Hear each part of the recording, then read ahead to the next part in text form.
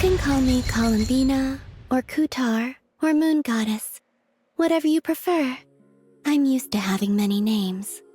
The moon's...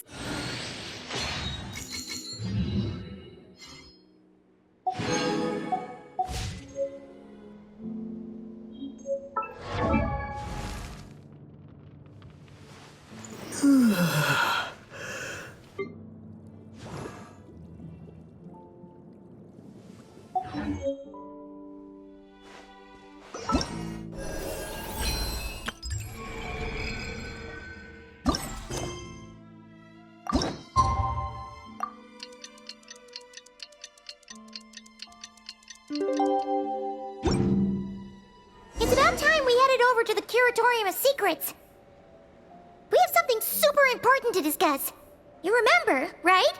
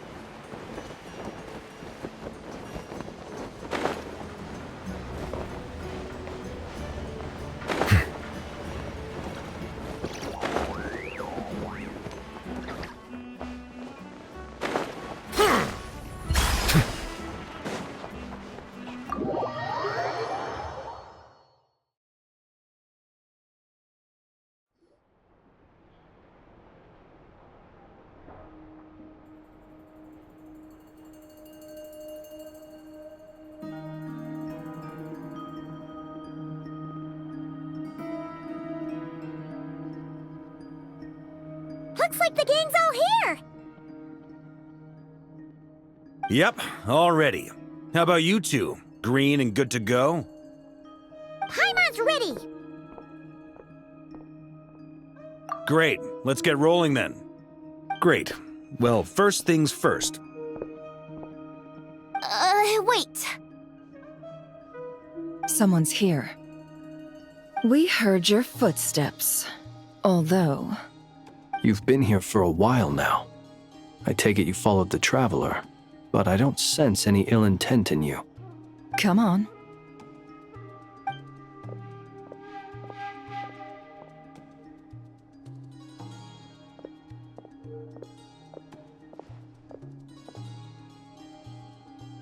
I figured it wouldn't take you long to notice me. I come bearing news from my lady, the Knave. Dottore went through the motions of returning to Snezhnaya, but it was obviously a facade. However, he has not returned to the Kuvaki Experimental Design Bureau, nor has he made an appearance in Nasha Town. Well, in that case, he'll be in his lab way up north. I always wondered why he applied for his own private pad. He was planning this all along. Tell them that Sandrone and I will go on ahead. If they still intend to pursue this matter, they should meet us at the research center in the northern tip of Nodcry. Nice of Columbina's two best friends to think of us. We appreciate the heads up. Our sincere thanks to the Fatui for your aid. Lady Damselette may have left our organization, but at least some of her colleagues remain genuinely concerned for her well-being. Not to mention that the Doctor's increasingly cryptic conduct gives us great cause for alarm. We have crossed swords many times before, but it's not personal. We're just on different sides. We don't lack humanity. And so, as fellow friends of Lady Damselette, it's only right that you should be in the know about this. Arlecchino's situational awareness has saved us a lot of trouble. I'll leave the map here with you. If you do decide to head to the research center, please proceed with caution.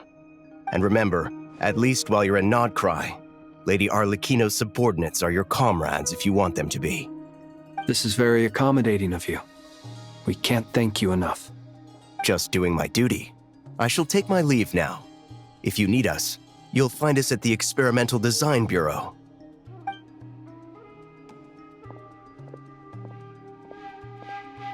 So, the Doctors left the Experimental Design Bureau and headed to some research center up north. Marionette seems to think he's been planning this for a long time. But when did it start? Before he even arrived in Nodcry? It seems his loyalty to the Tsaritsa is lip service at most. Behind the scenes, he may even be working against her. Whatever his motives, we know that he's decisive and incredibly ruthless. Facing him unprepared would be a recipe for disaster. At this stage, it's difficult to predict his next steps. I suggest we split into 2 groups. We need some people to stay behind and guard Nasha Town. Well, as much as I'd love to help, infiltrating research labs isn't really my area of expertise. But at least take Cool Your Jet's Ducky with you. It should be some help during the battle. And as for Miss Inefa, I suppose you will stay to protect Miss Aino? Detecting operational logic. Protect Aino. Priority. High. Just in case, Servarka, I think it would be best if you stayed behind as well. You can leave the research center to us. I mean, I would have said the Knight of Berea should probably be out on the front line, but okay, fine. Leave Nasha Town to me. Be careful out there, okay? If things get out of hand, fall back right away. Yehodo will be on hand to assist you.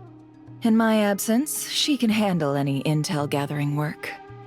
You got it, boss. You guys make sure to get back here in one piece, all right? We will. Things are moving fast. We'd better head off soon if we hope to keep pace.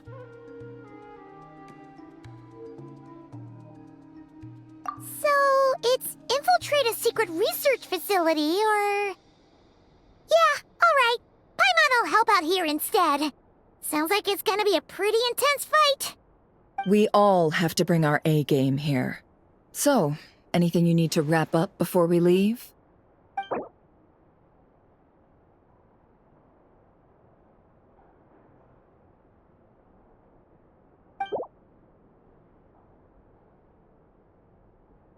Then you'd better get going. Very well.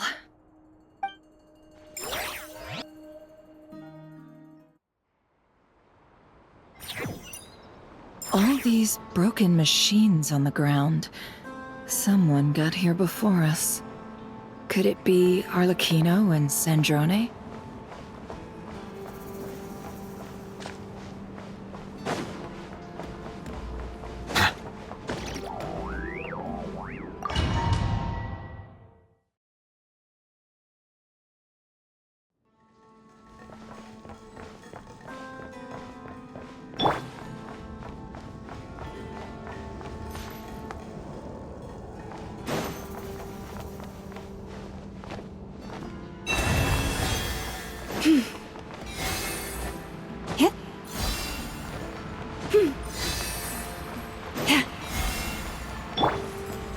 Close your eyes.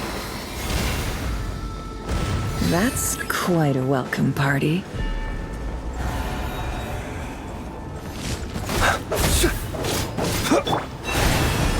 It all adds up.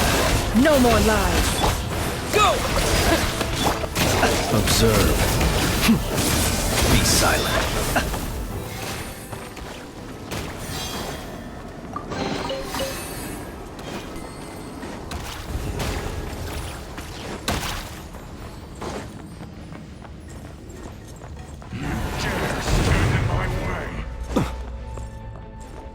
Get back!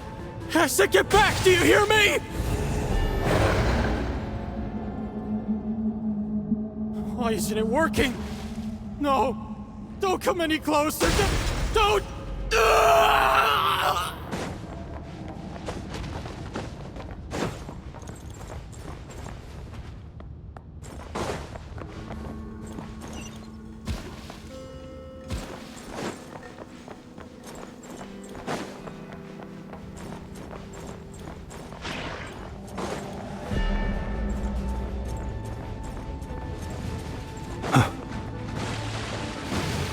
You poor lost... Can't hide the truth. Observe. Close your eyes. Night falls.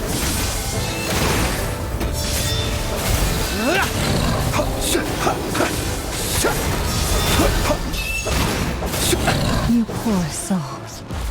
May your spirits find peace. Grab that key on the ground. We'll probably need it at some point.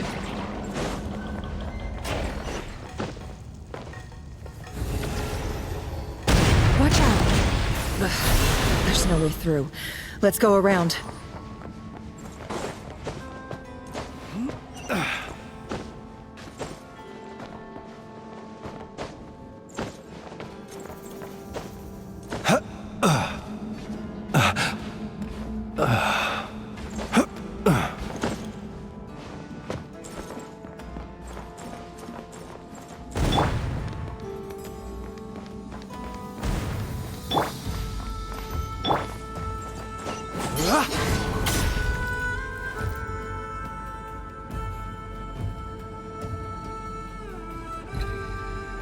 What the? Trespassers? Here?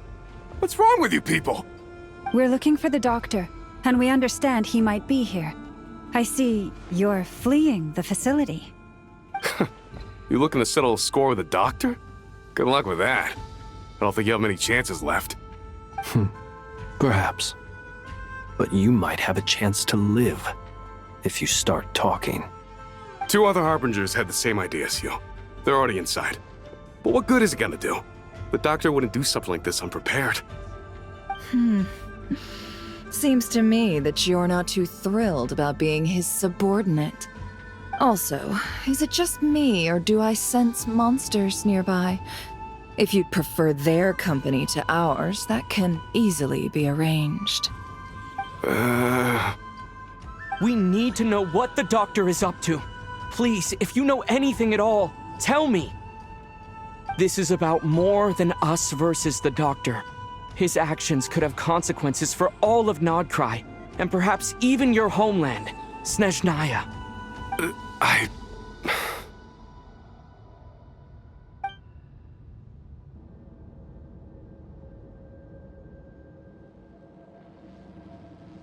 He's building something.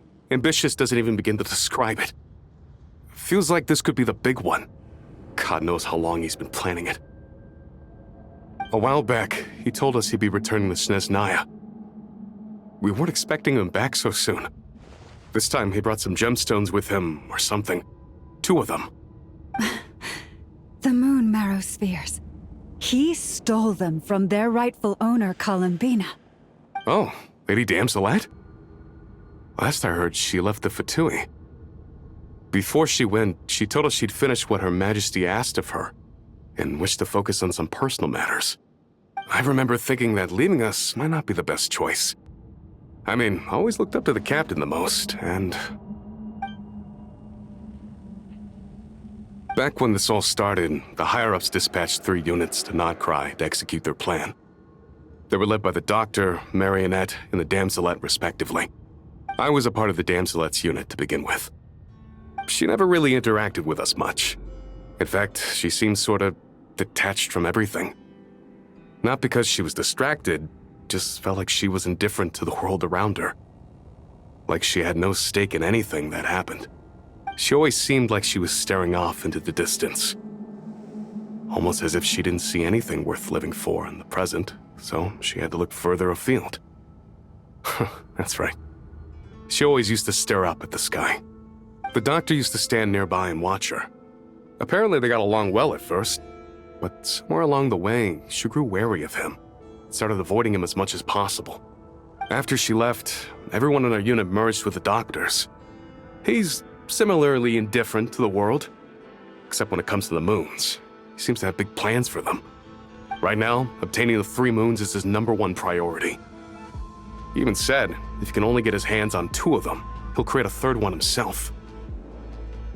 How would he create an artificial moon marrow? Maybe the knowledge he gained from the Hyperborean phantoms has something to do with it. Thank you for cooperating. We appreciate the level of detail. I get the sense that you'd serve under Columbina again if you had the chance. Would that be fair? No, she's no longer a Harbinger.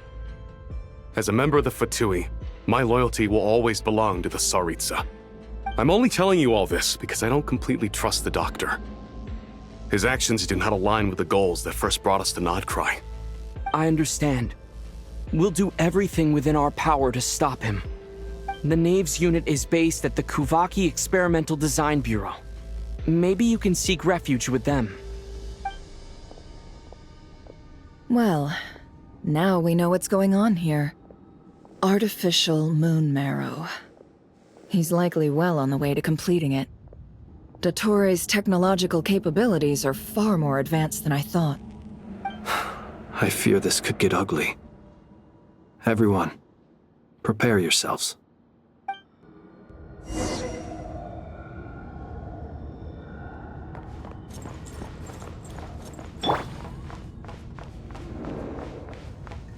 Lush as the moonlight.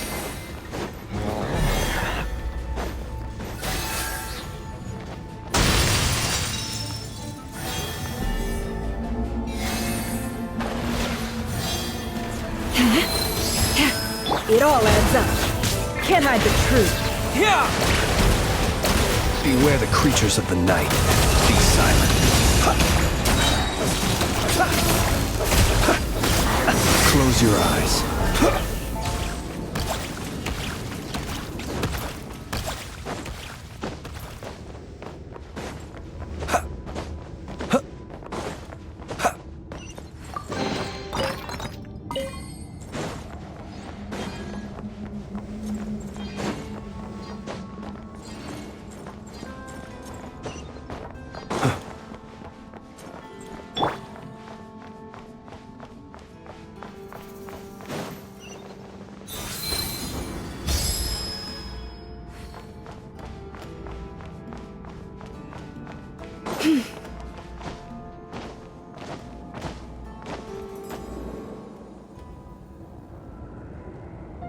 Welcome, one and all.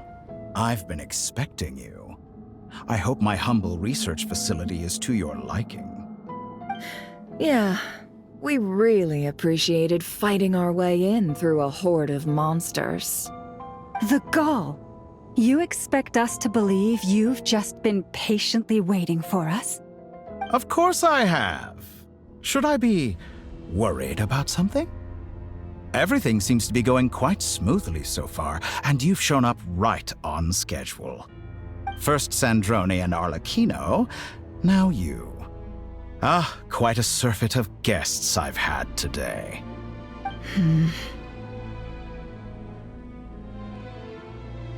If you were looking for them, I should probably mention that Arlecchino disappeared as soon as she entered the facility.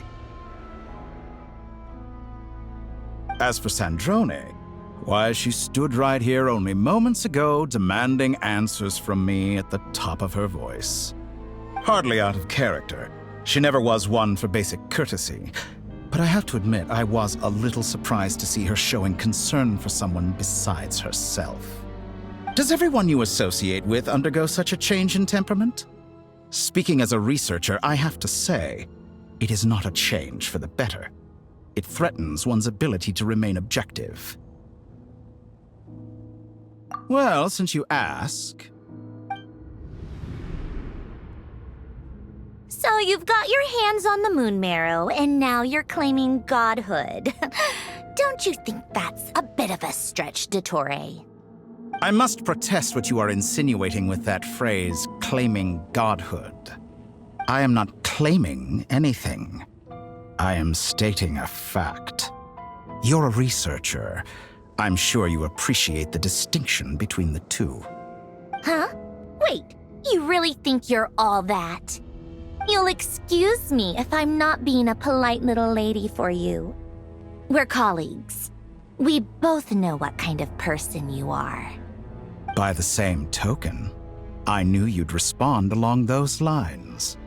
You and I both understand that facts speak louder than words. To that end, I've had my people send you a small gift. It should go some way toward helping you understand my present position. What gift?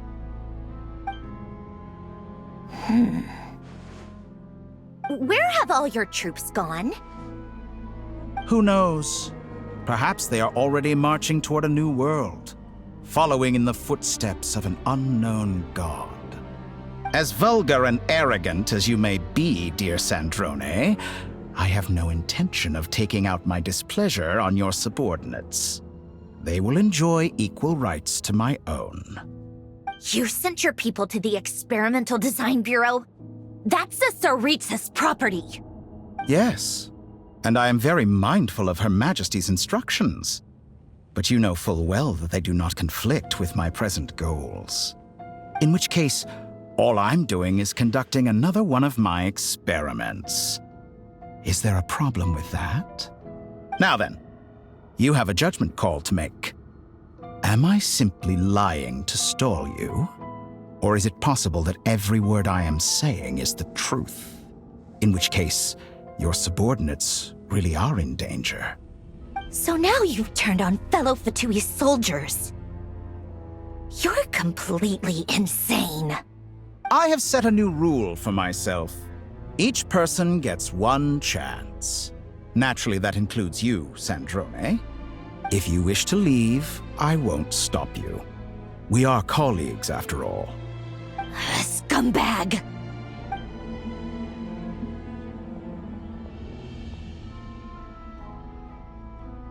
Still, I hadn't counted on Sandrone sparing any thought for the people of this world.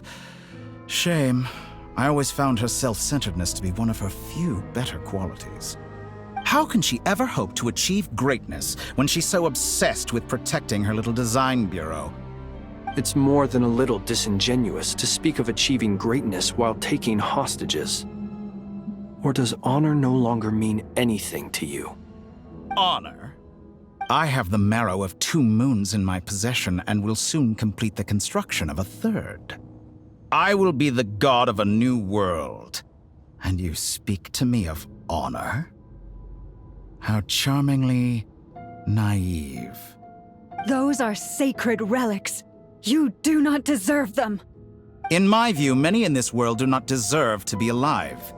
And yet I mercifully permit them to go on living, do I not? You'll come to regret your actions. Will I now? Let's see if you can make me.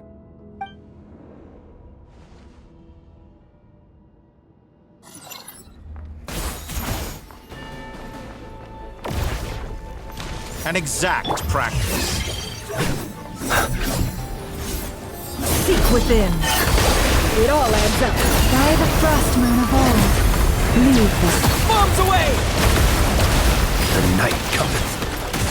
Your actions betray your fear of me. Be silent. Close your eyes. To dust.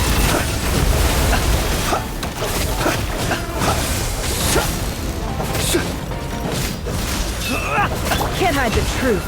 Get lost. Forest, protect us. Observe.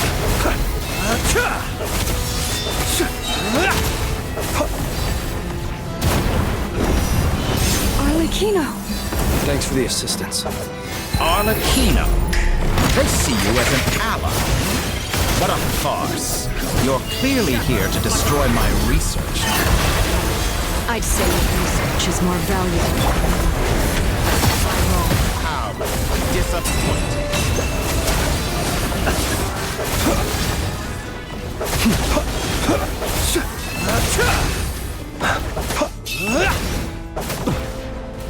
Forest, protect us. It all adds up. Is this all it takes to tire you? Observe. Be silent.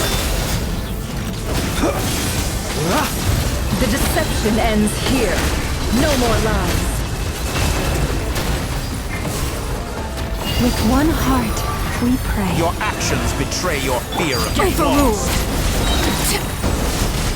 Witness my rise. You won't feel a thing. Close your eyes. Do you fear the dark? Keep your distance. Observe. Night falls. Laid bare. My turn. Go! Leave this place. It all adds up. Seek within. Is that the best you Can't can hide the do? truth. Wipe out! For the everlasting forest. Shatter like No a more reflection. love. Dottore is too powerful with the artificial moon marrow in his arsenal. Fighting him is futile. Quickly!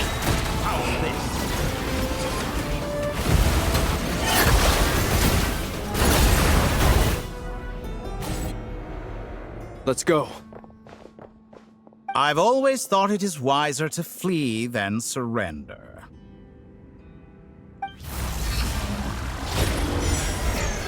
Watch out! What the? Forget about me! You should... Where's the Traveler?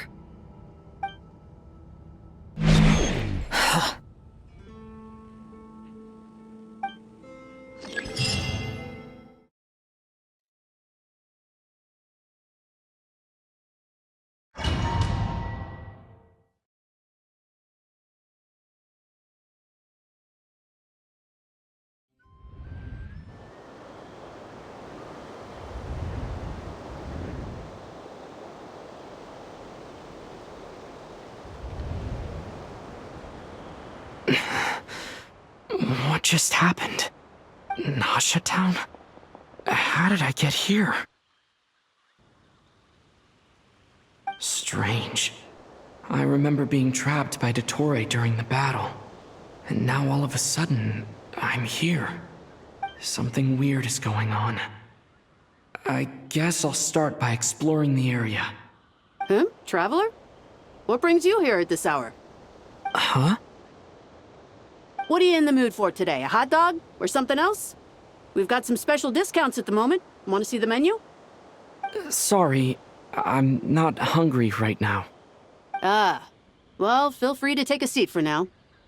Let me know if you change your mind. Everyone seems to be acting normal. Am I just overthinking? Oh, darling, look who it is. One of our regular customers. Get the Traveler something to eat, would you, dear? Wait, why is he talking like that? Well, I'd love to, but can't serve a customer unless they order something. Anyway, I take it your business is wrapped up? Yes, thankfully. It was a long trip, and it's left me feeling pretty exhausted. But the upshot is, I won't have to leave again for a good while. We can have some quality time to ourselves. Wait, these two are a couple? I see some kids around too. I didn't know they had a family. Hey there! I haven't seen you in ages! What's keeping you so busy? I've been looking forward to playing with you again. You forgot already? You're silly. Daddy brought you over to our house recently. We had some snacks together. What is she talking about? We've had a lot of customers over the last few days, so we've been real busy. And like my mom always says, some people are more than just customers. They're friends. Oh, another customer's arrived. I better go see what they want. This is all wrong. I never once heard the owner of this restaurant talk about their family. It certainly isn't a family-run business. And that child? I don't recognize her at all. Could this be a false memory? Very good. I knew you had it in you. Aren't you going to try the house special? When did he show up? No. None of this is real. You don't seem to like it here. That's fine. We can change venues.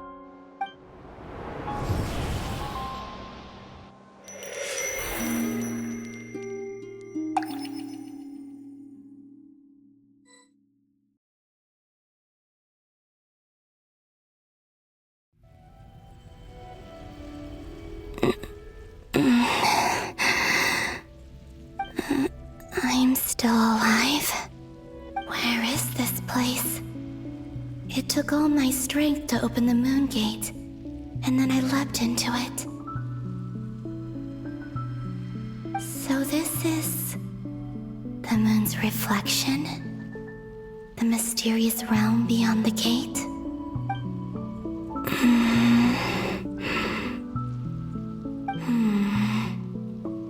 I can't sense anything. opening the gate once more.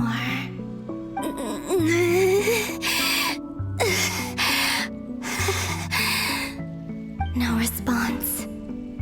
Maybe this space can't be opened from inside. If this was the space that killed both Revier and his lover, then why am I unscathed? Or... no, I'm not unscathed. Even the air here feels... frozen in place. There is nothing here with which I can restore my power. I should conserve my strength and proceed with caution.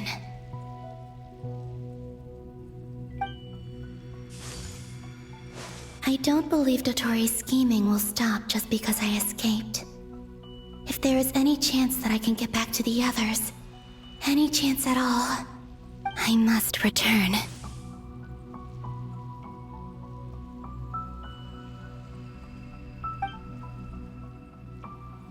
Emptiness, silence. What is this place? Or maybe the real question is, what is it for? What's this? Looks like it responds to my power.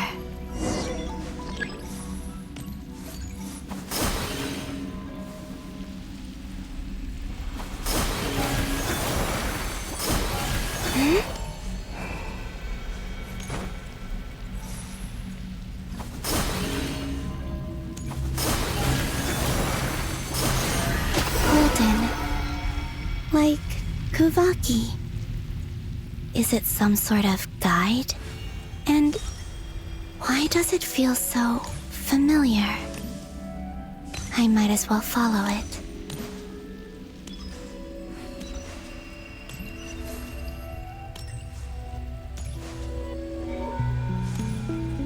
Where does this lead?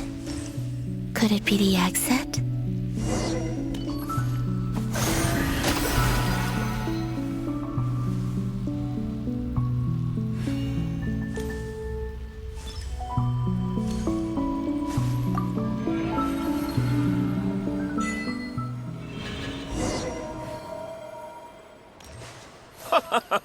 Welcome home, Moon Goddess. Is this Nasha Town? But isn't Moon Prayer Night over already?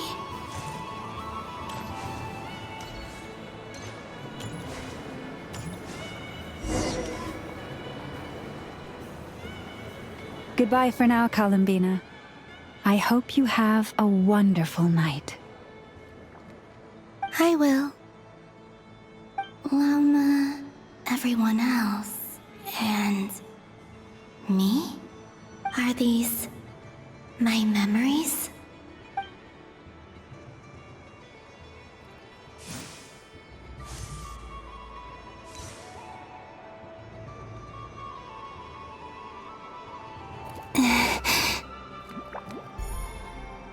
I can't touch them.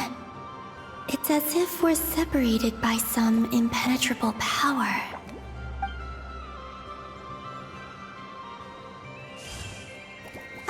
Over here! Over here!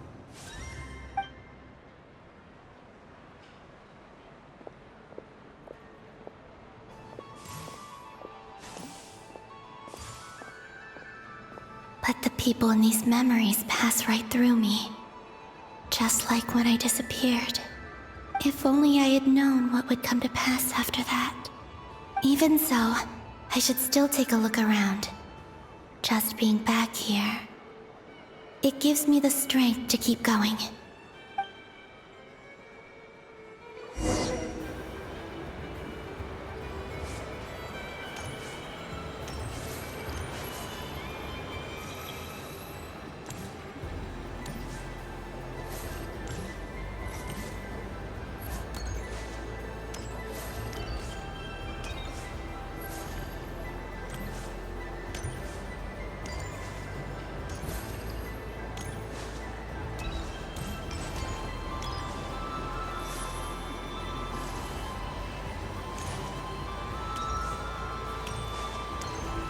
Welcome home, Moon Goddess. Oh, you're the genuine article. Alice was right. This moon prayer night was worth watching after all. Oh, yes. That was the fortune-telling stall run by Barbeloth from the Hexen Circle.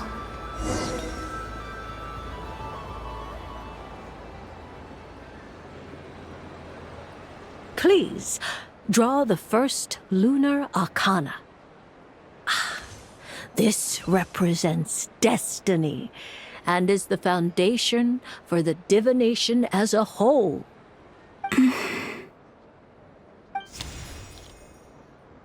My destiny. I believe the card I drew was the moon.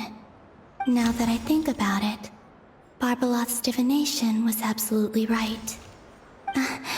It's almost time to draw the last card. The one that represents the future.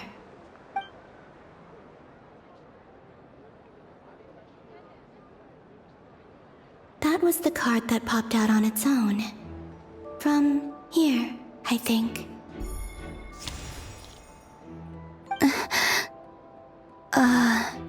Kuvaki Pulse? What? Fascinating. I've never encountered this before in my role as a diviner. What's going on? Did that card leave the deck?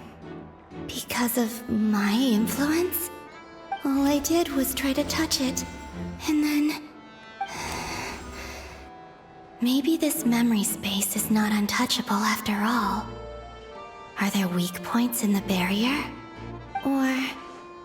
is it possible that there's more to this space than my memories alone? This card is death. I need to get to the bottom of this. I'll try touching something else.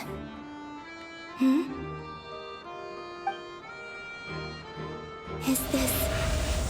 the wind? No, it's gravity. It's pulling me outwards. No, Traveler!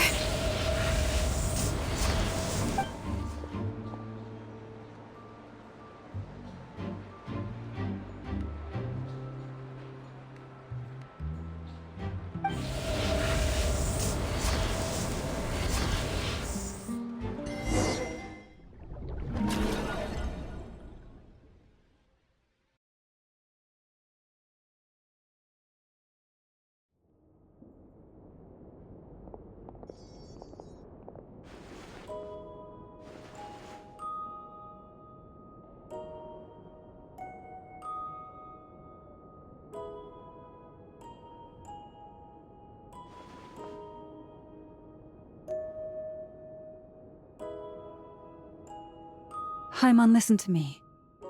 From the bottom of our hearts, we are so sorry. We completely understand how you must feel. The Traveler is trapped, and we all feel responsible for it. Don't say that! Paimon's not a little kid! You didn't leave him behind on purpose! There was nothing you could do! But... he's all alone in there! What if something happens to him? What are we gonna do then? We've barely spent any time apart since we met. Is he gonna... die? We must find a way to rescue him. We were all involved in the operation where he was captured, and we do not abandon our comrades. That being said, it won't be easy. Through conversation with the others on our return, we've arrived at a basic idea of what we're up against. Dottore's lab has clearly been in operation for a lot longer than we realized. We found many monster samples stored there. In all likelihood, they were materials he used to research his latest technology. We also know that through his contact with the phantoms of Hyperborea, he gained knowledge about the moons and certain Hyperborean technologies. Using this knowledge, he then fashioned an artificial moon marrow to serve as a replacement for the frost moon beyond the sky. Unlike Columbina, Dottore is not being rejected by Tevat. And even with 2 of the 3 moon marrows, his power far exceeds all of ours combined. Once his 3rd moon marrow is complete, Dottore will have completely seized the authority of the Three Moons. Tevat's most primordial powers will then be in his grasp. Does that mean... I'm afraid so. No one could have predicted this level of insanity. Not even from Dottore. And unfortunately, his insanity is coupled with an intellect and ambition that not even his peers in the Fatui can match. This is dire. Sounds like the world is done for. The Three Moons' authority can influence the very fabric of time and space. I dare not imagine what a monster like him would do with that kind of power. The trouble's already begun, I'm afraid. On our way back, we discovered that part of Nodcry is being enveloped by an unknown energy. We cannot ascertain what is happening inside. I'm convinced this is Dottore's doing. Not that there's any way to prove it. The issue is, we have no idea what his intentions are. The only thing more frustrating than facing down evil is knowing that it will surely come, but not knowing when. The Doctor is guilty of numerous crimes in Mondstadt as well. One of our knights, well, former knights, his father was murdered by Dottore. His ideology and methodology are a danger to everything in his path, from individuals to entire nations. He does not feel guilt, even when he acts against his own people. He doesn't see them as his own people, that's why. People like him see everyone else as beneath them. Right. He views other people only in terms of how they can benefit him. That's the basis of all his social connections. Granted, he's hardly the only harbinger to pursue their own interests. We all do. And Her Majesty is gracious enough to permit it. Still, her mercy has its limits. Dottore's actions have gone beyond even what the Fatui could have imagined. Usurping divine authority to become a god. For a servant of the Tsaritsa, that goes beyond being disloyal. It's treason of the highest order. We can't expect him to heed the Tsaritsa's will once he gains the Three Moons' authority. Even we Harbingers consider him the most self-interested among us. Poor Traveler. Of all the people to get caught by... We have to go save him right now! Please! We gotta find a way! Paimon, I promise you, we are with you all the way. I get how you feel. I do. But it's gonna take more than strong emotions to take down an enemy like Dottore. What we need now is more information. Right. We can't even guarantee he's still at his research center. Before we can think about mounting a rescue operation, we need to confirm the Traveler's location. I'll find a way. Paimon knows, but... She's so scared. If anything happens to the Traveler... He might be the strongest person Paimon knows, but he's still human. He feels pain and bleeds just like anyone else. Then think things through before you stick your neck out. Unless you want to lose your head. Sandrone. Miss Sandrone, you're okay? Put the stuff over there, and be gentle with it. Am I okay? As you can see, I've had to move my whole livelihood out of the Experimental Design Bureau. It's been swallowed up by Dottore's energy field. If I'd left it any longer, I probably would have gotten stuck there. Ugh, Dottore always goes a little loco when he finds a shiny new toy. Not that he'd ever admit that. But this time, he's gone full psycho.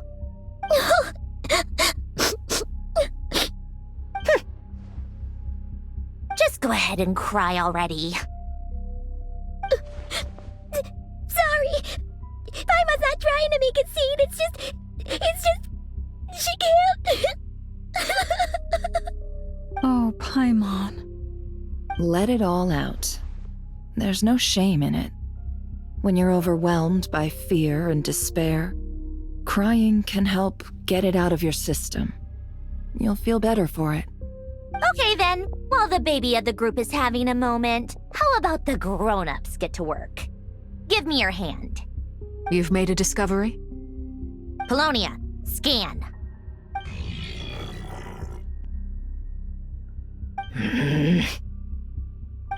You, hand, now. Oh, I thought you'd never ask, my lady.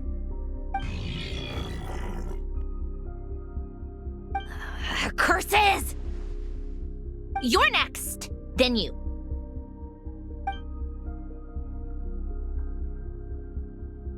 Dottore, you son of a... He's done something to us! Everyone who entered his research center has been implanted with some sort of curse.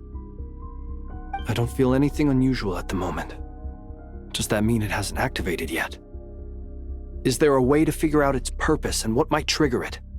My best guess is Dottore created it using the Moon Goddess's powers. 1 second, analyzing. Ugh! That friggin' maniac! So, what twisted game is he playing this time? The moment I analyzed the energy composition, some encrypted text appeared in my mind's eye. And when I deciphered it according to the Fatui's standard encryption protocol, I got the following message. Feel free to run, or you will perish in nod cry. He's mocking us. Yep, he loves to toy with people. Only in this case, there might be more to it. But I didn't detect any murderous intent or malice either in the message or the curse's energy. As if this is him at his least malicious. Or perhaps all people are cowards in his eyes. Maybe he thinks the threat alone will be effective. What a despicable person. And he has the Traveler in his grasp.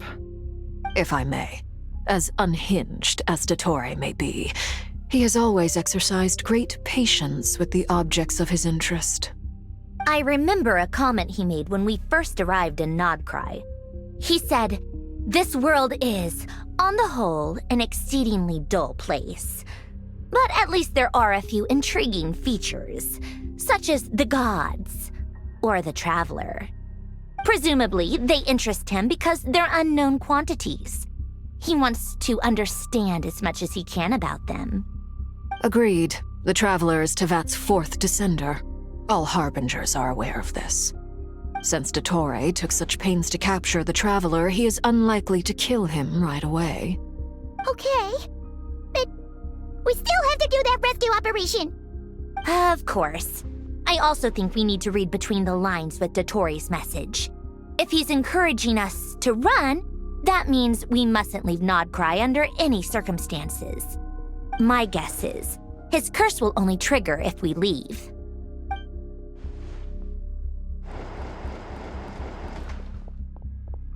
We've discovered multiple energy fields. Albedo is still attempting to analyze their structure. He told me to report back first. Each field is slowly growing, swallowing up more of the surrounding area in the process. And the pace of their expansion has increased since we first examined them. He's probably trying to swallow Nodcry whole. His nefarious ambition knows no bounds. If this continues, the whole of Tevat will be in trouble, not just Nodcry. The loss of Columbina could not have come at a worse time. Do we think she's truly gone for good? She entered the space beyond the Moon Gate, knowing what became of Rerir and Thalindus. I'm sorry, but I fear the odds aren't good. Don't be ridiculous. If I know her, she's busy finding a way back as we speak just so she can annoy me. She isn't dead. Whatever has become of her, the fact remains that we are two comrades short on the eve of a decisive battle. We need to find out the Traveler's location, but there is also other work to be done. Agreed. Whatever Dottore's planning, we have to get the local populace somewhere safe. So, as well as a rescue mission, we have to organize a mass evacuation at the same time. It would be best if someone could approach leaders of neighboring nations and negotiate emergency asylum for Nodcry's inhabitants. Can anyone handle that? Snezhnaya is one option. I'll see what I can do. This would be so much easier if the Traveler was here. No! Stop thinking like that, Paimon. Paimon will join you. She's pretty well connected thanks to the Traveler. Maybe it'll come in handy. Either way, that's what the Traveler would do if he was here.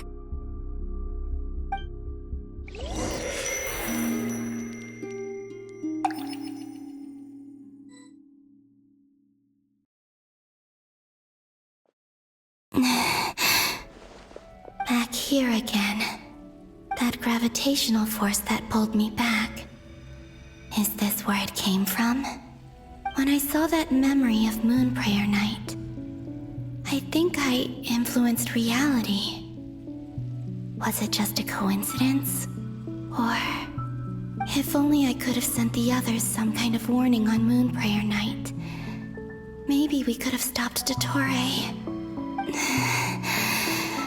I feel so heavy. Does entering that space consume a lot of energy? Well, even so, I have to keep moving forward. Back to emptiness and silence again. I should try and find my way back inside that memory.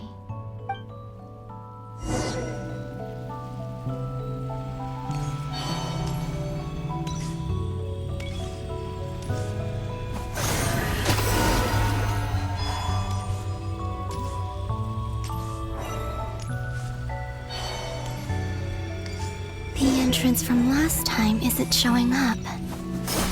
What am I missing? Looks like I need to gather these scattered fragments.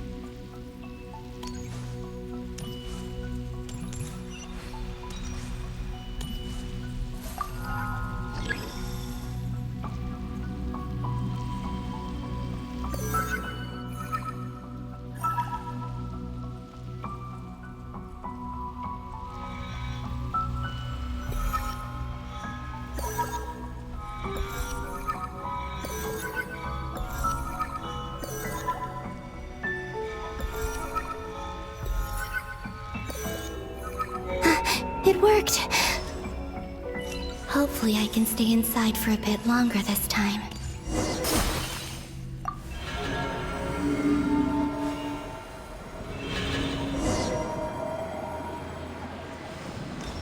Ad Astra Abyssosque. Welcome to the Adventurers Guild. What? This doesn't look like Moon Prayer Night. Extra, extra! Latest issue of the Nausea Express! I don't think I've ever been here. Maybe this space isn't comprised of my memories after all. There aren't any festive decorations around. Is this Nausea Town after Moon Prayer Night ended?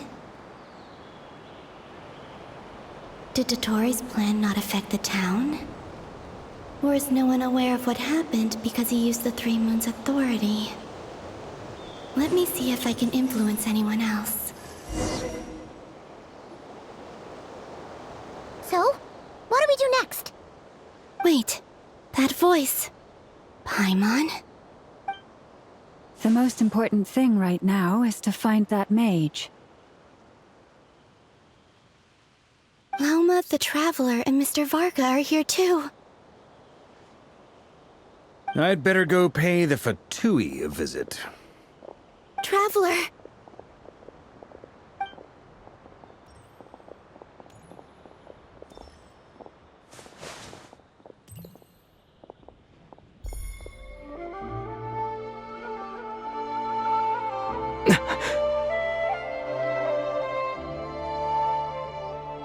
Columbina?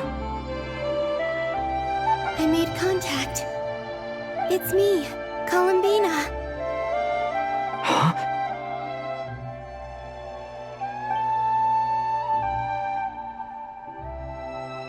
Traveler? Let's go! This is no time to be spacing out!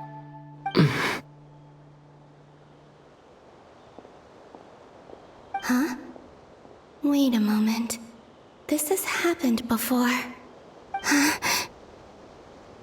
This is what happened when I disappeared. I stood right over there, thinking that no one would ever find me again. It was only when he called my name that I decided to follow them. But did he turn around because he sensed my touch just now? Is it really possible that from in here, I can change the past?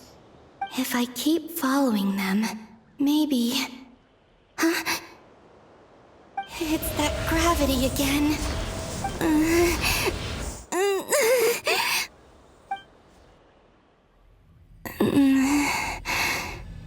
Every time I influence reality within that space, this force intervenes and pulls me back.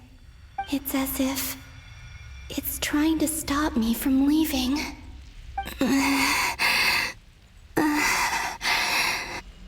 I'm getting weaker and weaker. I'll just have to try another approach next time. Come on, Columbina. Keep going. You have to tell everyone what happened.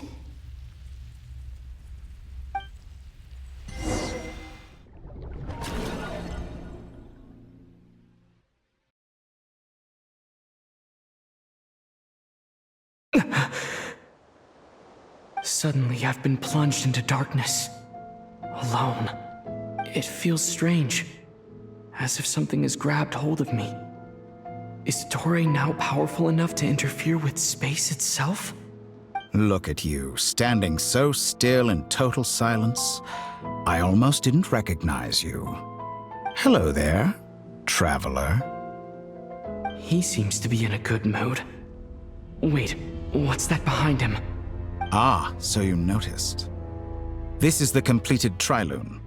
2 primordial moon marrows and 1 artificial specimen. You are wary of it. Good. Maintain that reverence. You performed well in that recent battle. Brave and reckless as always. Courage is the sign of a true hero, and impulsiveness is the hallmark of those who strive to advance. I say this not to belittle you. Most creatures are far more timid by comparison. 3 moon marrows? Does that mean the artificial one is now complete too? Well spotted. What do you think? For a replica I built myself, I dare say it looks the part. Torre, are you planting illusions in my mind? I have no interest in fooling your eyes. On the contrary, I hope to show you the true essence of all that you see before you. Is this not a beautiful city? People live in peace and find joy in their work. The streets are safe. People can even leave their doors unlocked at night. You might say it is the Elysium everyone dreams of. All available data indicates your values and worldview conform with the mainstream. This kind of society should be quite to your taste. False beauty is deceitful. Lies are to no one's taste. I wonder, is it your moral standards that are too high? Or your expectations of reality? Answer me this. If someone existed in a sweet dream from the moment they were born, a dream in which they never once felt pain, which do you think they would consider superior? The dream or the reality? That's pure sophistry. It has nothing to do with your actions. As I suspected. You have yet to understand all of this for what it really is. What do you want from me? You sound impatient. Do you think the only reason I'm keeping you is because I want something from you? If it's not, then why haven't you killed me yet? No one can stop you if you're as powerful as a god. I'm delighted you recognize that fact. I believe we last squared off in Sumeru. Ah, the memories. How time flies. You and I have both grown. I'm not surprised that Arlecchino and Sandrone worked with you. You've always a way of slowly but surely ingratiating yourself with all levels of society. People laud you as a hero, but I suspect there's more to it than that. Oh, but to be clear, I don't say that to flatter you. Do Do you always give your opponent an appraisal before you deal the final blow? Call it a long-time habit. I'm a researcher, and one of my duties is to give an objective assessment of my subjects. But you misunderstand. We are not opponents. Not at this moment. I just want to talk. Think back to Tartaglia, Arlecchino, Capitano, Columbina, and now even Sandrone.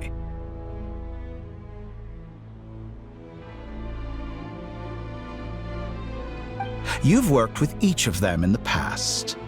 I believe you can work with me as well. What makes you so sure? Well, why not? Should the good associate only with the good and the bad befriend only the bad? I like to think we could have a more mature relationship than that. Surely you don't think all your relationships are grounded in friendship or shared ideals. People come together because it benefits them to do so. If you think of the people you admire, you must surely admit that they have provided some benefit to you. Morality, ambition, dreams. People have plenty of words to embellish the nature of their relationships. But once you break free from those ethical frameworks, you will see that the only thing connecting the two of you is mutual benefit. And that is what I'd like to talk to you about. We're finally getting into it. He's probably been planning to kidnap me for a long time now. But for what exactly? He has the authority of all three moons. I won't be able to gain the upper hand in a fight. Best if I pretend that I'm willing to negotiate for now.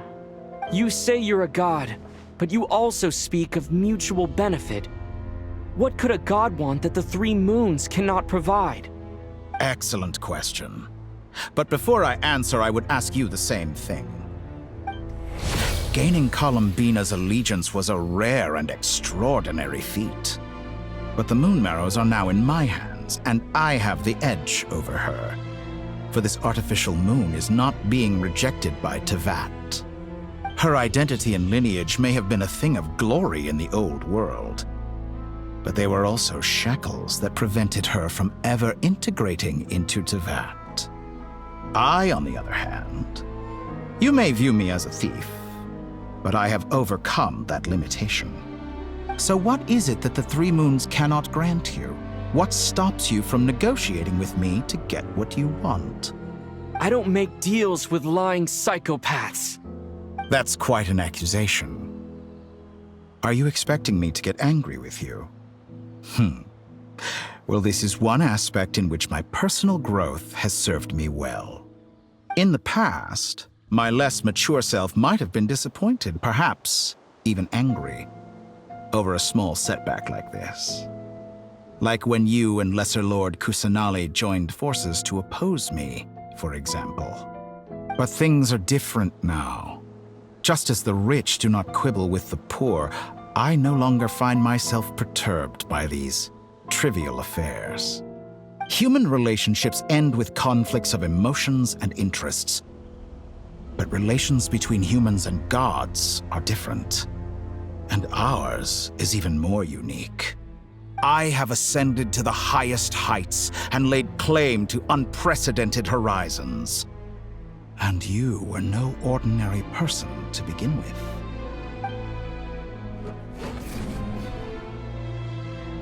Allow me to show you the world, Descender.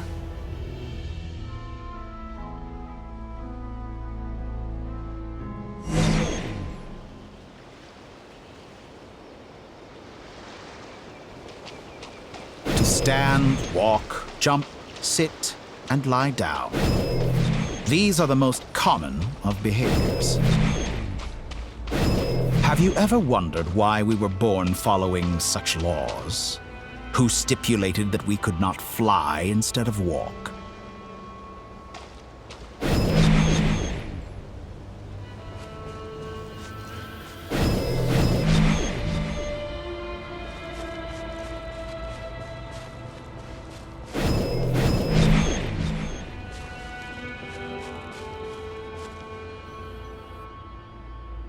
Someone of your talent and experience must surely know of the 4 great rulers who serve the heavenly principles. They govern life, death, time, and space. One wounded by a blade will die from blood loss or infection, and one who falls into a lake will drown in agony. The elderly wallow in solitude, and the solitary age faster. Eventually, new life is born, only to embark on the same path of suffering. These 4 divisions anchor the world and shackle those who live in it. But they themselves transcend its boundaries, squandering the power bestowed by the heavens. All who live yearn for equality, but unless the gods prostrate themselves and profess that they are mere servants of the living, equality can never exist. Who makes the rules we must live by? Who has the right to restrict us? The limits of the body can be rejected. Yeah! Yeah!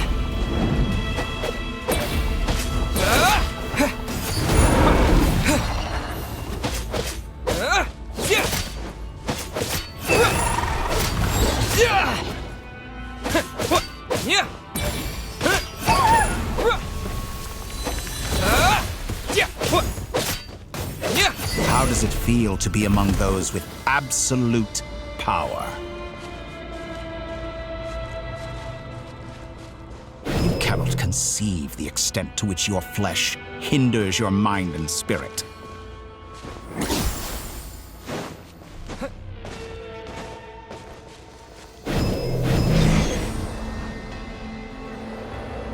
Only by discarding our useless, primitive eyes can we perceive a new world. How narrow-minded we all were in the past. Why should the final answer of the world not be the power that predates those of life, death, time, and space? The power of the Trilune. Through it, I have glimpsed new experimental possibilities.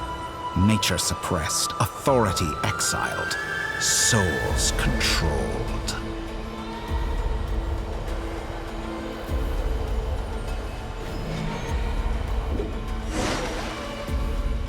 You know, I heard recently that a group of critics reviewed countless stories and drew an interesting conclusion. They found that it is more often than not the villains who strive tirelessly to push the boundaries of progress. In fact, long before this, someone voiced a similar idea in an academia editorial. I felt a great affinity with this perspective. I have never been afraid to step up and play the role of the villain. Fanatics are trampled down for their transgressions, and those who transcend are rebuked for their audacity.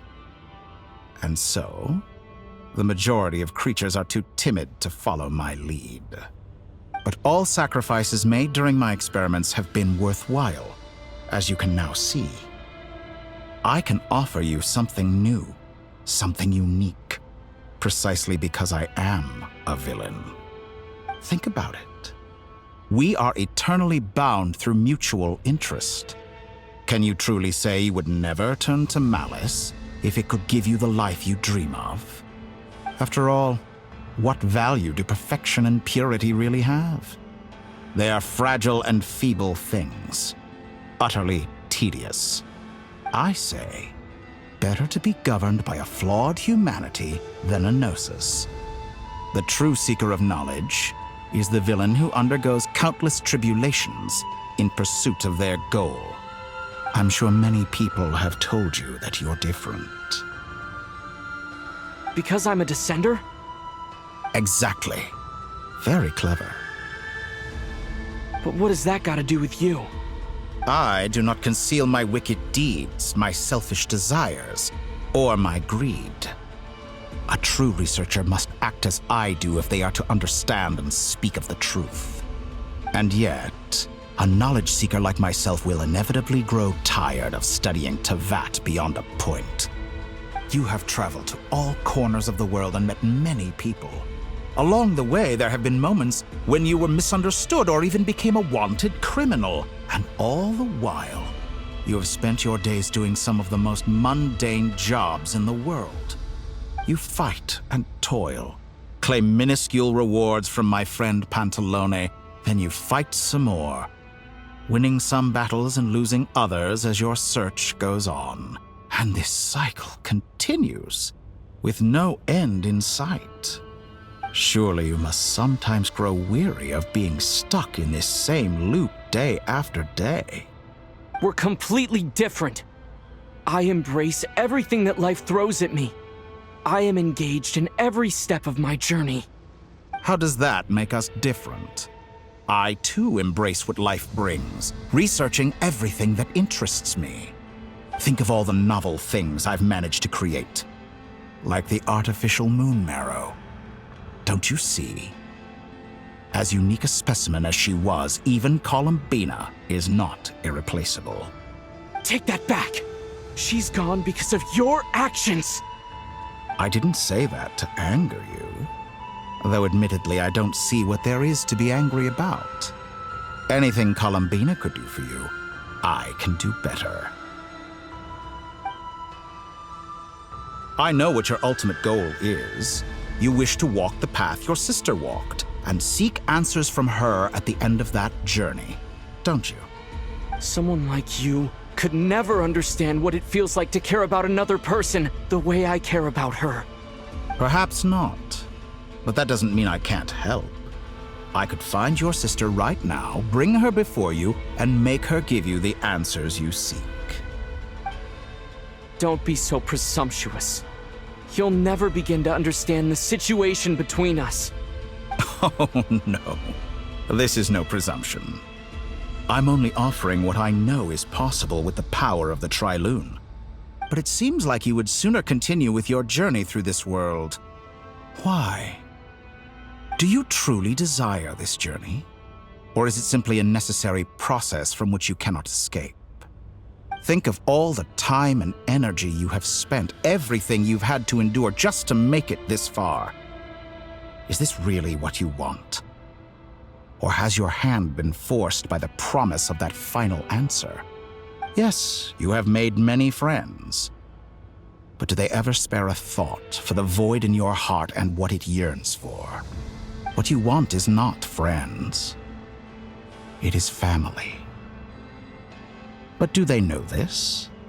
I, on the other hand, am far more considerate. Join my experiment, and in return, I will bring your meaningless journey and all its struggles to an end. This is a malicious attempt to manipulate me. But at the same time, he's stating some very human truths. Of course he's right about my predicament. How can I deny it? I have faced ungrateful strangers, never-ending troubles, an endless quest for answers. I want to see her. After everything I've been through, words can't describe how much I miss her. How much I want to be reunited with her, wherever you are right now. Do you miss me too?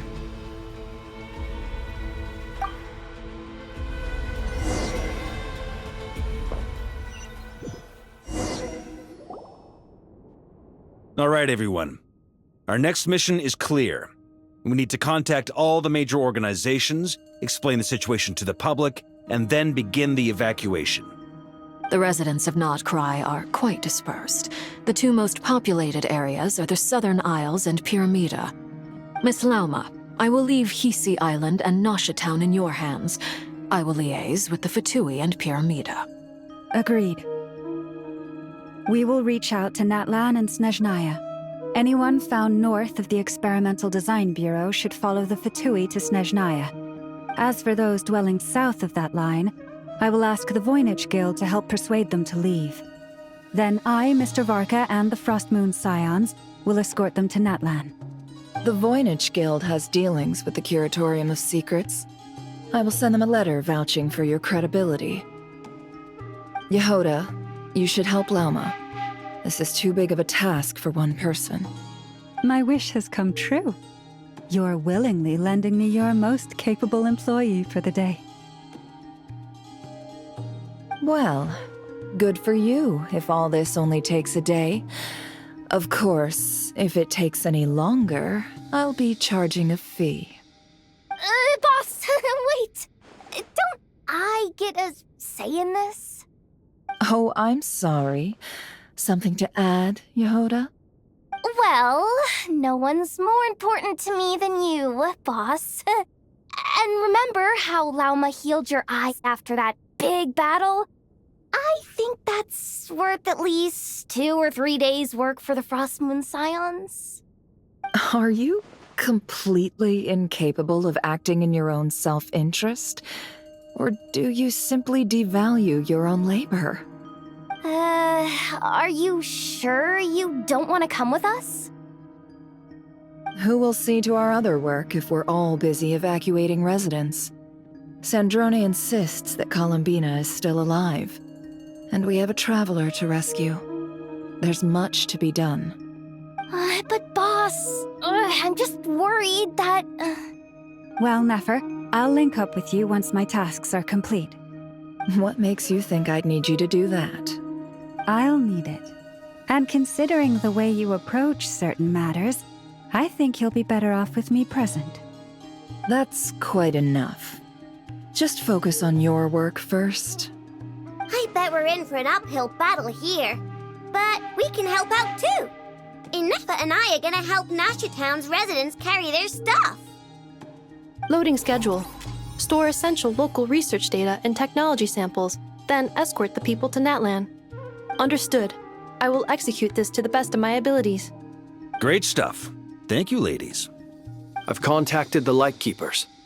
A colleague of mine will join us shortly. I will persuade them to conduct a thorough search of the region to ensure that no civilians get left behind. As for me, I guess I'll be making an early return to Sumeru.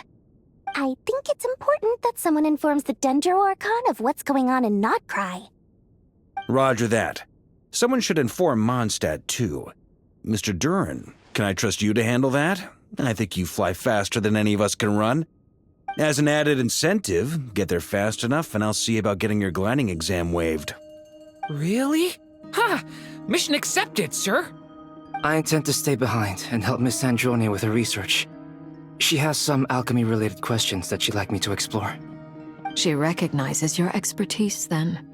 I wish you a fruitful collaboration. Thank you. In truth, I was surprised to hear her express an interest in subject matter outside of machines. I believe she has been investigating some Fontanian technology recently. She made a point of bringing the relevant materials with her when she left the Experimental Design Bureau. She's sorting through everything in her room as we speak. I should mention that we have one other friend who isn't present. He hasn't made his position in all of this clear. But if we know anything about him, he's likely investigating on his own. Paimon's been very quiet today. But I know how close she and the Traveler are with the Natlanese. She should come with us to the border. Okay. Paimon will do her best. Make sure to heed Sandrone's warning. Many of us have been cursed by Dottore. As such, under no circumstances should anyone cross national borders. Remain within Notcry. That aside, personally I have faith in Columbina. Things look grim, sure, but who knows how it'll play out. Same goes for rescuing the Traveler. Both of them are important allies and friends. We'll be counting on you to gather intel on them, Miss Nefer. Oh, wonderful. You're all here. That voice again! Nicole? Whoa, that was loud! And it came out of nowhere. So mysterious. Sorry, this is the only way I can speak to you all right now. Please accept my apology. Anyway, time is short. I'll cut to the chase. We're still facing quite a catastrophe here at the world's borders. Alice has roped in every Hexen Circle member she can get a hold of. Except for me. She told me I had to come and help you all out as a matter of urgency. I quote, "You love talking, don't you? Well, now it's finally your time to shine. Take these. Make sure the whole party gets one each. You'll be in charge of making sure everyone stays connected. Huh? Is this a Dodo communication device? Scanning. Unknown device. Analyzing. Unknown device. Conclusion. Cute. Affirmative. It is cute and good.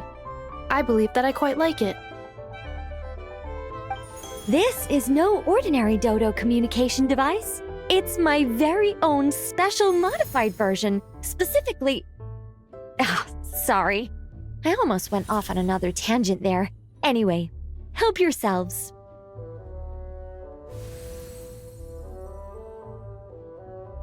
It will allow us to communicate over long distances within Nodcry. No more worrying about shuttling messages back and forth.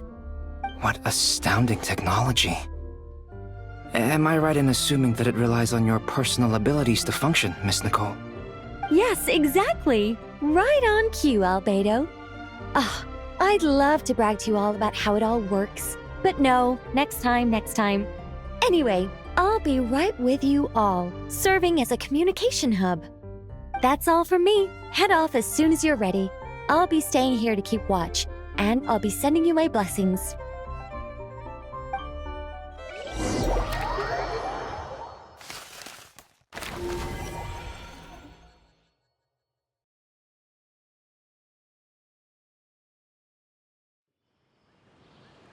Observe.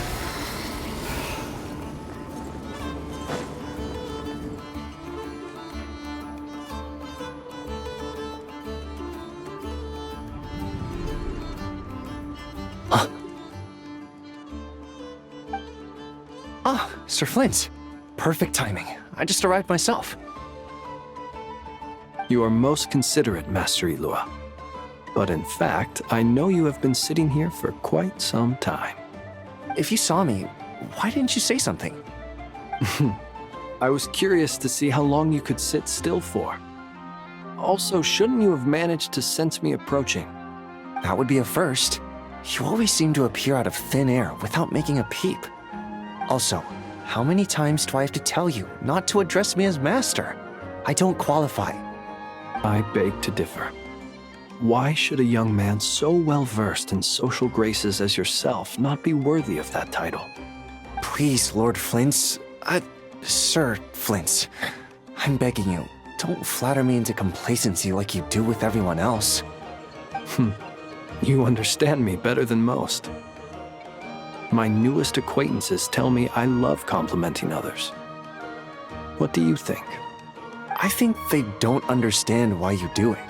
You just love puffing people up till they're a big, happy ball of hot air that floats away into the sky. In all sincerity, I can only hope that they bring good tidings when they come back down to Earth. Is the situation that bad? We just held a strategy meeting. Let me fill you in.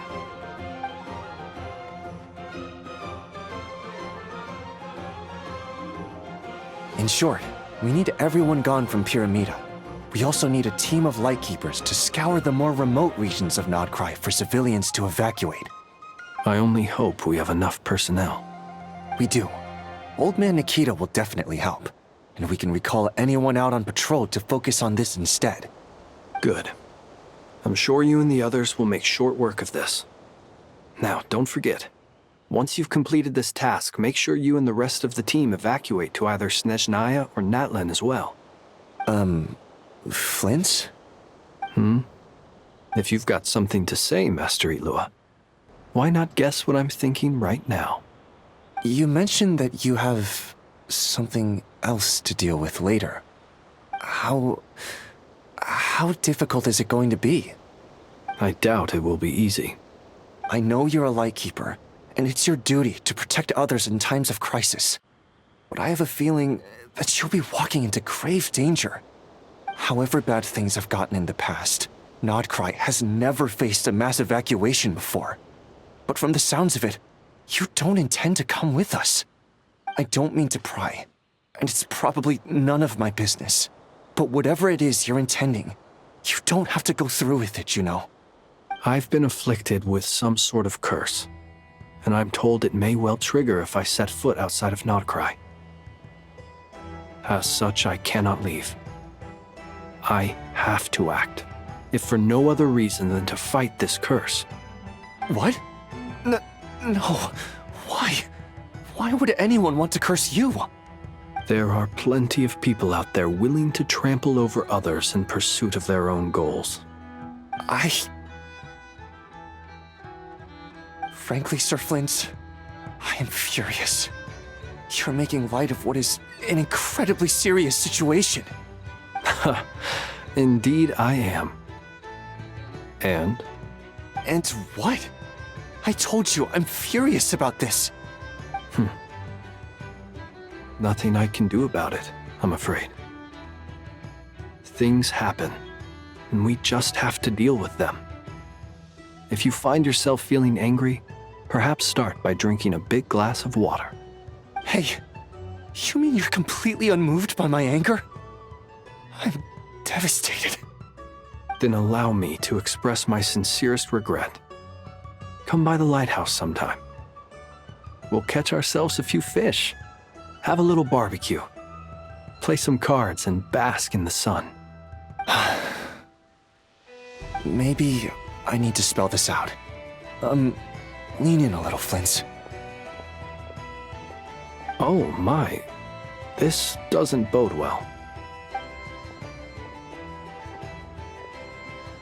Word is that you were caught up in a real horror show recently. People were amazed that you returned safe and sound.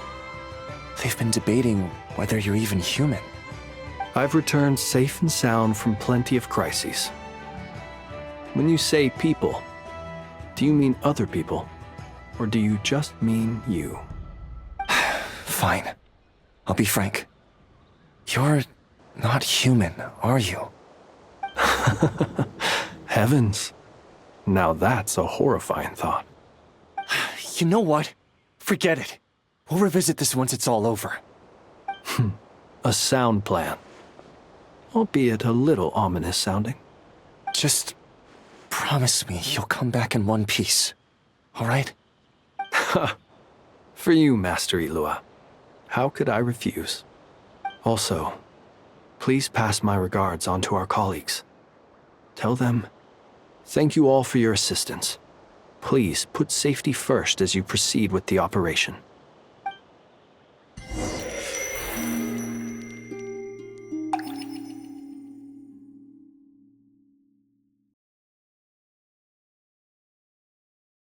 I have to keep searching for a path toward reality.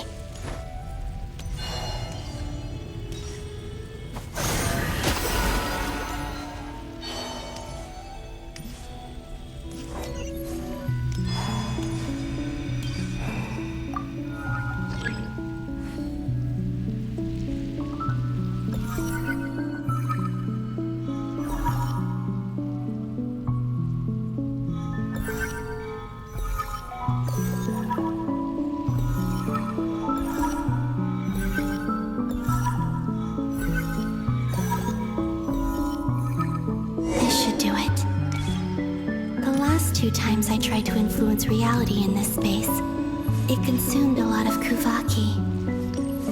I'll try and be more careful this time. I need to leave key clues behind using less power.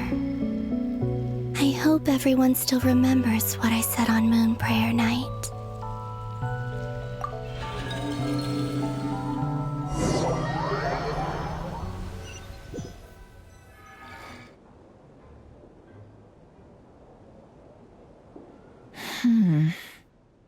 Nothing here either.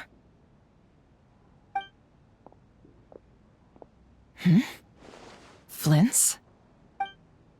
Ah, Miss Nefer. What are you doing here?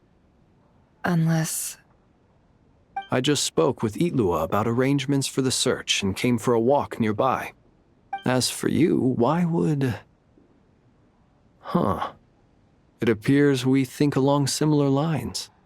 And neither of us likes to accept things at face value. As well as figuring out how to gather intel on the Traveler, I wanted to confirm some of my own suspicions. Also, we'll need to bring a lot of force to bear against Ettore, even if we're only looking to rescue the Traveler. We can't leave anything to chance. You don't think Columbina perished either, do you?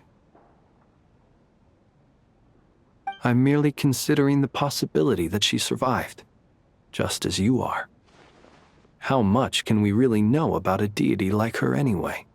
Do you remember what she said on Moon Prayer Night? About using moonlight to send messages to us?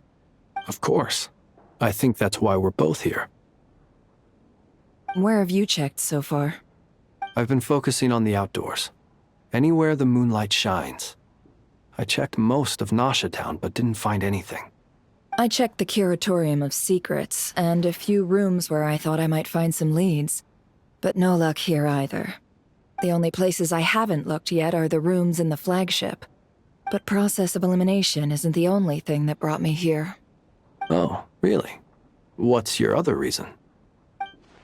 After all that build-up, our mystery ally never showed up even once!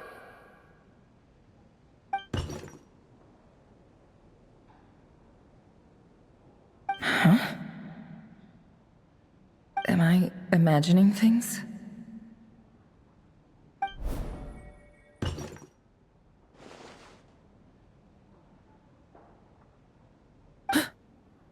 Come on, let's see what's going on. Oh no. I knocked over a vase as soon as I came in. It must have been caused by a Kuvaki fluctuation when I entered the space. Although, it seems like I'm not about to be pulled away this time. It looks like as long as I'm careful with my actions, it doesn't count as influencing reality. Anyway, is this the flagship? The Traveler mentioned that's where he was staying. I only went into the lobby last time, so I've never actually been here before. How does this space work? If nothing else, I can now be sure that it is not simply memory. He mentioned where his room was. I think it's this one.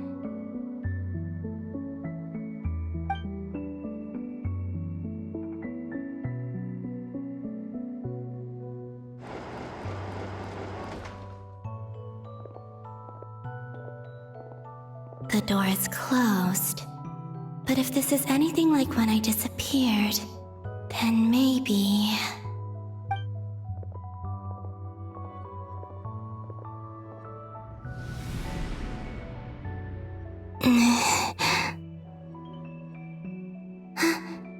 I'm in.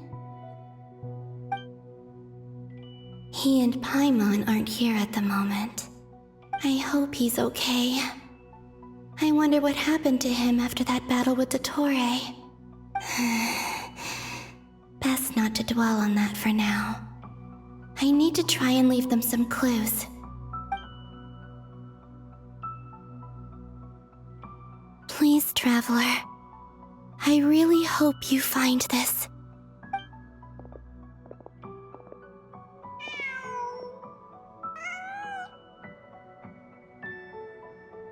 Huh. Just a cat. Nothing else here strikes me as noteworthy. Didn't you stay here for a couple of nights once? Before Rerir showed himself, yes. It's also where the Traveler and I first met. Did you notice anything unusual during your stay? I remember thinking how much noisier the flagship is at night compared to the graveyard. Other than that, no. The Traveler and Paimon were most congenial neighbors. This is where they've been staying, yes? Over here? That's right. I wouldn't usually condone breaking and entering, but we can make it up to them later. Focus now. I have to write a message on the wall using Kuvaki, just like I said on Moon Prayer Night.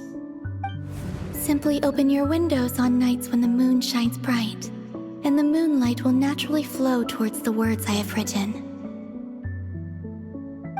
Here goes. I'll need to carefully control my strength.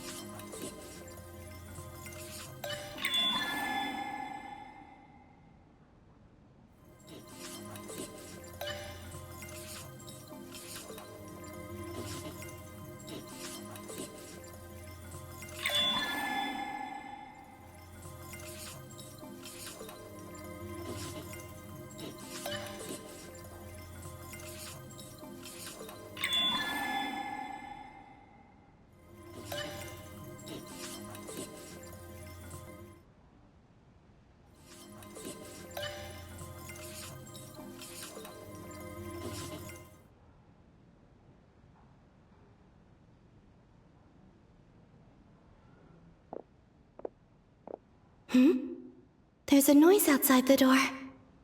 Is he back?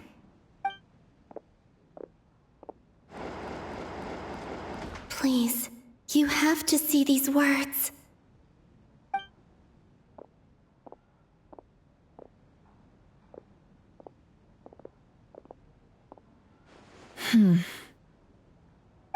Well, do you sense anything? Unfortunately, no. And this place was our last chance. Not necessarily. We've only looked in Nasha Town so far. Miss Columbina said she would leave messages at her friends' dwellings. It's still worth checking where Miss Lauma lives and where I live. Let's try and make some time to look into those then.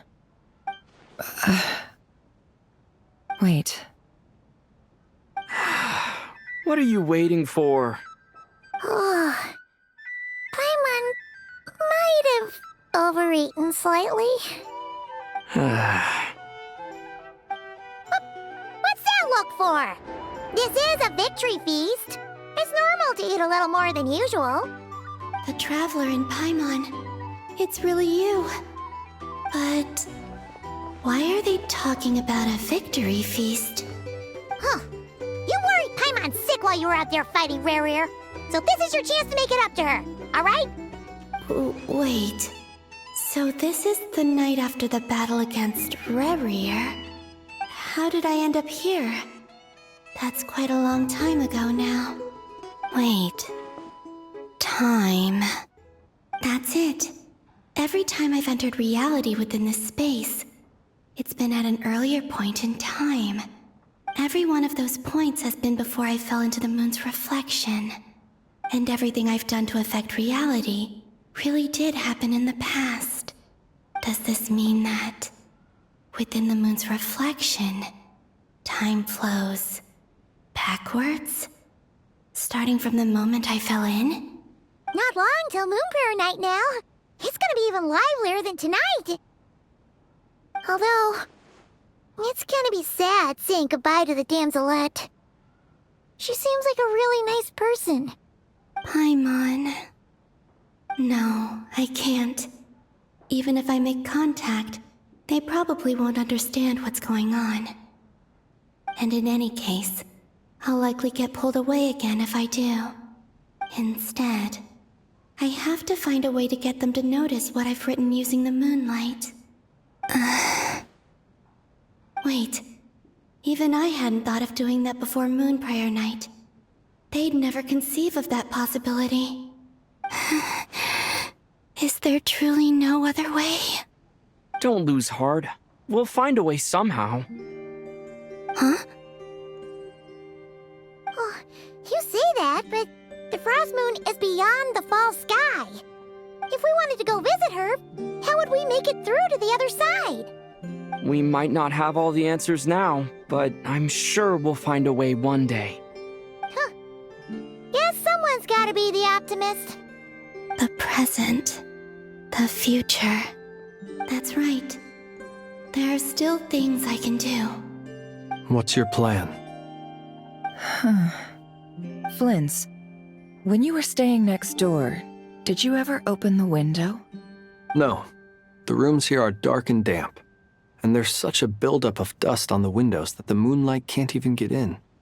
I didn't think it was worth the trouble. The moonlight. I think I see where you're going. One moment. I'll see if the owner is available. Don't bother. Time is of the essence.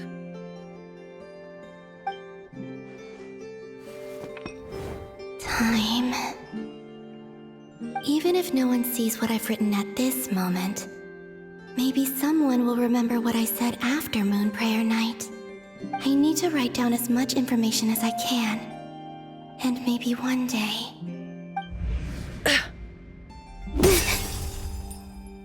Huh? What's up with you? You can't even hold your cup steady. Are you getting tired? A little. Well, you should probably hit the hay then. You've had a really tough couple of days for you.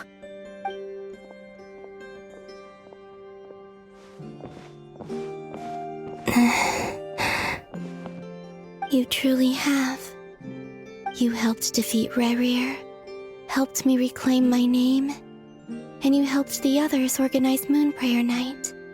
Wherever you are right now, I'm sure you're still fighting against the injustices of fate. This is all I can leave for them. How I wish I could stay here. But it's time for me to go.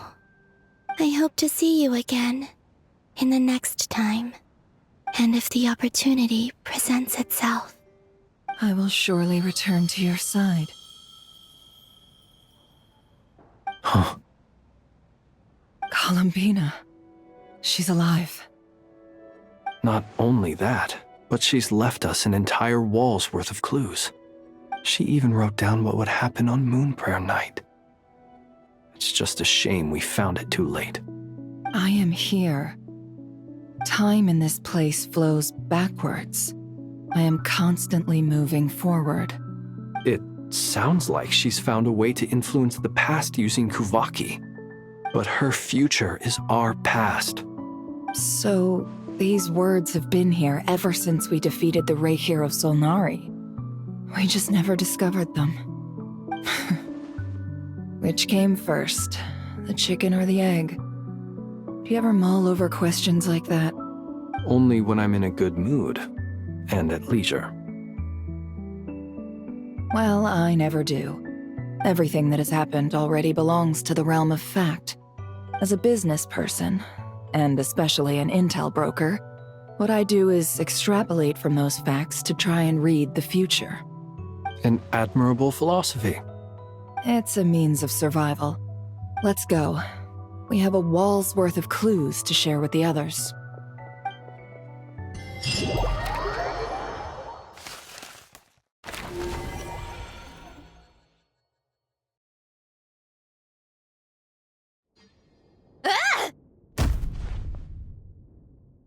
It appears that the doctor's energy signature has changed to something similar to Kuvaki, but not like the Kuvaki we're used to. Nodcry's Kuvaki devices will only have a limited effect on it. I can see why you've chosen to place your hopes in alchemy instead. Also, I must say these books are rather profound. My subordinates just shipped them in from Fontaine. Some of them are from the Narcissenkreuz Ordo. Some are incident reports from Petrichor, and then there's a few test reports for these junk machines. Additionally, after some further scanning, I've discovered something extremely annoying. What's that? Teyvat's skies contain multiple moons. A long time ago, when I did my first scan, I detected 3, just as the legends say. But when I checked again just now, I detected 4 moons. So there's one extra? Yeah. Originally, I thought that if I could still find 3 moons, that would at least mean Columbina's still alive. But then it occurred to me that apart from the frost moon, Teyvat's moons are just husks. And husks surely shouldn't show up in the scan, since they're not alive. It's weird, isn't it? If we can't even distinguish between a dead and a living moon, how are we supposed to know whether a moon goddess is still alive? Or does this mean that the moon marrows are equivalent to the moons themselves? It's certainly possible. In which case, the fourth moon you detected may be Dottore artificial creation. So he wasn't bluffing. He really built his own moon marrow. Ugh! I'm so mad right now! It's easy to get overwhelmed when you have too much on your plate. Maybe you need to relax. Perhaps try going for a walk. Or simply take a few deep breaths. Nothing can calm me down at a time like this. I need more time, and I need progress.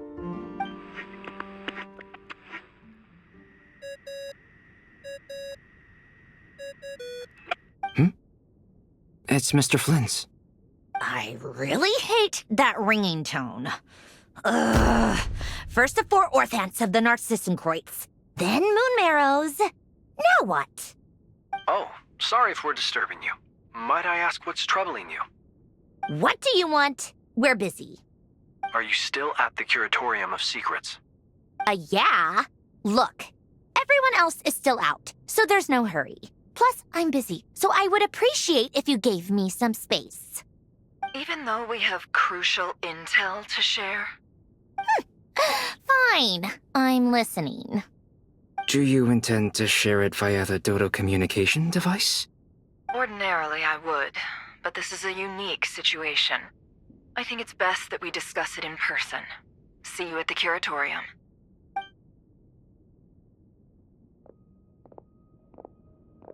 All right then. So, what's the situation? The rest of the team is still out working on their missions and evacuations, but we've decided to fill you in on the most crucial information first. Sandrone, you were right. Columbina is most likely still alive.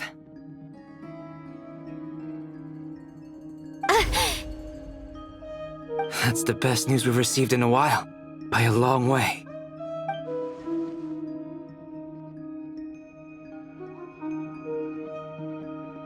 Random locations. Appearing in reverse order? Are you serious? So not dying isn't enough for the moon goddess, huh? She has to show off too. Anyway, does this mean we can deduce her condition from the moon marrows? Miss Sandrone, there's nothing wrong with simply admitting that you're happy to hear the good news. I'm not. And she's the least of our problems. We're facing a huge crisis. If she can't control the flow of time in there, she's just gonna keep moving backwards. Different points in time won't intersect, and she'll never find a way out. Let's say life begins with a drop of water. When did time begin? The moment this planet came into being? No, that's not right. Her final destination would be the moment at which the space she is in was created. But it doesn't seem like we can influence that space from the outside world. So how can we help her? Also, if she's alive, Rerir and Thalindis might be too. But as far as we know, neither of them have come back out. That space may not have an exit at all. I'm afraid I must concur with Miss Nefer in this. Can't exactly argue with that. Let's leave it there for now. I've taken notes on everything you said. Will it help with your research? I doubt it's gonna help with breaking Dottore's energy fields. But who knows when it might come in handy. Better to have it all written down than try to remember everything when I need it. All right, I need to get back to my research. Mr. Albedo has made a lot of suggestions that will require my undivided attention. Sure, I'll stay here. I have things to work on.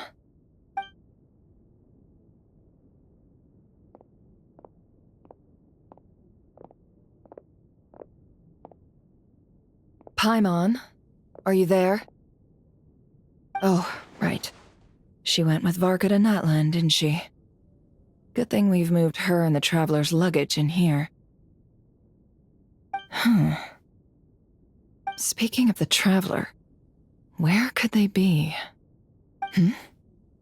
There's a note from Paimon. Paimon here. Not in at the moment, but if anyone needs to borrow her stuff or the travelers, go ahead and help yourself. Paimon won't be mad. Also, traveler, if you get back before Paimon, make sure to get some rest. Paimon misses you a lot, but put your health first, all right? How sweet. Well, since you offered, Paimon, don't mind if I do. This is the Traveler and Paimon's luggage. All the items they use day to day are here. It's well organized. I wonder which of them is responsible for that. What do we have here?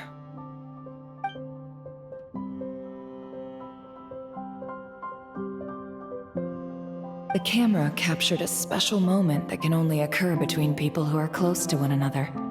You can really sense how the photographer feels about their subject. I wonder why this picture was placed outside. Is it because Paimon recently looked at it?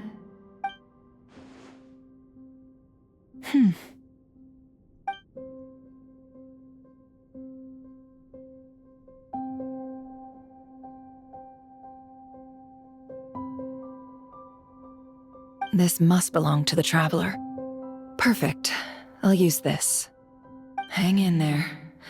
We'll find you.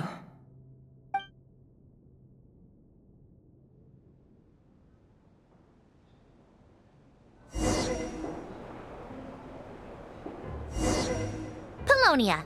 Search keyword world formula and bring me all relevant books.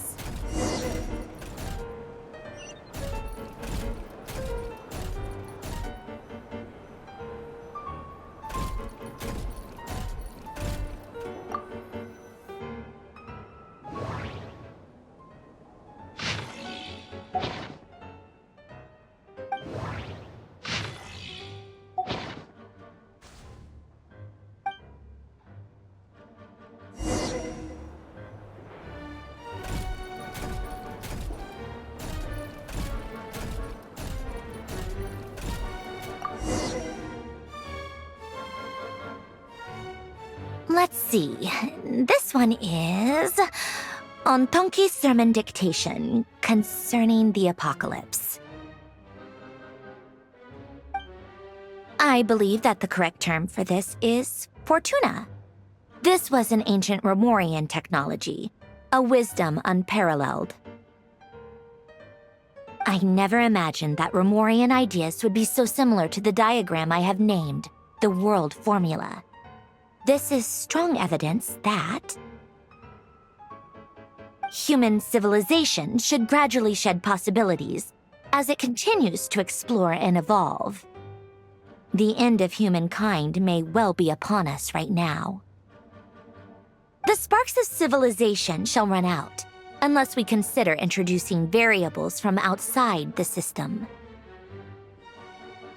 Variables. Surely that can only mean one thing. Descenders? Dottore likely captured the Traveler because of his descender status. But the Three Moons' authority comes from the world itself. Why would Dottore need anything beyond that? Where does this variable factor in? The world formula calculates the fate of an entire world. Introducing a variable would therefore give us...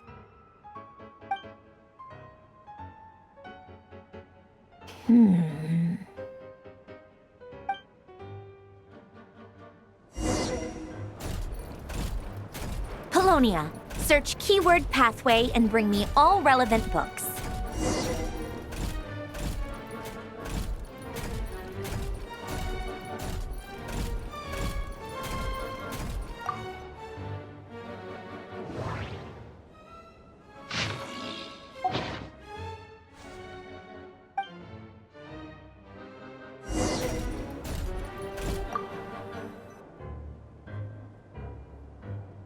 Otonki Sermon Dictation. Explications on the Chemical Marriage. These titles are pretty esoteric. Observe and compute the pathway displayed in the guidance diagram. Deconstructing and reversing its effects could generate potential ideas. So, it's one of Renee's draft lectures. Deconstructing the pathway. I suppose that could lead to a breakthrough.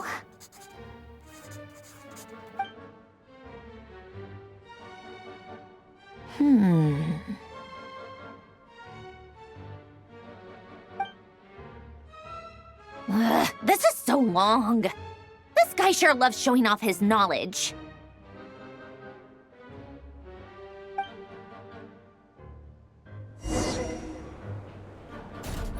Hyposelenia. Search keyword tree model and bring me all relevant books.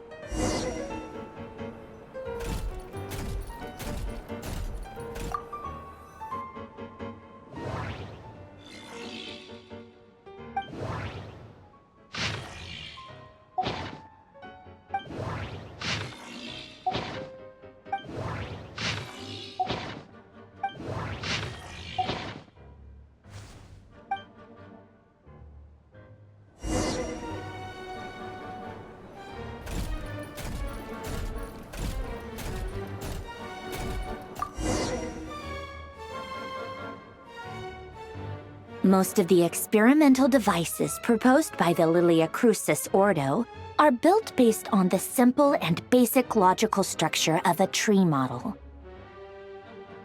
Lilia Crucis. Guess they were trying to cover up the name of the Narcissenkreuz Ordo? When Duke St. Germanus departed, he said, "It seems that there's no going back. Alas, he is only a genius when it comes to machines. In all other things, he is but ordinary." Excuse me? I'm sorry. That's just ridiculous. What kind of book is this? Great Detective Herlock, the Alchemist and the Clockwork Saint? Isn't this a novel? Come on. Still, the author swears that they knew Renee well. Whatever. I guess it's not beyond the realms of possibility that Renee would say nonsense like that on occasion. Memory, wishes, souls, and persona. Frankly, this sounds more like occultism, but if Albedo vouches for it, I suppose there must be some alchemical basis to these techniques. The way Alain Guillotin saw it, the world was comprised of machines. The universe needed machines, and thus his technologies were created. That's why I was born. Renee, his full name was René de Petrichor, if I recall correctly. Sounds like he and the town must be intricately connected. That place was also the source of most of our information regarding Remurian civilization. Seems like some of his projects were based on their technology. The cutting of souls and storing them in vessels. These seemingly unrelated techniques underpinned Renee's research, assuming that the 4 orthants correspond to alchemical categories.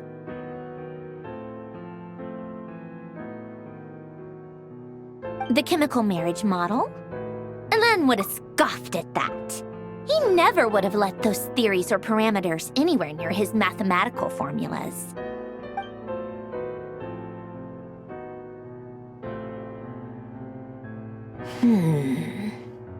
What was Alain's view on Renee? I know he mentioned the name, albeit very rarely. Oh, now I remember. Alain's old notes are here too. They mentioned Renee once. Renee seemed most out of sorts when he spoke to me. A lack of sweet foods has dulled his mind, I should think. Either way, his words are not to be believed. Yep, that sounds like Alain. My subordinates actually did a half-decent job digging out all these materials. Makes a change. Good for them. Some of Alain's old files are completely consistent with these records. He must have gotten them from the Tower of Gestalt. I never knew he got his hands on Renee's records that early. He may have kept them, but he never even attempted to use them. Didn't believe a word they said. Come to think of it, Renee's world formula was filled with calculations of constants. That shows he believed that the fate of the world to be predetermined. As for Elan... it's been too long. I forget what he said. What would he have said? A guy like him, fervent believer in machines, but not headstrong enough. The world can be changed. It is worth persevering. Yes, that's how he used to think at least. He created that procedure to save this world. Yet the scale of the world's fate proved too enormous. The result was beyond his ability to calculate. He died having never seen the outcome. And there I was, left behind in the ashes of his dreams. Did you really never take a close look at Renee's research? Or did you read it but deem his philosophy incompatible with your model? The very thought of trying to incorporate his ideas probably made you feel sick to the stomach. Well, don't worry, because there's a whole new category of lunatic in town. Next to Dottore, every other madman looks sane. You once asked me what I wished for. Should have asked him instead. He's the one pining for things you'd sooner die than witness.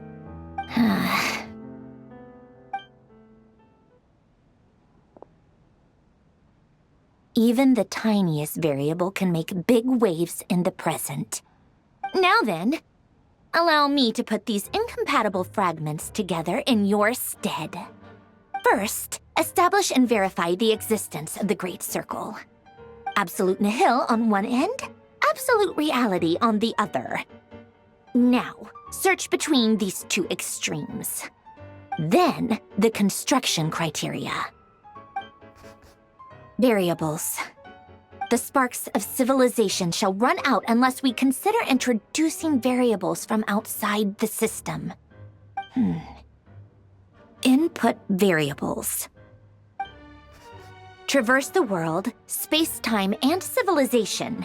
Then extract the essential nodes from the records to determine which variables they point to. The primordial power that differentiated itself from the void. The power of light. Yes, light. Records. Hyperborea.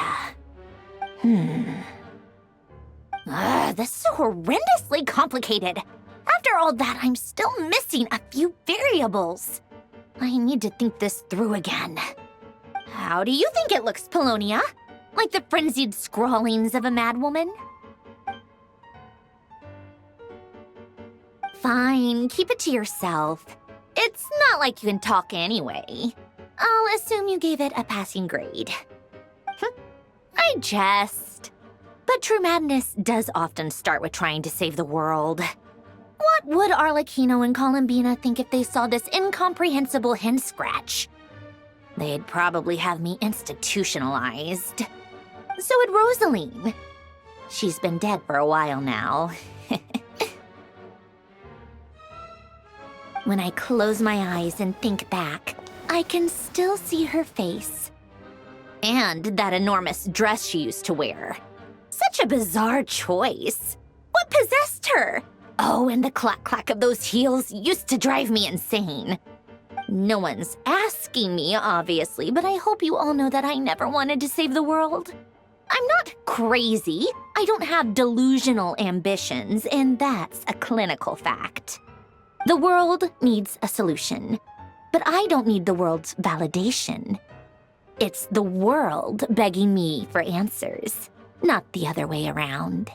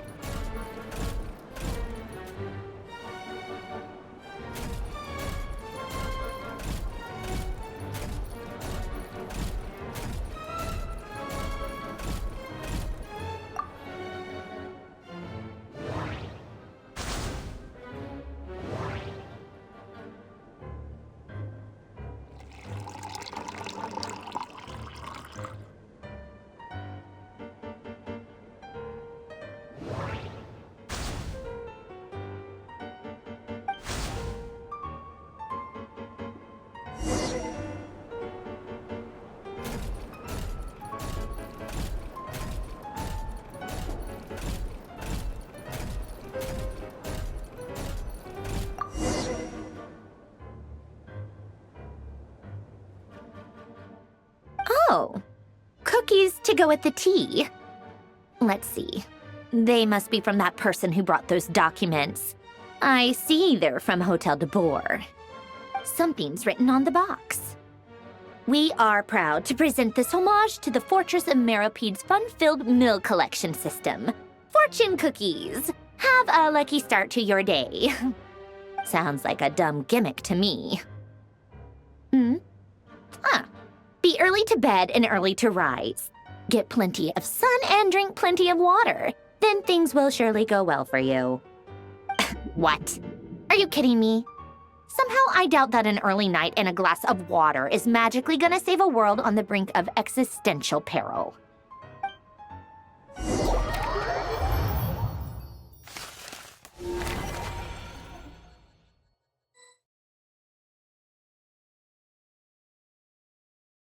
Lady Arlecchino, word has reached us that Lady Marionette's troops are all in position. They are ready to act as soon as the order is given. Excellent. The only thing is, they are fewer in number than we expected.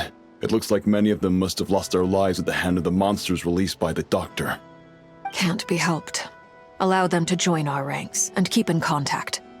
As you wish.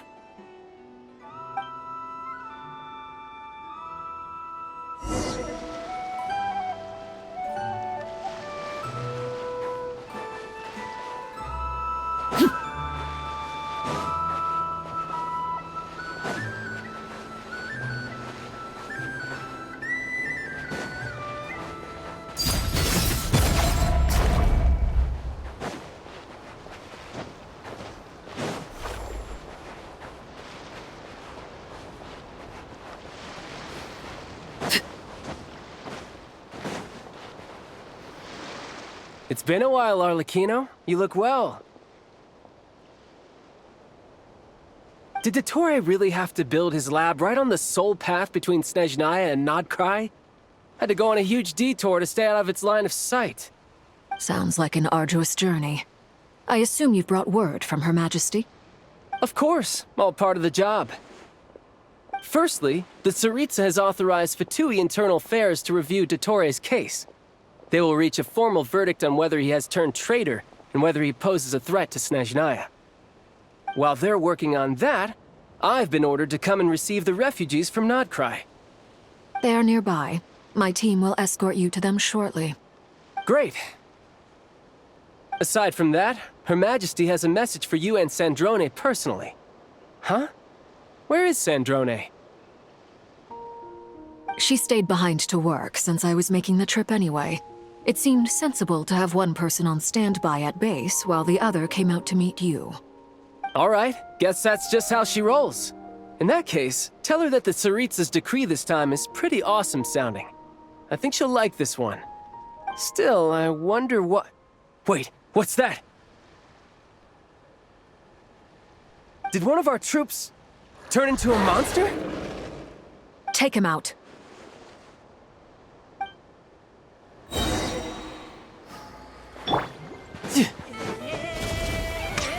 No time to...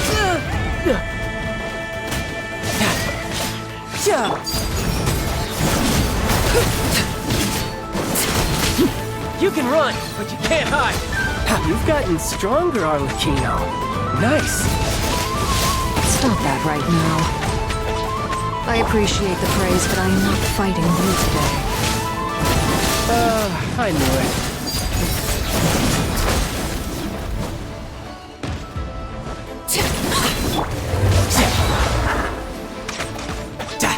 Everlasting as the moon!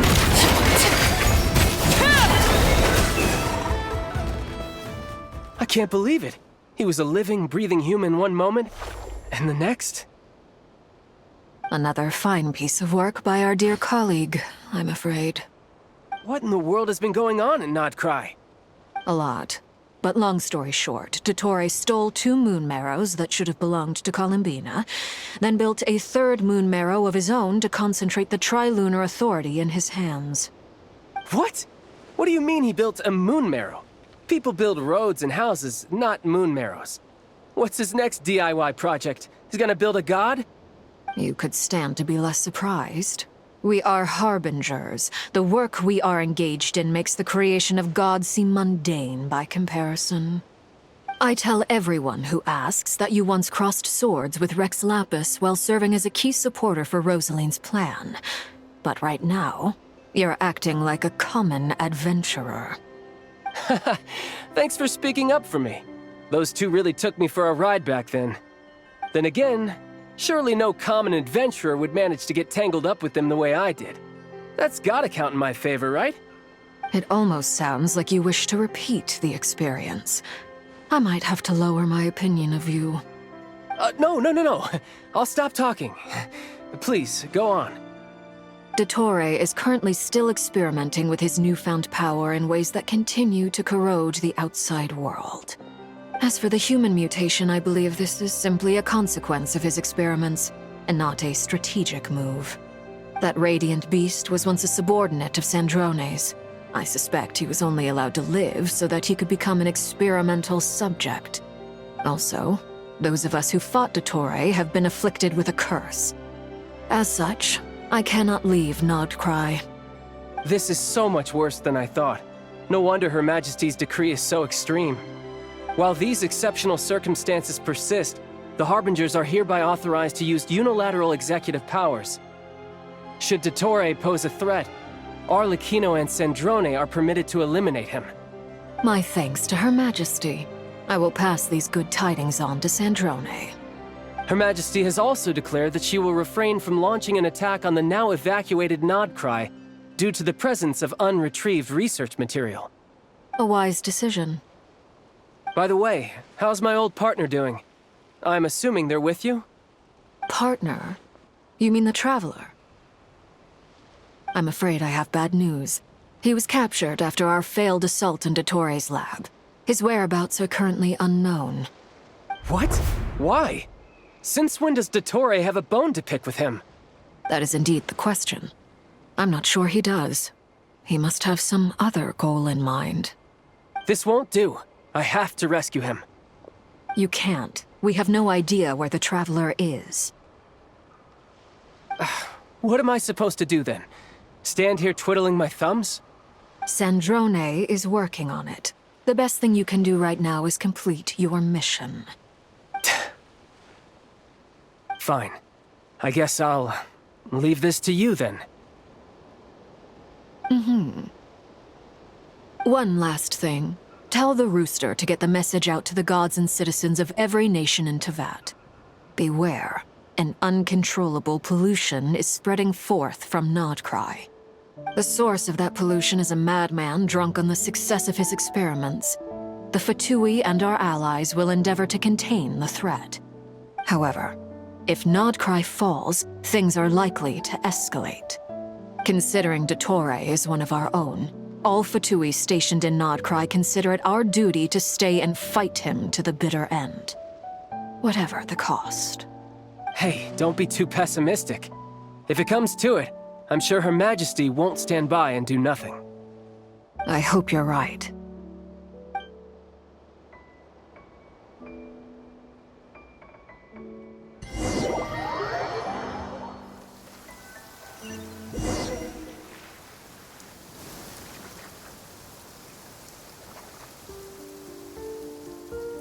You're right on time. Thanks. Hey, do you think I'll get that gliding exam exemption? I made sure I was on my best behavior in Mondstadt. I landed well outside the city and walked in through the gates. I'll help you apply, don't worry. For now, let's see what we have here. What are the doctor's energy fields even made from? The usual attract and repel principles that govern Kuvaki don't seem to apply to them. They are very mysterious. But ultimately, they appear to be comprised of energies from the three realms. Thanks to research by Master and the Hexen Circle, we know that Tevat's 7 elements are derived from the more primordial power of the Light Realm, which is antagonistic with the power of the Void Realm. Since you have the power of the Dragon Durin within you, I'm sure you can already tell that this energy field contains no abyssal energy. That's true. It's not abyssal energy, it's something pure, wild, and untamed. I've been thinking about something. Do you still remember the device that Dory supplied from the Academia when you and Miss Columbina fought Rarier? That was one of the most marvelous feats of ingenuity I've ever seen. The design, the craftsmanship, the material selection. I couldn't fault any of it. Not to mention the operating principles. Surely the most ingenious feature of all. Dory didn't go into detail on how it functions, but I have a working theory. The clue was that Miss Columbina was somehow able to use the pyro energy that you provided, despite the fact that, as a moon goddess, she should only be able to use light realm energy in principle. Now, all elemental energy is, of course, derived from light realm energy to begin with. Hence, I suspect that the device works by restoring elemental energy to its original state. This presumes a theoretical model of the 7 elements akin to that of light refracted through a prism. Perhaps it is no mere analogy. Maybe there is indeed a prism in this model. I almost wonder if the idea for the device was conceived based on direct observations of said prism. It would explain how such an ironclad design concept was achieved. It is at once a masterwork of engineering and a groundbreaking application of the Academia's latest elemental theories. I suspect only Lesser Lord Kusanali herself could have devised such an ambitious technology. But back to the energy field before us. If this is pure light realm energy, its relation to elemental energy is one of integration versus division. Or you could say that the former contains the latter. Could this mean that elemental energy can dilute the power of the light realm? Should we give it a try? We should.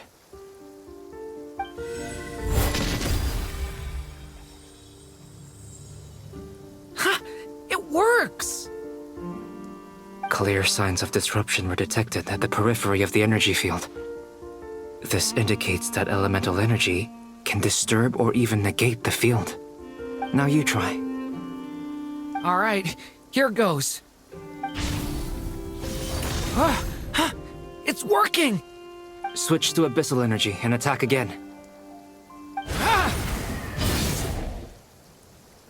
No surprises there. Abyssal power drains the energy field to a significantly greater extent. I now feel confident in asserting that the energy field is indeed pure light realm energy, and that elemental energy can dilute it. But the energy field is huge.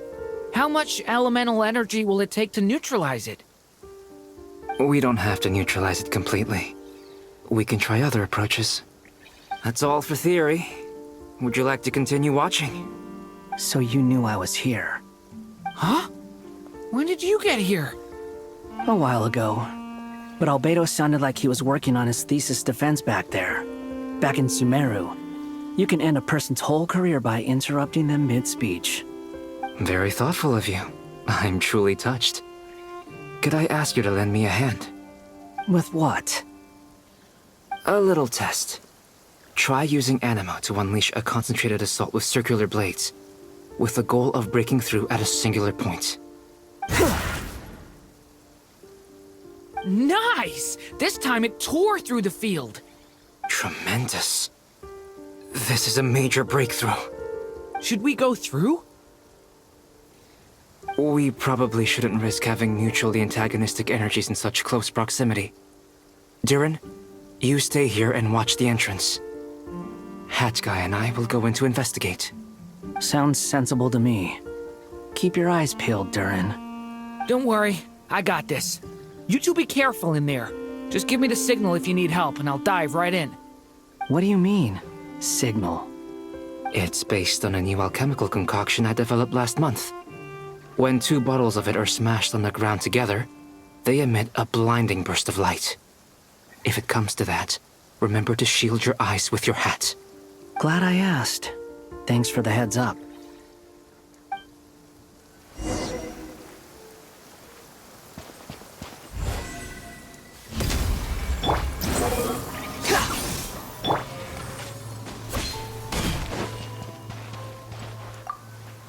Like I thought.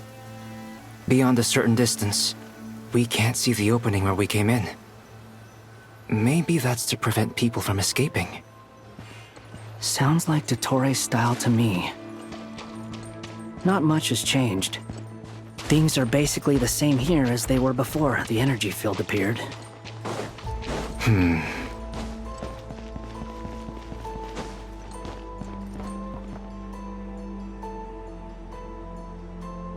They have no heartbeats and they're not breathing. We can only assume they're dead. But there are no visible wounds. Also, there's an animal squatting next to each body. It's watching us. That's not an animal's gaze. What are you trying to tell us? Doesn't seem eager to talk. I guess maybe it's just an animal after all. Let's keep looking around.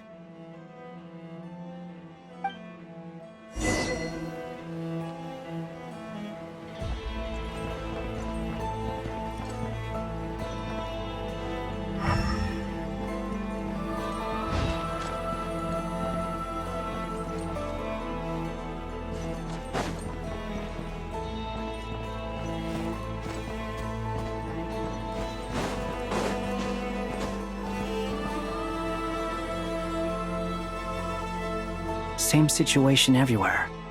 Not a living soul in sight. Just countless bodies with animals standing watch over them. Well, I think we can safely rule out the possibility that they're all pets. Is skirting around the topic your way of showing consideration for other people's feelings? Just being cautious. I don't doubt that you can handle the truth.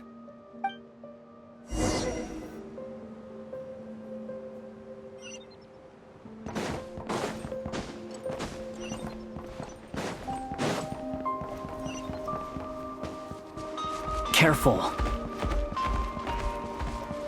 Please, help us. Please. Over there, I hear a voice.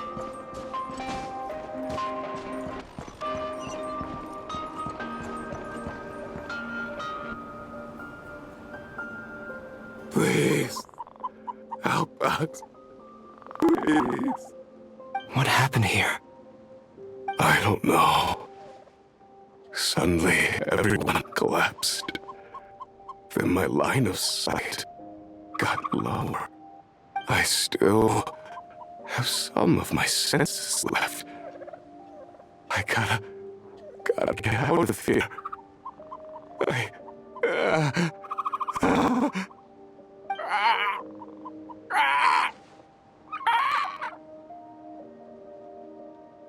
It looks like there's a huge experiment going on inside this energy field. Maybe each energy field is its own giant experiment. Vile. He's swapping human minds with those of animals. Even without the other circumstances, this would be an extremely radical experiment. Those people may have lost their sense of selves, but they are not fully animals either. If they were, they would have left. But instead, their instincts are driving them to remain by their dead bodies. We should go. No sense in sticking around here longer than we need to. Agreed.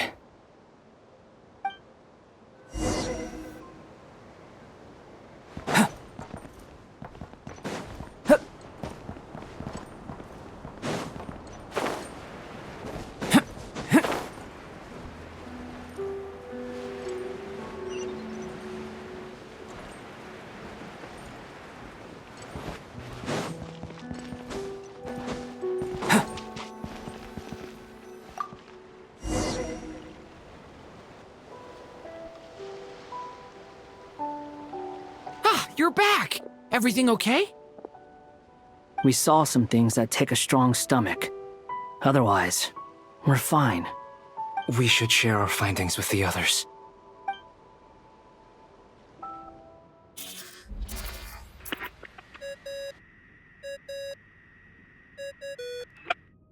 Yes? Who is it?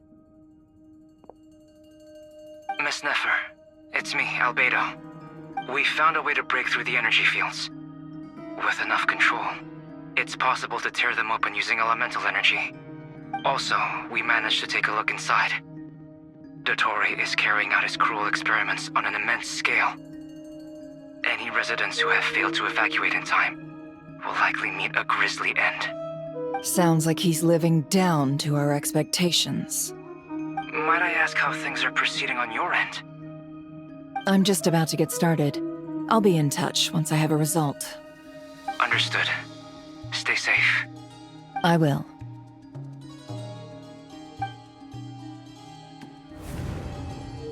Well, Nefer, I'll link up with you once my tasks are complete. What makes you think I'd need you to do that? I'll need it. And considering the way you approach certain matters, I think you'll be better off with me present.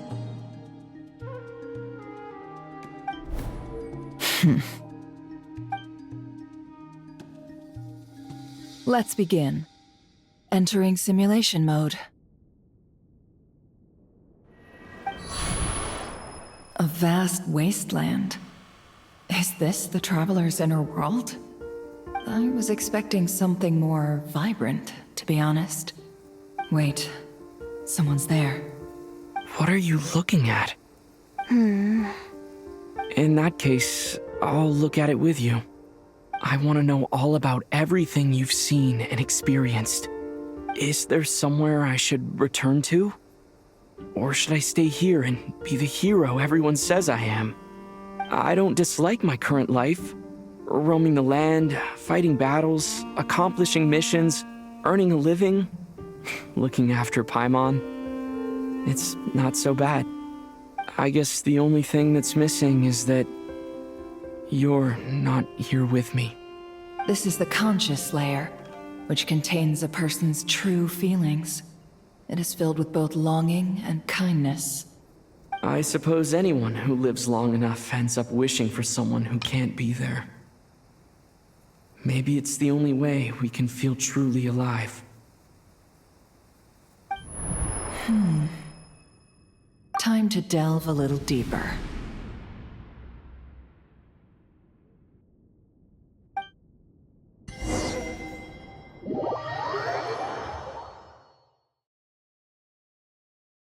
Nasha Town is hardly the optimal choice for a place to live, but it has character and a reasonable population density. What are you trying to say? Oh, don't be nervous. I was just thinking where might make a good starting point for your journey. Perhaps I should send you further afield. Conria, perhaps. Conria ceased to exist long ago. Once again, you fail to understand the possibilities that the Tri-Lune creates. Anything that has existed in the past, I can now recreate. You simply do not wish to see that happen. That might be because you miss your sibling and fear getting answers that you are not ready to learn. But this is not for me to judge. If we are to collaborate, we need to maintain an amicable relationship. In a moment, you will be able to... Oh no. What are you...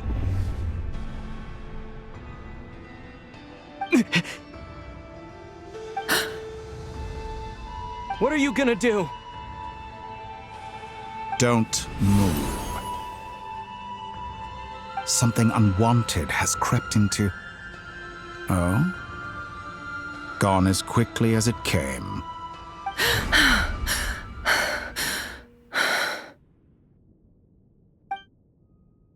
Did you save me?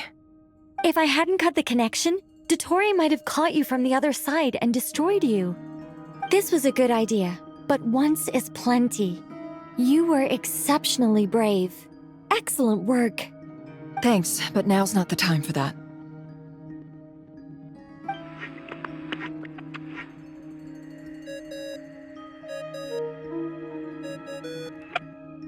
Albedo speaking. I think I know where he is. What is this endless darkness? I can't see anything, even though my eyes are wide open. But why? What happened? Sorry about that. I take it you didn't notice. Just now, a friend of yours took a little peek into your mind. Could it be Nefer? How did she do it? Did she use something as a medium to connect to me? Do you think she's aware of your current circumstances? Oh dear. Have I stunned you into silence? I only wanted to slow down your time a little so I could stop your intruder in her tracks. It would have been nice to capture the spy. I must say, I'm finding the ability to adjust the flow of time rather intriguing. The moment you closed your eyes, time seemed to grow impossibly viscous, didn't it? A whole month passed before you opened your eyes again, but only for you. No one else was affected. I dare say this is something only a god can achieve. Point taken. You've proven once again that you have god-tier powers. Oh, you misunderstand. This wasn't about proving a point. I was testing things out. I find I learn best by doing, and I have to admit, time is not the easiest dimension to control. I only wanted to make you sleep for a short while, but it ended up lasting a whole month. Clearly some finesse is required to wield the authority over time as I wish. I hope you're not angry with me. It was only a month's discrepancy, nothing too serious. Had I been off by a year, a decade, or even a century, that would have been quite a different story. You could have frozen me for millions of years. So much for collaboration. You aren't showing much sincerity. Millions of years? To what end? I wonder if you don't understand humans all that well. They are very pragmatic creatures who understand only that which they can perceive with their senses. If I had you sit here for a week, I imagine people might sympathize. But if I left you here for 100, 1,000, or 10,000 years, the sheer size of that number would cause it to lose all meaning to them. They would not have the capacity to comprehend your suffering, and thus they could not empathize. Unfortunately, while gods do exist in Tevat, it is ordinary humans that account for most of the population. Their lifespans are so limited, their bodies so fragile. Did you ever really hope that they could begin to understand someone like you? Your long life and unique origins make you fundamentally different from them. How long will it be before they start to treat you like the alien you are? Before you are ostracized, outcast? Alien? Even I feel bad for you sometimes. This world has made you into a slave. So many times you have served its will, and not once have the powers that be ever thought to grant you the one simple thing you wish for. You have been treated most unfairly. I can change that. I will grant you special privileges and give you back the status you rightly deserve as a descender.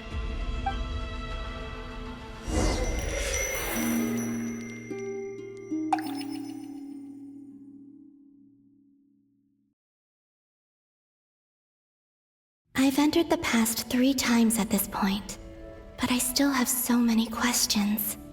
For instance, beyond each point being further back in time than the last, what determines the specific locations at which I can make entry? So far, the common thread linking all 3 scenarios is that the Traveler has been present. But it's more than that. I know I sensed something familiar around him. What was it? I'll keep this question in mind as I carry on.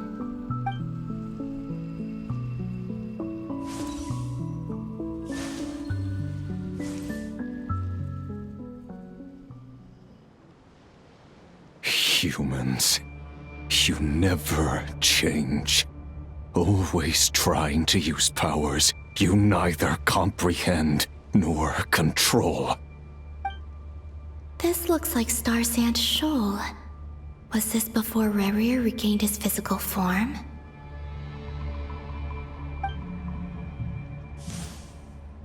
You've messed with the cannon again, huh? Sorry, but this round's not gonna go your way. The cannon. That's right. I was at Silver Moon Hall and I sensed an abnormal Kuvaki fluctuation coming from Nasha Town.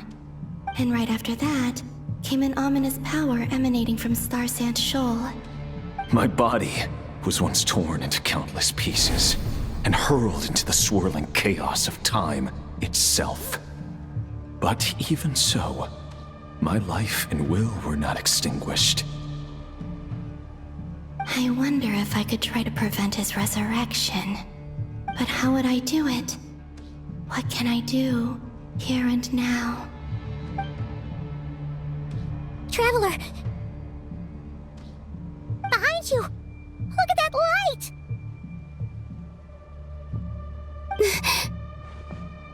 No, I won't make it in time. He's using the Kuvaki shield, like I taught him. Is he going to use it to block the cannon's beam? He's strong. I'm sure he can manage. But the force released when the beam impacts the shield might lead to collateral damage. Easy Island. The Frost Moon Scions will be exposed to lethal levels of Kuvaki. A question, if I may. Kind Miss Columbina. When the cannon's Kuvaki beam was deflected earlier, I saw several bolts of energy streak toward Hisi Island, only to be blocked. Did you also have a hand in that? Maybe that really was me after all. Well, future me. But I don't know if I have enough power left. Siki sato pasa sax, sniti ipotuftos. There's no time. Osestikos paratin tiram tu risuriku, to pirtu aithion feratom. I have to make it. Oh, Frost Moon. Oh, great land. Oh, slumbering moonlight of Nodcry. If you can hear me, if you can sense my call, then please, heed me once more!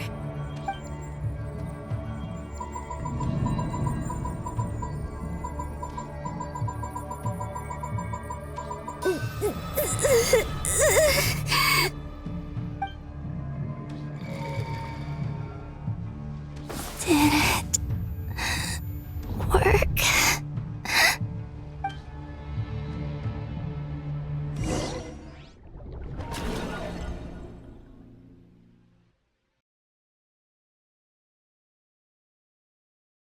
Hey, wake up. Hey, did you hear me? Columbina, I said wake up now! Oh, good morning, Sandrone. It's 3 in the afternoon, actually. And could you kindly not use my quarters as your personal nap room next time? But I feel so safe here. And your coffee, right? It's so bitter, but it smells lovely. It's like you were raised by wolves in a forest or something. What did you drink growing up? Grass tea? The Frost Moon Scions certainly led a more frugal existence than the Fatui. Then I'll bet you've never eaten one of these before. It smells delicious. That's because it's a Fontanian recipe. I had a little free time today, so I made a batch. Rosaline will be here shortly, but if you really can't wait, I guess you can go ahead and... Hey, at least let me finish before you start eating! Did the Frost Moon Scions not teach you basic table manners? Or did the rules not apply to you because you're the high and mighty moon goddess? These are so tasty. Of course they are. I made them. I was worried they might contain traces of machine oil.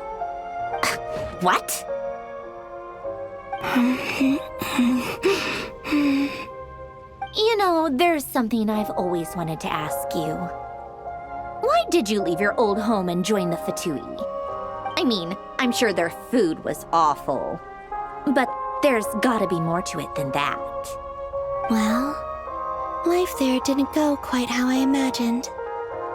What were you expecting? You're a god. Your followers are gonna make some demands of you, right? Surely you can just answer a few prayers here and there in return for the free food and drink. How bad can it be? Well, would you help other people just for free food and drink? The doctor told me that you were created by a great mechanic, Lord something Fisher. The Lord Artificer. Ugh, some people can't keep their mouths shut. Oh, Lord Artificer. And didn't he have something to do with the, narcissist? Narcissenkreuz Ordo. Yes, that was it. Narcissenkreuz Ordo. So, would you try to fulfill their wishes? You must be joking. I wouldn't go even if they paid me. I don't even know them. Exactly. Well, I felt the same way. I did not know the people who made demands of me. What do you know? We're on the same page for once. In his later years, Alan did ask me if there was anything I wanted to do. If I had any wishes of my own. Well, I don't. And I'm not in any mood to fulfill someone else's either. Who's Alain? He was the... You know what? Never mind. You're not gonna remember. Anyway, the point I'm trying to make is, neither of us is the self-sacrificing type. Let me ask you this. What sort of place would you like to live in, if you could choose? A place where people don't ask me for things I cannot give them. Where they don't worship me, or fear me, but just want to chat with me like a normal person. I'd also like the freedom to come and go as I please. And ideally, it would be somewhere with the smell of coffee and snacks. Not to burst your bubble, but no such place exists in the world. Now, take your snacks and scram.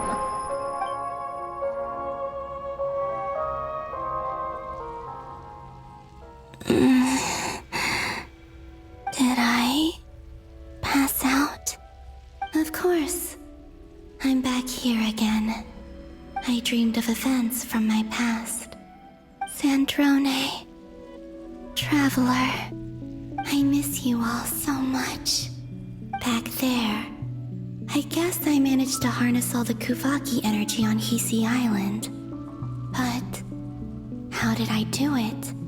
Time is flowing backwards here, and I can use that familiar power to enter the world of the past.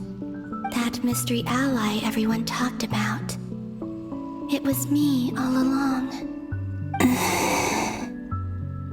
I can sense that there isn't much more power remaining up ahead. What lies at the end of all of this? Will time keep flowing into the past? And will I ever find my way back?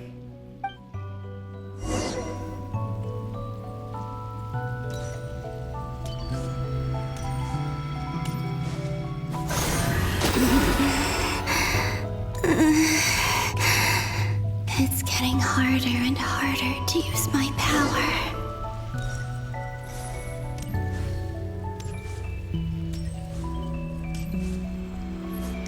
I'm no match for the Abyss in this state. I need to avoid the contaminated fragments.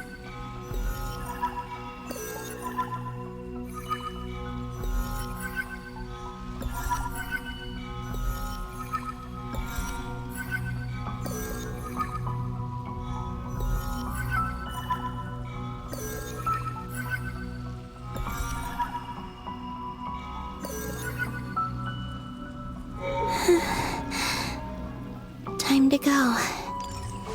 I wonder where I'll find myself this time.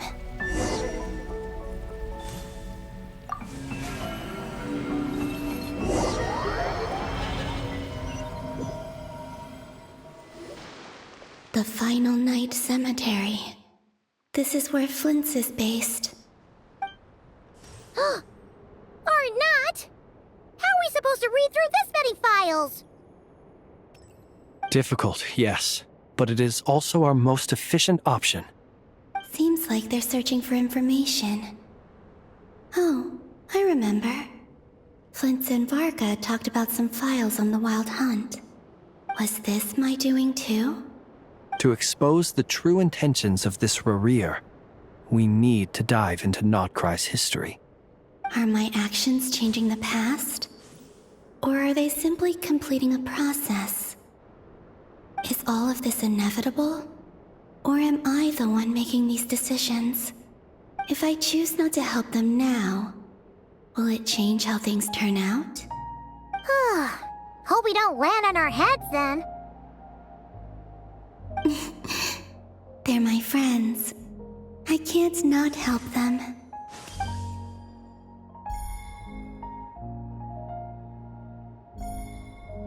Ghost! And the other one was... here. Hey! Another file's moving!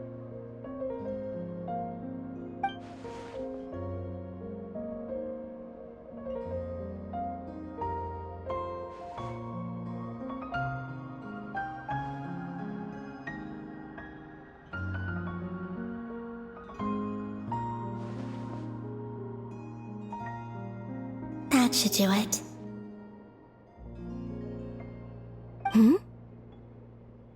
Luanatar? You can sense my presence? Wait!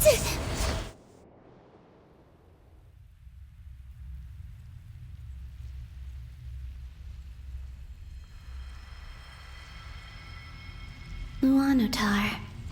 So she's that familiar presence I've been sensing all along. She's always been by the Traveler's side. That explains why the Traveler has been there each time I've entered the past. But why Luanatar? Is it because she has a connection to me as the Moon Goddess's familiar? If so, why not any other Kuhenki? That's...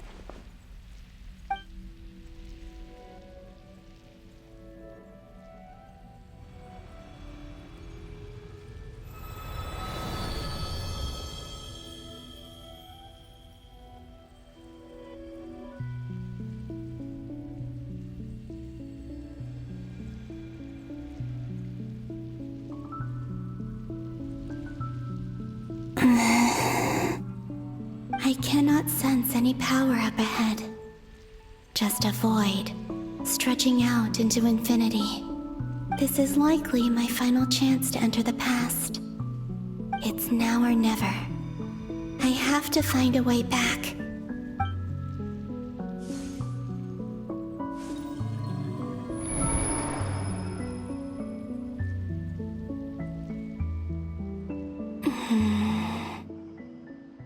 Hisi Island?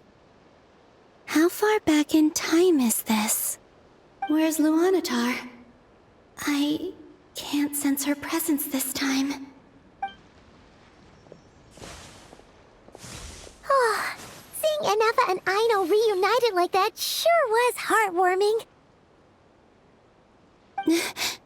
Traveler, Paimon! No, stay calm. I don't have much power left to change things. I don't even have that much time left here. Think, Columbina. How do I find a way back? A way back... to where? Do I go back to Moon Prayer Night? Or to the future that followed? And if I return in my current state, what will become of me then? Dotori's actions that day proved that he'd been planning that for a long time. He had already seized the power of 2 Moon Marrows before capturing me. Even if I managed to get back, how can I fight against him when he wields the Tri-Lune Authority? I can't. If I go back like this, I'll be playing right into his hands. I have to find some way of rivaling the power he has usurped. Wait. Time flowing backwards. The Trilune Authority. Does that mean... I think I know what the final destination of this lunar reflection might be. I know what I must do. Speaking of homes, we must already be close to where the Frost Moon Scions live. The vibe here feels different, just like the scenery. But how do I communicate my plan to my friends? Should I write it down here? No. Someone else will see it. I need something with a close connection to me. Something I can use as a medium to tell them what's happened to me in here. Now it makes sense.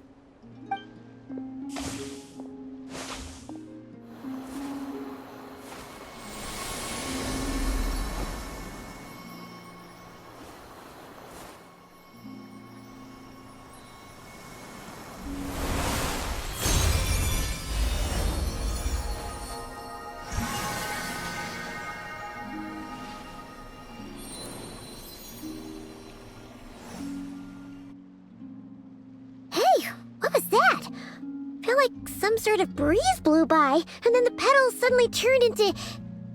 Huh? It was I who brought Luanatar into being. I gave up a piece of my own soul to create her. That's why I could sense a familiar power from the moment I entered the space.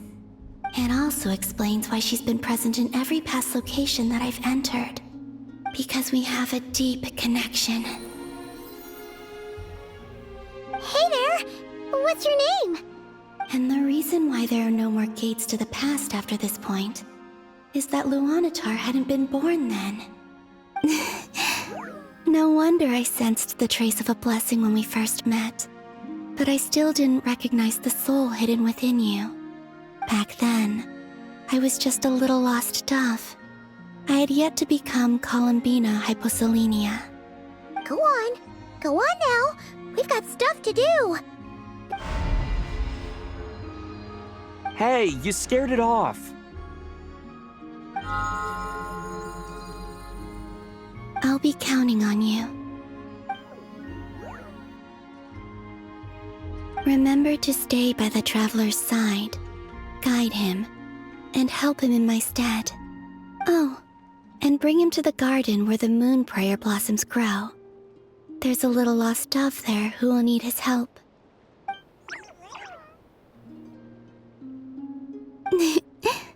Go on.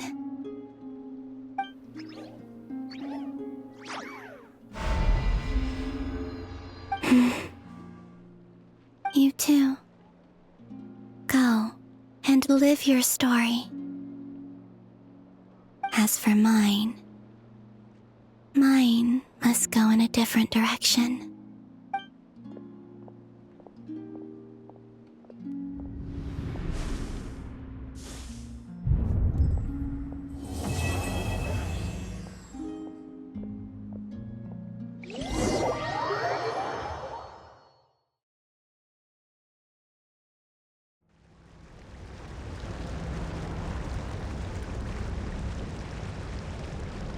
How would you like to experience the thrill of never being held accountable for your actions?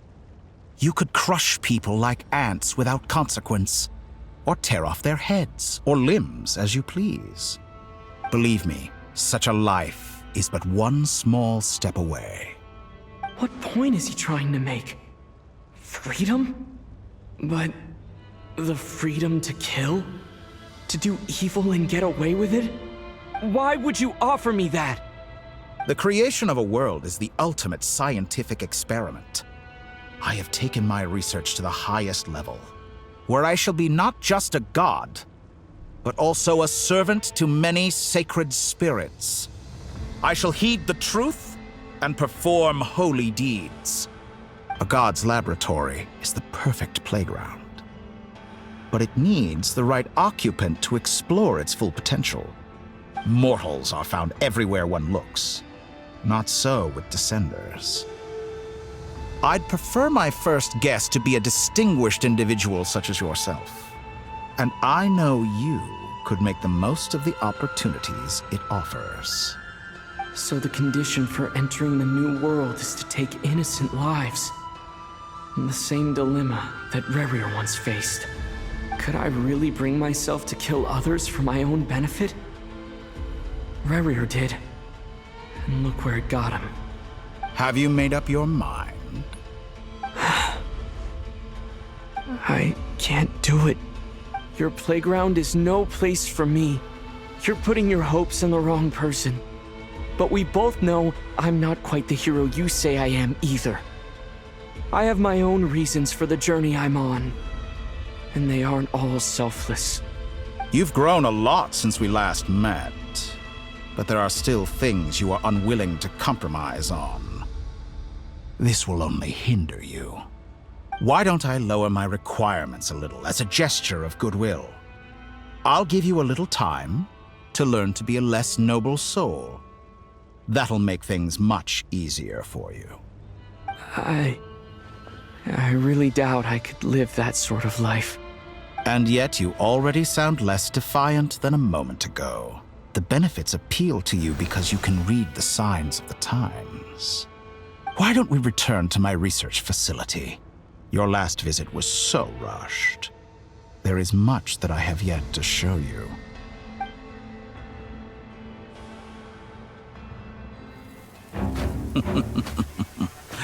Now to that question, Heroes don't attack from behind.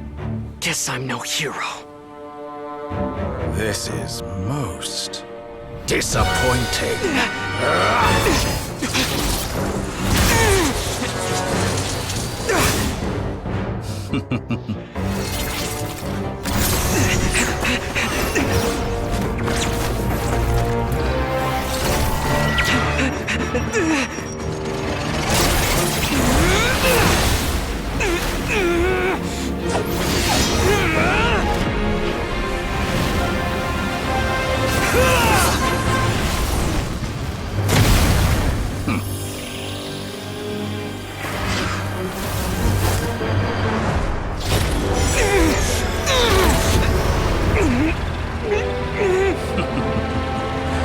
Now then.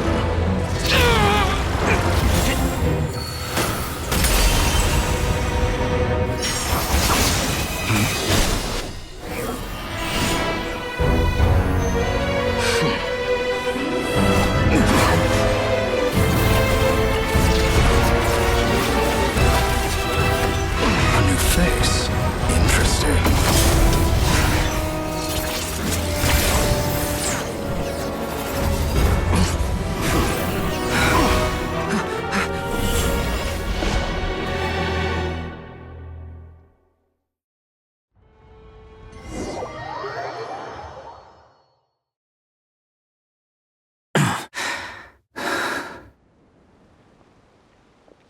You're still gonna call me Hack Guy after that, huh?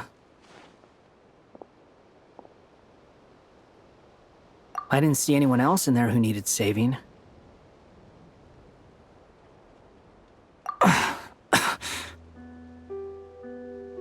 It's nothing. I'll be fine. Why are you looking at me like that? Is it that shocking that I'd come to your rescue? I owed you a favor back in Sumeru. Now we're even. Distracting Dotori was tough. I won't lie.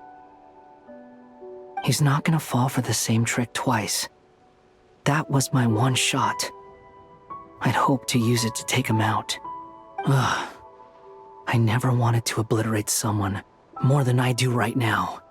Dotori doesn't recognize me, but his segments were originally made based on an analysis of my operational principles. I expect it's only a matter of time before he figures out what I am. So Dotori doesn't recognize Wanderer because he deleted himself from Irminsul. Did he really miss his only chance for revenge by saving me? Why the long face? Hey, I'm not blaming you, okay? And I'm not complaining either. Rescuing you and killing Dotori are equally important goals. Everyone would be pretty stuck without you. It's best you live to fight another day. How are you holding up? Are you alright? Hat Guy said to put safety first, so we agreed to run as far away as we could after leaving the energy field, and only meet up once it was safe. You don't look injured. It seems that Dottore didn't do anything to you. All right. Rescue operation complete. Let's head back. There's a lot more work to be done before this is over.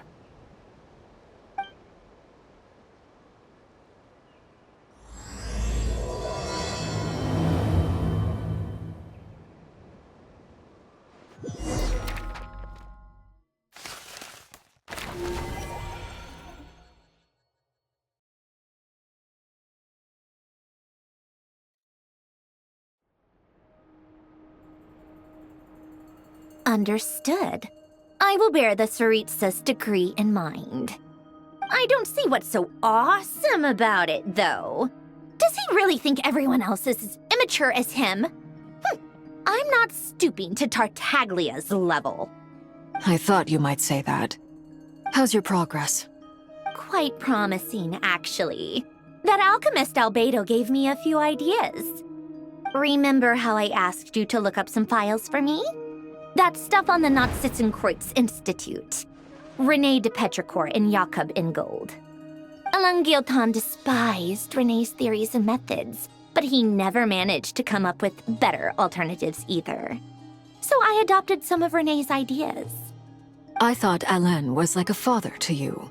He and René were mortal enemies, were they not?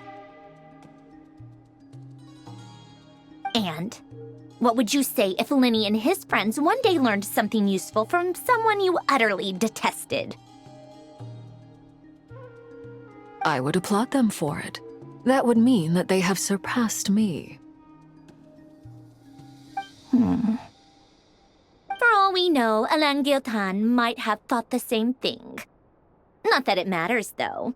He's dead, and I'm alive. So it's my call to make. Once you die, it doesn't matter how great you were in life. Only the living get to decide what happens next. Hey, come on out. They're back. Huh?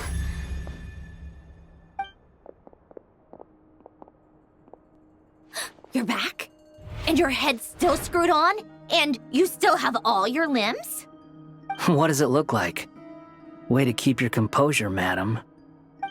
Excuse you. I am perfectly composed. Glad you're okay. Yes, it's a huge relief. Worry? Oh, yeah, right. You think we, the Fatui, were worried about you? We were worried sick. Hey! The Traveler and I were already friends. You are free to join this mission in whatever capacity you please. Much like your tea parties. It's a laugh a minute with you guys. I must say, I was quite surprised when Mr. Albedo told me he would need no additional aid. We discussed this on our way back as well. I am rarely so unequivocal, but in this case, we had full confidence in Hat Guy. He said he knew what he was doing. Albedo and I pretty much had to just wait outside on standby. Meanwhile, Hat Guy broke into the energy field and rescued the Traveler solo. You didn't have to mention that. Well, I'm thoroughly impressed. You are a force to be reckoned with, Hat Guy. Is he back? Is he really back? Traveler! It's really you! Oh, thank goodness! Paimon missed you so much! You can finally breathe easy, Paimon. It's great to have you back in one piece! Oh, Paimon's been having nightmares the whole time you were gone! Look at them. You know, once you reach my age, there's nothing better than watching a misty-eyed reunion between friends. It's nothing. Same goes when you get to my age, too. I bet Aino and Anefa would be tearing up as well if they were here. Varka, I'm not sure Anefa can cry. Oh, yeah, good point. Hey, your eyes are looking a little red and puffy. Come here, let's hug it out. What? Ew, no! No, thank you. You're not my dad, okay? Knock it off! Everyone, I'm sorry for all the trouble I caused you. But the silver lining is, I didn't come away from this ordeal empty-handed. While I was being held captive, I learned a lot about Dottoro's current capabilities, and what he plans to do with them. Allow me to explain.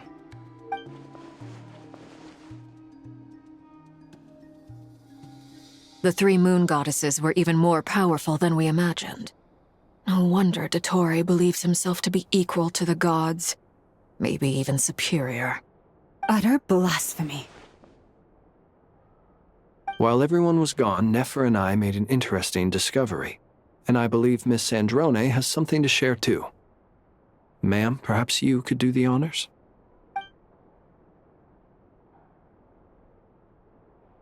Called it. Getting rid of a pesky troublemaker like her is like trying to clean up after a crumbly cake. It always comes back to haunt you. Our next step is to find a way to bring her back. A place where time flows backwards, with no destination in sight. Surely it must have been created for a specific purpose. But I fear the answers are buried deep into Vat's history, held by great powers beyond our reach. It sounds like she's on a specific path through time, just traveling in the opposite direction to us. The question is, where does that path lead? Or will it keep going to infinity? We considered that question as well. Strictly speaking, time is not infinite. Indeed not. Every road has an end. Nicole! You sure love quietly sneaking in mid-conversation. I do, in fact. It's something I've always done at our mages' tea parties. Quiet, mysterious, and persuasive. You wonder what lies at the end of her road. Well, just as the world has a beginning and an end, so too does time. And so, the end of the road is the moment that Tevat was born. But where Miss Columbina will end up along this road, that depends on where this particular river of reverse time began. What about the original moons and the moon goddesses? Do they have a beginning too? All things do. In the beginning, no moons adorned the sky. It was the Dragon King Nibelung who raised the three moons into the heavens, and thus were the moon goddesses born. They were shadows of the planet, born to wield Nibelung's authority and oversee the world on his behalf. They were extensions of his will, manifestations of his majesty. But then one day, they disappeared just as suddenly as they had once been brought into being. Nobody knew where they had gone.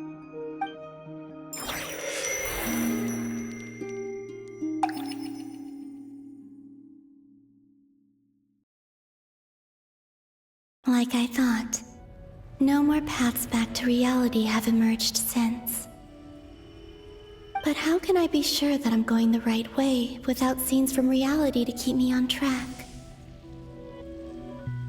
I can't even be sure of how long I've been walking for. The further I travel, the less stable this space becomes. There are even moments where I can sense something that feels like abyssal energy. They can just materialize out of thin air. I have to keep my wits about me.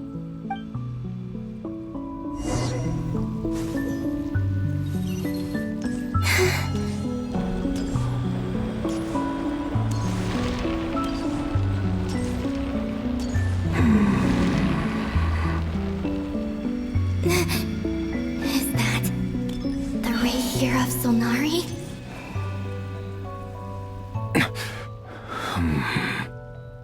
You are the moon goddess. But how? Please, there's no need.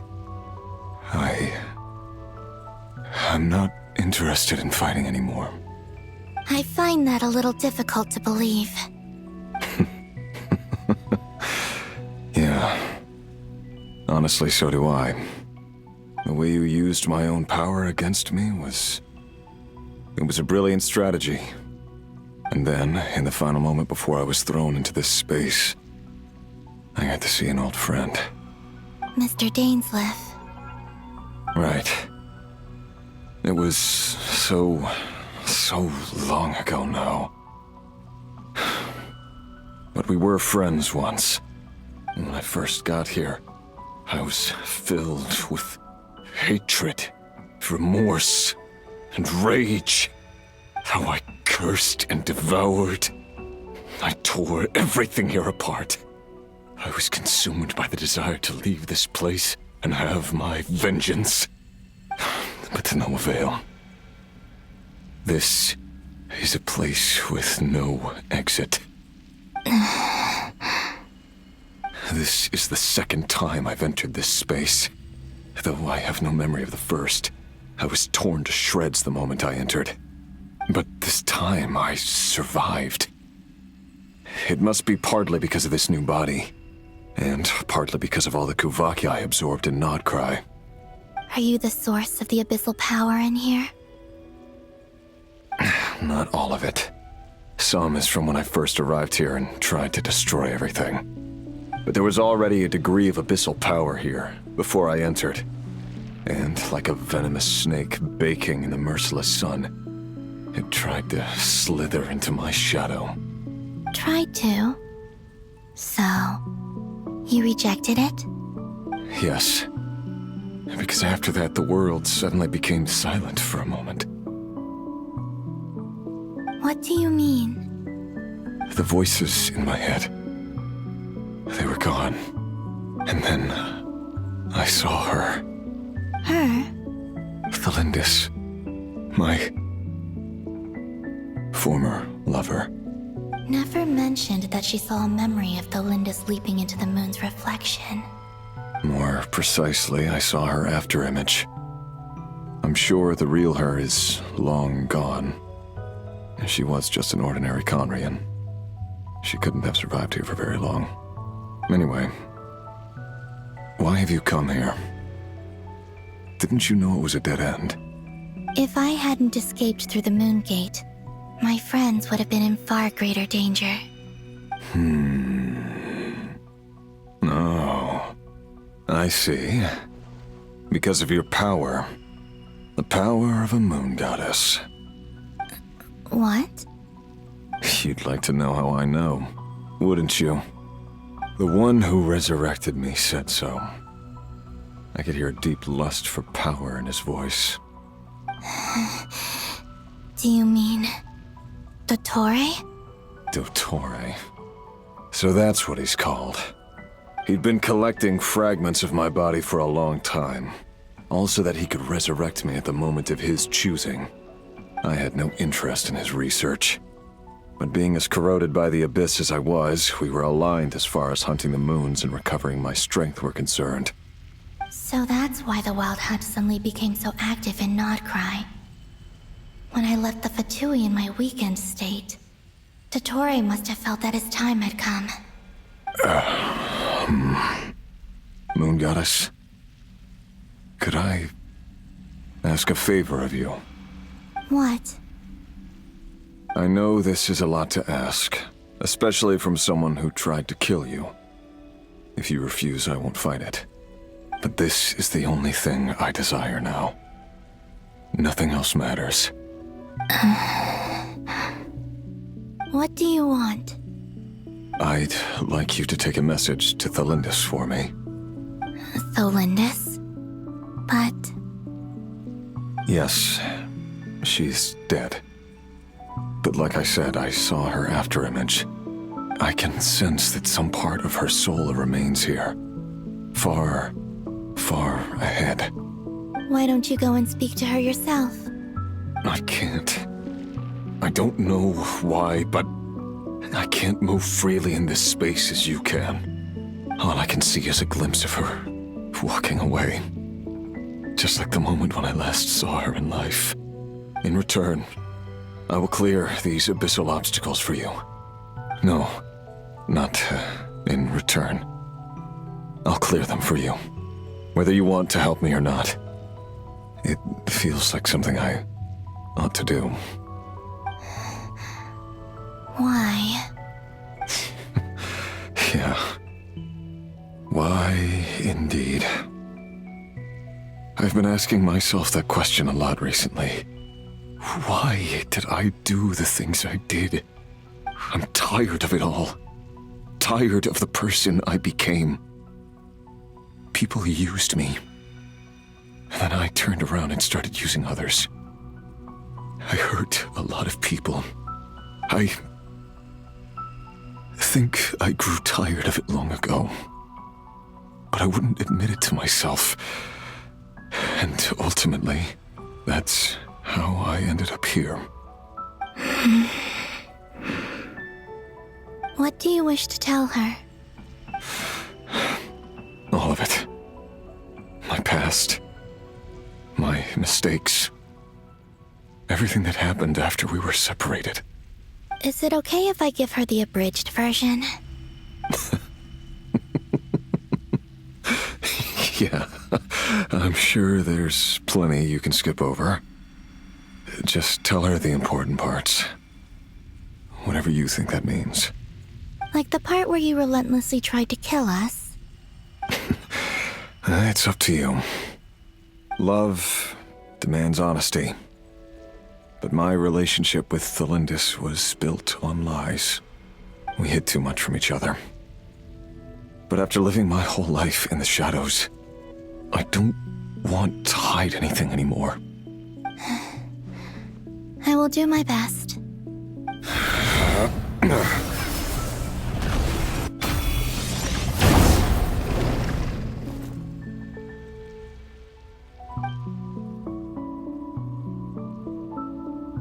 There. The abyss will no longer stand in your way. Even though Mr. Dainsliff felt he had to fight you, I think he still regarded you as a friend. Dane? He said that you betrayed him, but he also felt great remorse at never having understood what you were truly going through. Why tell me this? Because if he'd known that someone could take a message to you, I believe that's what he would have said. Thank you. It means a lot. I know this will sound strange coming from me, but don't die, Moon Goddess. I can tell that you're determined to get out of here.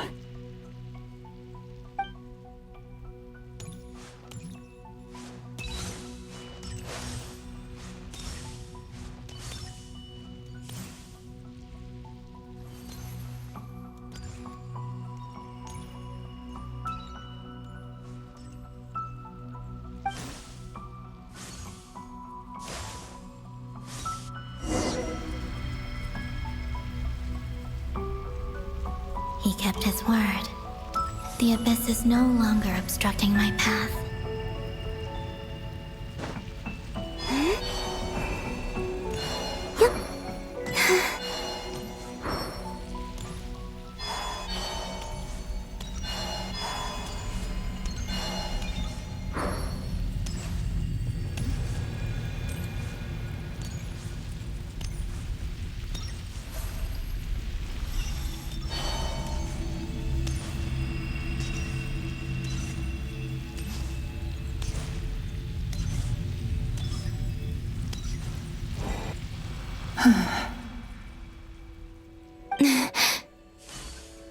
Is that the Lindis? She wasn't far off at all. And yet, they can never meet. Hello, Miss Thelindis. Who are you? How do you know my name? I've never seen anyone else here before. You can call me Columbina. I promised Rerir that I'd bring a message to you. Rerir? My Rerir? Is he well? He's doing better than he was. Better than he was, huh? Sounds like he's had a pretty rough time. Others have had a rough time on his account too. In many cases, their time ran out because of him. And I'm not just talking about the children of the Crimson Moon. So, things got worse before they got better. Could you tell me what happened, Miss Columbina? Are you sure you wish to know? Yes. This is my opportunity to learn the truth. No matter how hard it is to hear, I have to know. I admire your courage. However, time is short. I cannot stay here for long.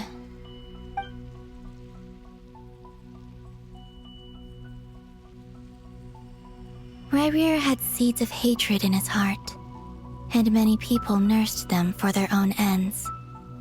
On some level, everything he did was to try and find a way to see you again. But in the end, he came to regret his mistakes.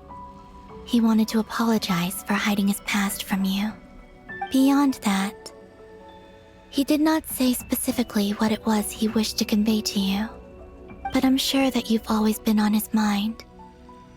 You are what has kept him going over all these years.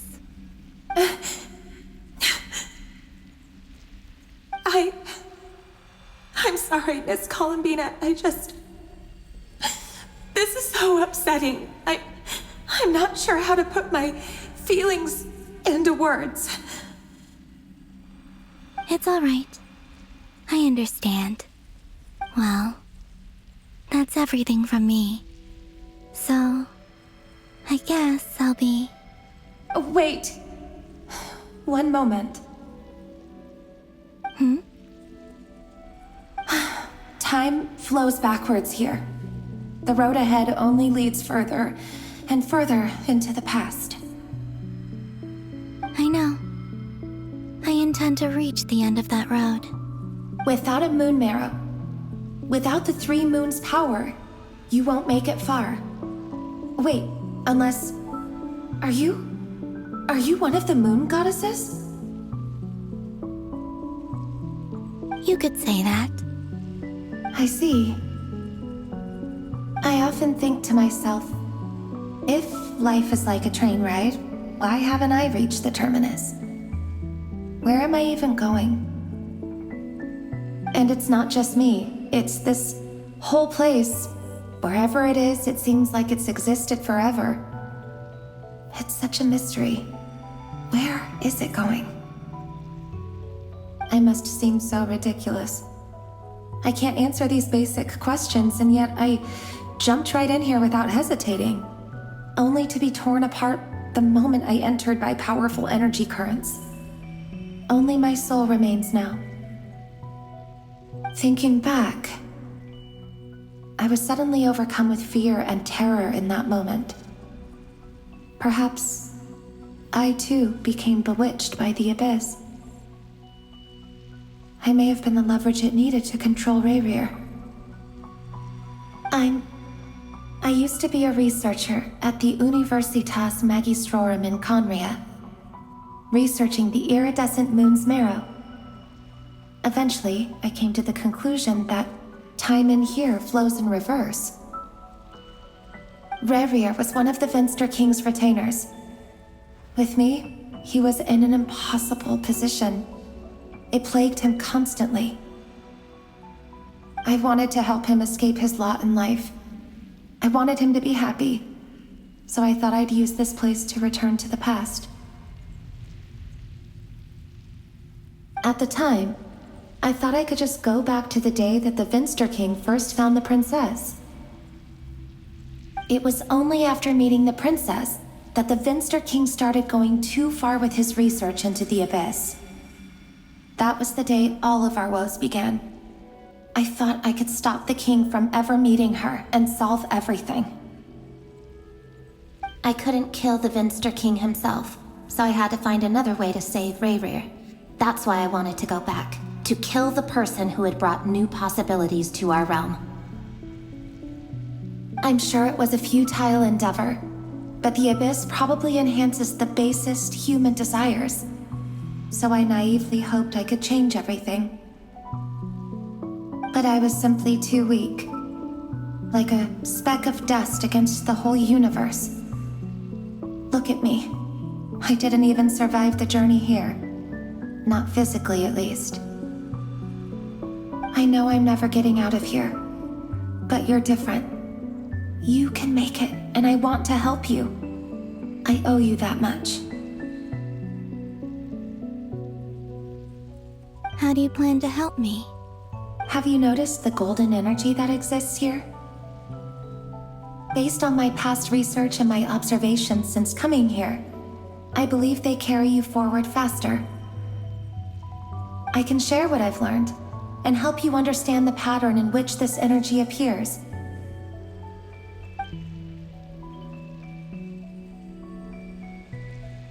I think you just might... Now, I know you will be able to change the past. Also, I've been speculating about where this space ends.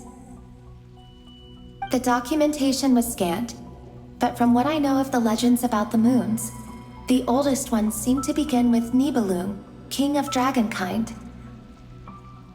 I have no way of verifying any of it by this point, but if it's true, you might be able to reach that era if you keep walking. Understood. Thank you, Miss Thelindis. I'm the one who should be thanking you. If you hadn't entered this realm of everlasting death, what use would my deductions be? Thanks to you, they have some meaning. About Rayrir, I'm so sorry. For everything. It wasn't your fault.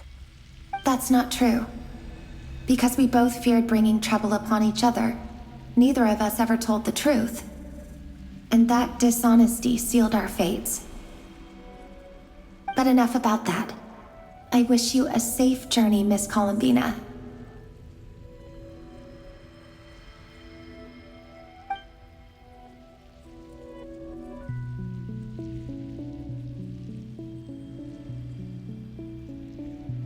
And may the outside world never have to experience pain like this again.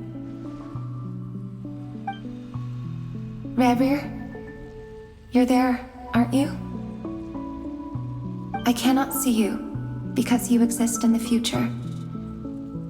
I expect we'll be trapped in this prison of space-time for all eternity.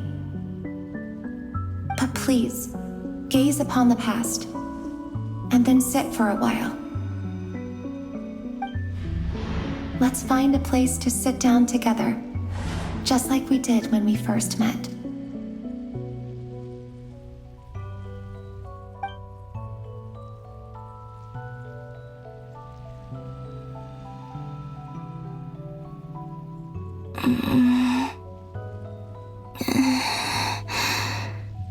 How long have I been walking? How much further till I reach the end? Is there even an end to be found? Everything's getting blurry.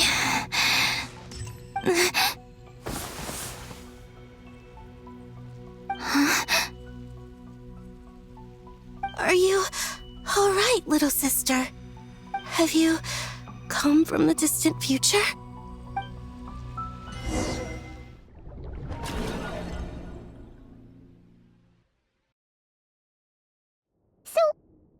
Exactly did the moons just disappear? Shouldn't it be a little harder to get rid of major creations like moons? The world is a vast and ancient place. On a certain scale, all life lasts for but a fleeting moment. Miss Nicole explained that the moon goddesses likely perished in the War of Funerary Flame. The moons themselves were also destroyed at that time, save for the Frost Moon, from which a new moon goddess was later born. Am I missing something then? 'Cause the stories say that the moon goddesses were born on the moon, but doesn't Columbina say she was born in Nodcry? Huh. You're right. Why do their birthplaces differ? What's the difference between the two generations of moon goddesses? Also, remember what Sandrone said? Her scans detected 4 moons. In other words, 4 moon marrows. Technically, the result of the scan means that 4 moon marrows were detected and positively identified as moons in that moment. In other words, this piece of information alone isn't enough for us to know how Miss Columbina is doing right now. Yep. We have no way of staying up to date on whether she's dead or alive. She's on her own for now. But at least she's trying her best to get back to us. Yeah. She's a tough cookie. And a sore loser, too. We have to trust that she'll find a way. Because we really need her power. As much as it pains me to say it, we've got no chance of beating Dottore in a straight-up fight. He's much too powerful. It wouldn't even be close. That maniac is going to devour everything in his path until he reaches us. We need to find someone or something that can stop him before he does anything worse. I'll be frank. Our only hope of defeating this false god is with a real moon goddess on our side. I'm not just saying this because Columbina's a friend and I want her back safe and sound. It's just the truth. And I know that even she was no match for him when he attacked, but I don't have a better solution. We're not giving up on saving her, whether she can defeat Dottore or not. Right. Don't worry, Miss Sandrone. We're all aligned on saving Columbina. No one's trying to argue that we can only justify saving our friend because it will help save the world. This is about multitasking. We want to save both. So, she's more than just a moon goddess to you guys? Absolutely. Duh! She's part of the gang! And you are too, you know. Yes, I know. You don't need to labor the point. I knew that the moment I came running over with my documents that I was part of the in-group. I mean, if Arlecchino can fit in, I certainly can. Anyway, as for how we get Columbina back, I've been working on it constantly. But I think I'm still lacking certain information about the moon. I'd probably get there if I could continue my calculations, but the problem is, I've run out of computing power. Computing power? You mean you need more energy? No, the issue isn't energy, it's processing power. There's so much data to get through that the whole process has just ground to a halt. That's a tricky problem. René de Petrichor of the Nazissenkreuz Ordo once foretold the fate of the world. But I don't know how he did it. My guess is that he used the primordial sea's power. However, that won't work for me. His methodology was vastly different from my own. What's worse, they're incompatible. And to top it all off, we can't even leave Nodcry. Ugh, this is so annoying. If I'd known we'd run into a bottleneck like this. Well, no, the design bureau's a bust as well. Curse that Dottore! Couldn't have made this harder for me if he tried. What do we do then? How about we grab a bite to eat and take a break? Maybe something will come to mind after you've cleared your head. You don't get it, do you? I'm trying to calculate the fate of an entire world here. And I need accurate results, not vague prophecies. Where the heck am I gonna find the computing power for that? Ahem. Anyway, time to shelve the discussion on technical difficulties. Being a killjoy isn't very ladylike after all. Either way, we've done what we can. Rest well, everyone. Remember to let us know if anything new comes up. Hat guy? Is he hinting that we should talk outside? Let's go somewhere a little more private.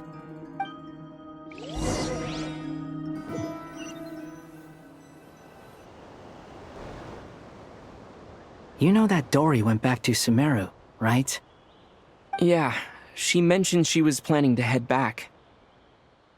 Things aren't looking good for Nodcry. She's gone to spread the word so that Sumeru has a chance to prepare for the worst. From what I know of Dottore, there are two possible reasons why he hasn't made a move yet. One is that he's still working through some kinks in his new powers.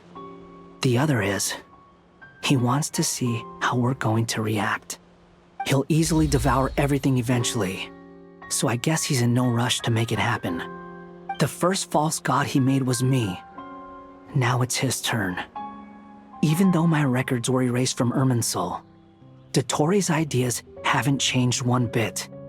He once told me that becoming a god was like turning yourself into a hungry wolf or giant serpent to devour the moon. Clearly, he began studying the moon goddess's powers long before he even tried making a god.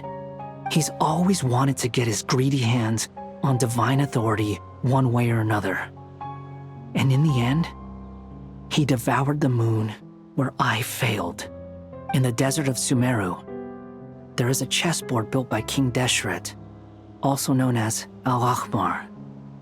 I don't know if it was a real game, or if he was just trying to challenge his servants and citizens in some way. But creating games and setting rules, gods do that as a matter of course. That's the kind of power Dottore craves. Now he has the Trilunar Authority. His power is leagues beyond the common people. I don't think there's any point in other nations rushing to the front line. They're better off focusing on defense and hoping they can fend off any threats that spill out from Nodcry. Either way, Dori will inform Lesser Lord Kusanali, and she will contact the other gods in turn. The Seven will have some recourse available. If nothing else, their protection should keep the rest of the world from descending into chaos as quickly as Nodcry has. So on the bright side, even if Nodcry is doomed, your friends in other nations won't be in any immediate peril. That's good to know. But I'm not ready to give up on Nodcry yet. There's a word for people who refuse to let anything go. It's called being greedy. Maybe it sounds greedy to you, and probably naive too. But whatever you call it, that's what gives me the determination to keep fighting. Battles are fleeting, but the will to fight is a long-term commitment. Give up for even a moment, and your resolve will shatter. Why do you always feel the need to do the right thing? No one is born to be a savior. I mean, who's gonna criticize you if you fail or give up? Don't take this the wrong way, but Dottore said something similar to me. I guess the Fatui attracts people who don't believe in saviors. Not necessarily. It's less about belief for me. I just want to know how determined you really are. After all, I don't owe anything to anyone else here. Only you. You look kinda worried. If your arch-nemesis was about to achieve their ultimate goal, I think you might feel a little worried too. That's true. Dottore is about to become an omniscient, omnipotent deity. That's gotta be a bitter pill to swallow. Still, you're calmer than I expected. Obviously. I have to admit that my past self was a reckless fool who misunderstood not only the point of revenge, but how to achieve it. And as much as I want my vengeance, I know I'm not gonna get it by acting alone. If the world's taught me anything, it's to think before I act. Too bad it never taught me any other virtues, though.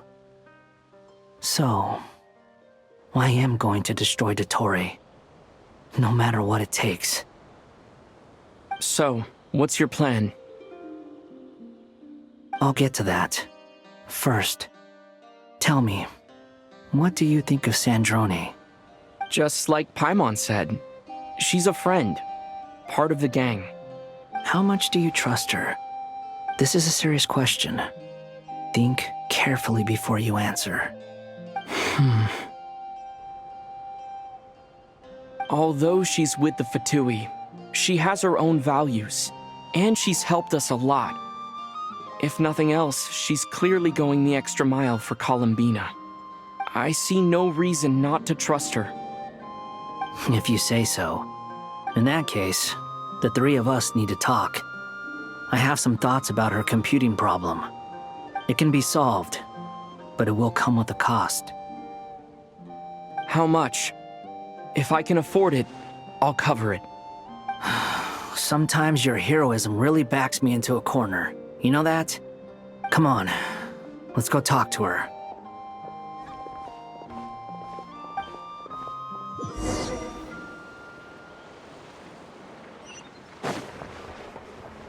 Try and stop me!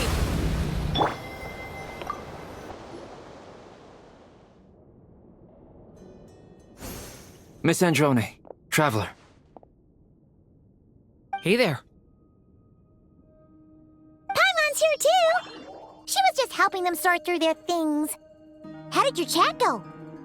That was fast. The call only just ended. Well, you said it was urgent, so we got here as quickly as we could. Albedo, I have some alchemy questions for you. I see. Looks like my knowledge proved useful after all.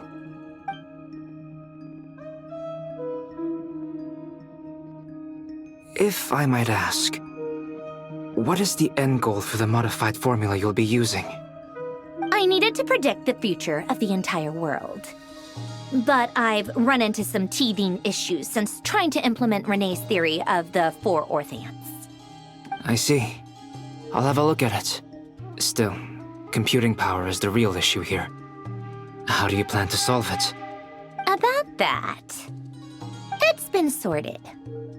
Oh, with the Traveler's help? Actually, you're not wrong. He found the person with the solution. Was it Hat Guy? Yeah, it was him. Wow! Go Hat Guy! Seems like all that time studying at the Academia is paying off big time. But where is he? Wasn't he the one who asked Albedo and I to come here? Come with me.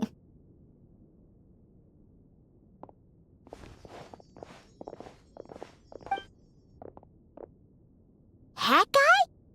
What's happened to him? Hat Guy! Can you hear us? No response. I guess he's in hibernation. Hat Guy mentioned that he was a puppet. It seems that his functions are currently shut down. I presume this has something to do with the solution to your computing problem.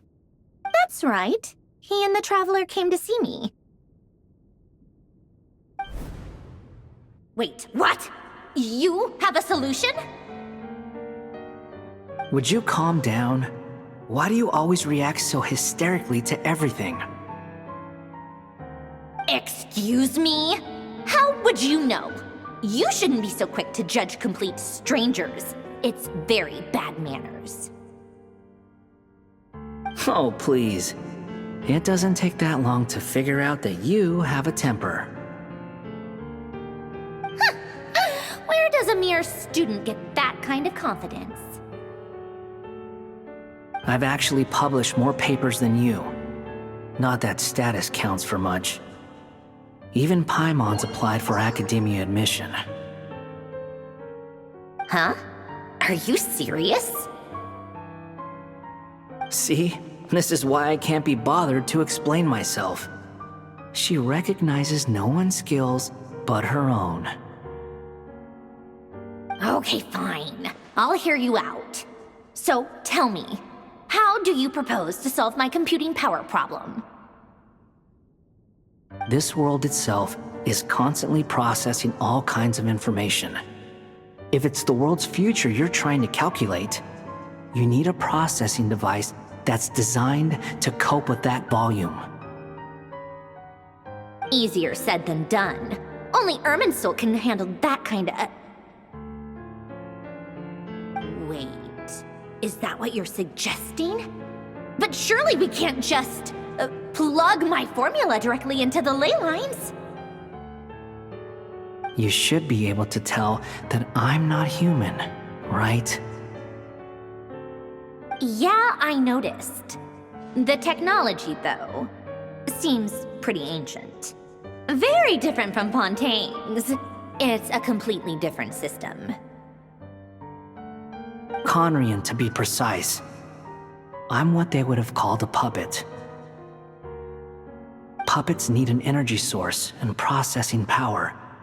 The artisans who built them sought out the materials most suited for that purpose. You? Do you mean... The Traveler and I have talked it over. He's willing to vouch for you. So, I'll allow you to borrow my core for your calculations. It was built using wood from a silver-white tree, which makes it a small part of Irminsul. Conrian technology and Irminsul wood. Who in the world could have built you? Are you sure about this? A puppet without its core will cease functioning completely.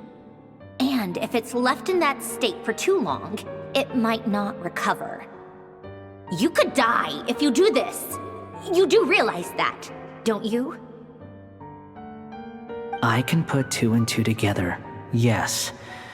No need to rub it in. I won't lie to you. This has never been done before. I cannot guarantee your safety. Doesn't matter. I'm prepared for the worst. Did you two actually talk this through? Is he... Are we really considering this? Yes, we discussed it. The bottom line is, he trusts me, and I trust you. Let's give it a shot, shall we? Honestly, I have no clue where this kid even came from.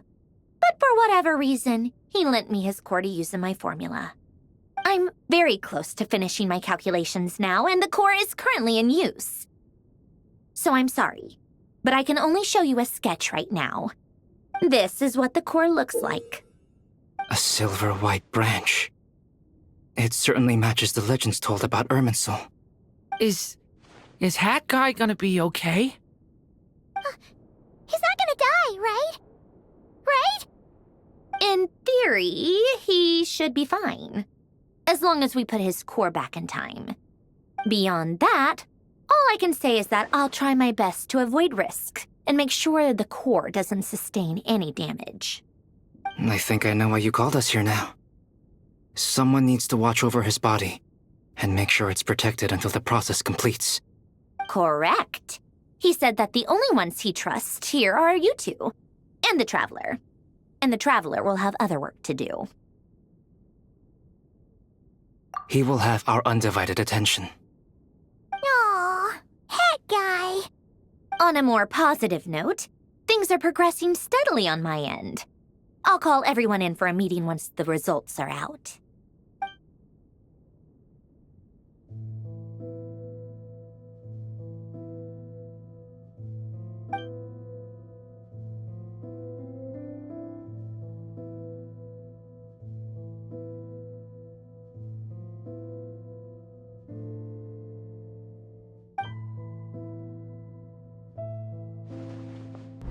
The worst-case scenario with the core removal is either a system reset or a total loss of function.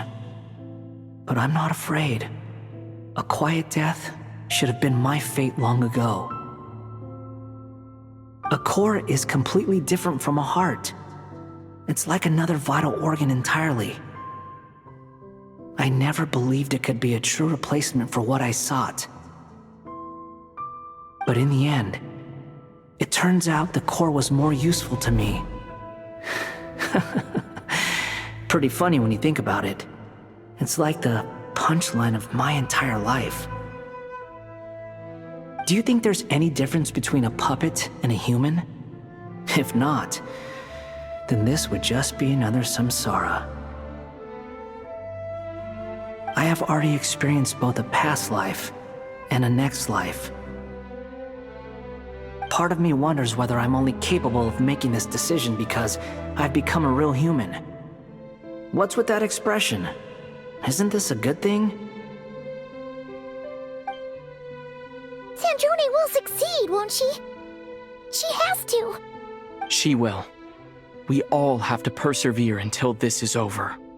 That's right. And I'll protect you all until a moment of victory arrives.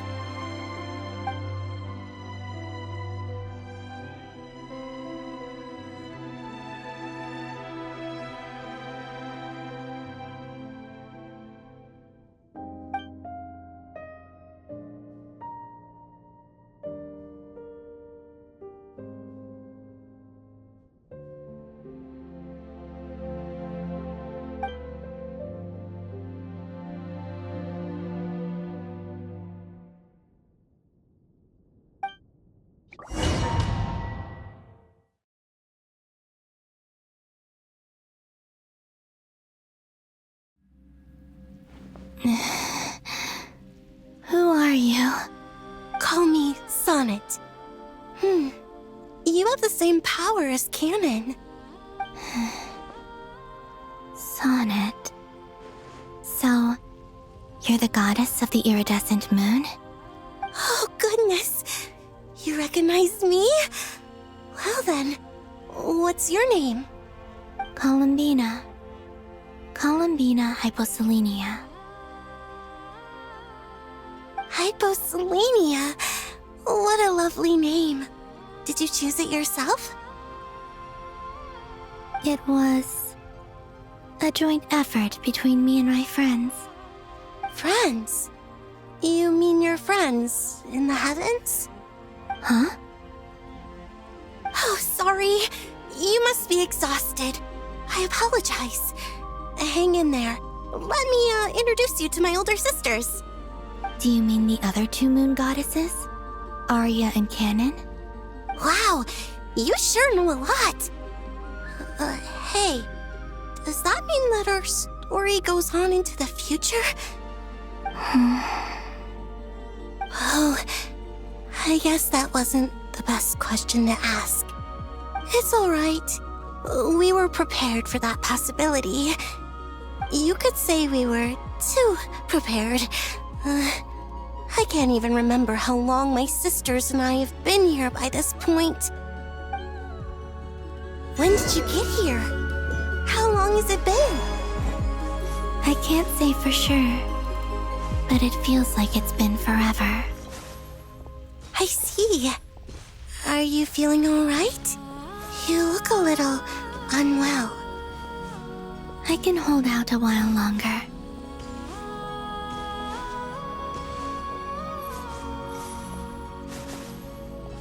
We don't have far to go. The place where my sisters and I are based is just up ahead. Don't worry, they're both really nice. I'll introduce you.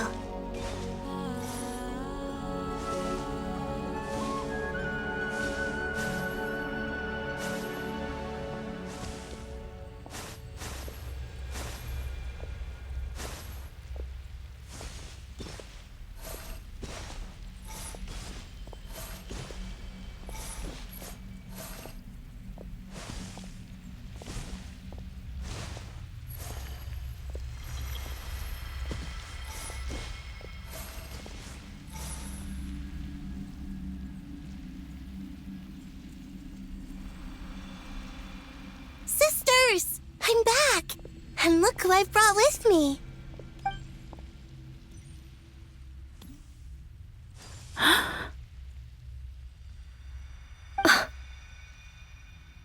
It's our lovely little sister, born in the far future. The pleasure is all mine.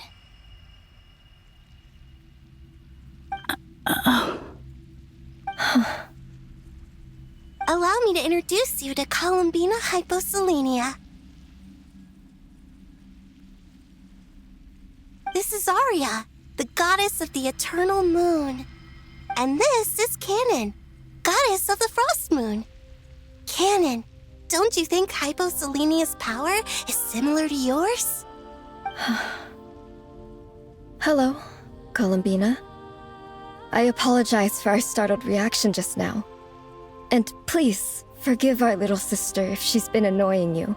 She tends to talk a lot. It's fine. You seem shy. Don't worry, Columbina Hyposelenia. No one can hurt you here. Could you tell me where here is? Please, I must know.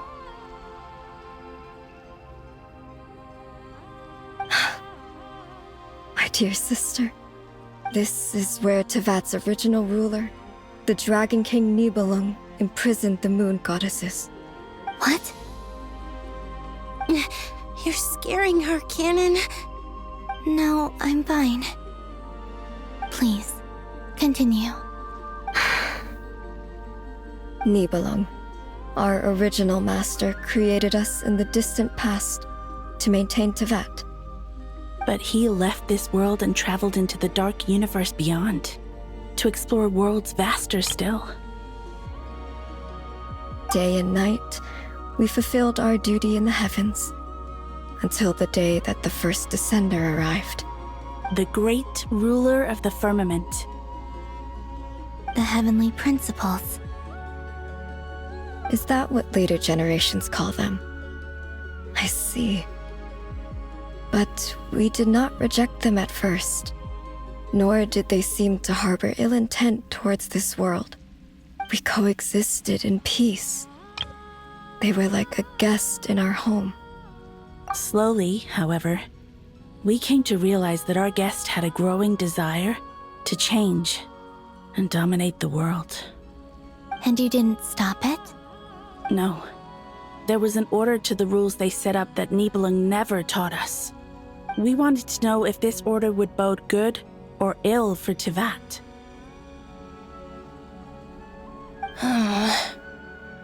All right. Canon and I wanted to know. Sonnet was against it from the outset. Later, we discovered that this great ruler of the firmament bore an almost paranoid hostility toward the desire of certain life forms to seek power. Or perhaps they feared them. They would even cast down celestial nails as manifestations of their power, to punish the civilizations of the world below. Only this was far beyond mere punishment. Right. Their rules brought order, but the price people paid for merely testing the limits of those rules was far too great. I did everything in my power to help the punished escape catastrophe, but still, too many lives were lost. The ancestors of the Frost Moon Scions were some of the ones you helped. But just when we had decided to take countermeasures, the Dragon King, Nibelung, returned. And so began the War of Funerary Flame. So, that's the name the world gave that war in the future. Well, who won in the end? As far as I know, the Heavenly Principles won, although it came at a great cost. They remained in Tevat, where they continue to rule to this day. And the world's original master, the Dragon King Nibelung, was destroyed. And what of the moons? Are there still 3 moons in Tevat's skies? You can tell us the truth, Columbina. We know we are but remnants of a bygone age. We are prepared for the answer. Only the Frost Moon remains. But it has been cast beyond the false firmament by the Heavenly Principles. The eternal and iridescent moons were both shattered during the war. So death finally came for us in the end. Sonnet. But you're still here, aren't you? A moon goddess cannot live without her moon, Columbina. She's right. That's why I began to disappear. Because the Frost Moon is cut off by the false sky. How much worse it would have been if it were outright destroyed. Our souls may endure within this lunar palace, but if our moons are destroyed, then we shall disappear the moment we depart from it. I'm sorry. There's no need to apologize to us, dear sister. If anything, we owe the world an apology.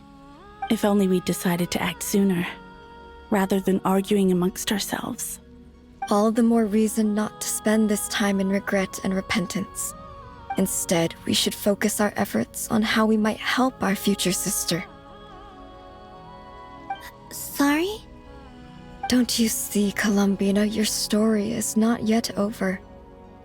Is that not why you are here?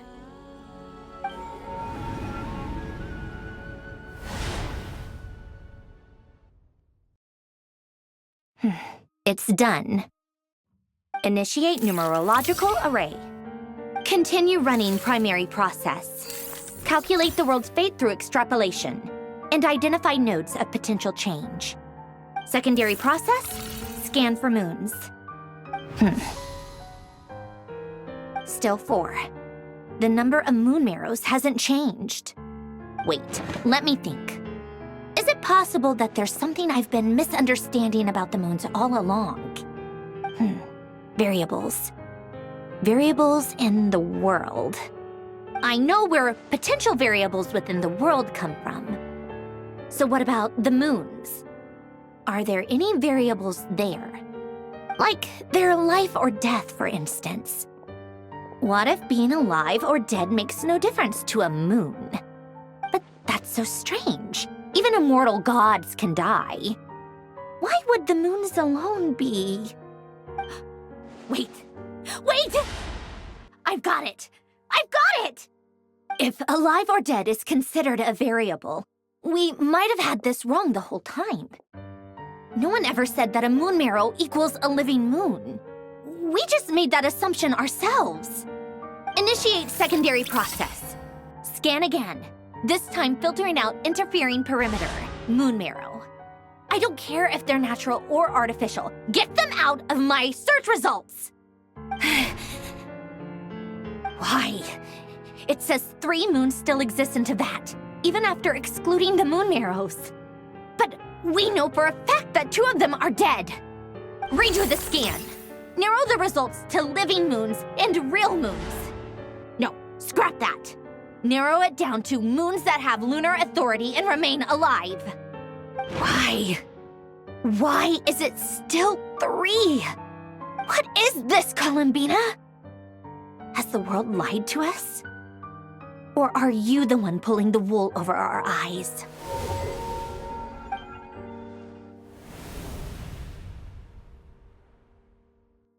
So, you think that the moon's reflection might be where Nibelung imprisoned the 3 moon sisters? Yes, it would explain a lot, such as why that space would respond to a moon goddess's power, opening the moon gate at her command. It would also explain why Miss Columbina has been unable to leave, and why time flows in reverse there. In the messages she sent, Columbina promised us she'd find a way to return, but we have no way of knowing how, when, or where this might happen. The fact that she still has yet to reappear in this world indicates that returning from that place is no easy feat. We cannot afford to simply wait for her. So you're saying, if she could return by her own power alone, she would have done so long ago? Yes, she certainly wouldn't leave it to this late stage when it's so touch and go. I've been giving this some thought, and I've come to believe that Luanatar might be an anchor that she left behind, as a sort of future waypoint. This could also explain why Luanatar is always by the traveler's side. Sounds like a plausible theory. If that's the case, there must be some criteria we need to fulfill to allow Columbina to return to the present. The question is, what could they be?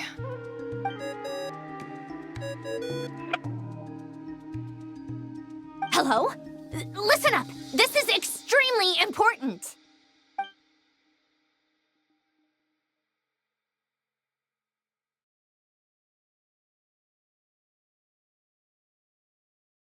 Not only is Columbina alive, but she may well exist in a form unimaginable to us. I'm still unclear on the details, but she's done something truly inconceivable in the past. And the clue to what she's done lies in the moon and Teyvat sky. Truly amazing. Oh, I'm so delighted for her. I'm sure we all feel the same. And I'm sure Columbina is ready to get back here and fight by our side. I'll keep my calculations going and try to find some way of coordinating with her. But that's not an excuse for everyone else to slack off, okay? All of you had better keep trying to think of solutions. How can the dead moon still live? And Luanatar...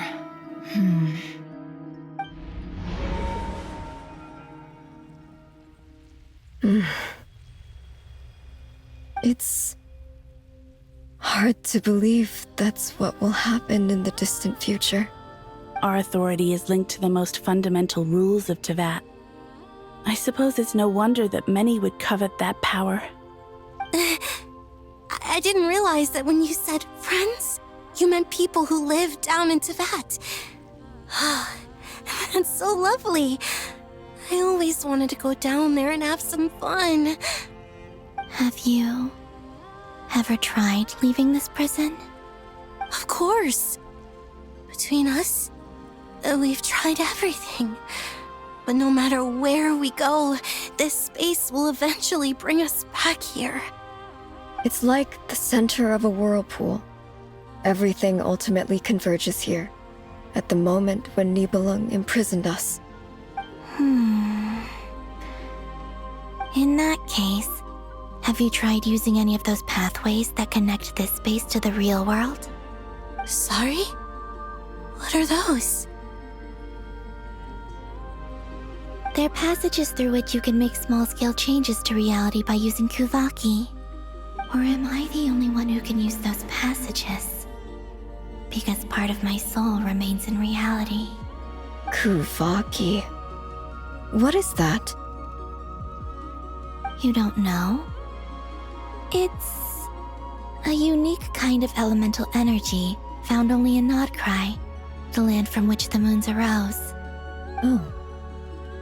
Well, it's true that the moons first rose up from the part of Teyvat you say is called Nodcry. But there is no difference in the elemental energy between there and anywhere else. What? Could you show us some of this Kuvaki? Hyposelenia? Maybe if we see it, it'll make more sense. Okay. Isn't that just your power? What? But it's everywhere in Nodcry. In the air, in the land. Even the creatures who live there have adapted to its influence.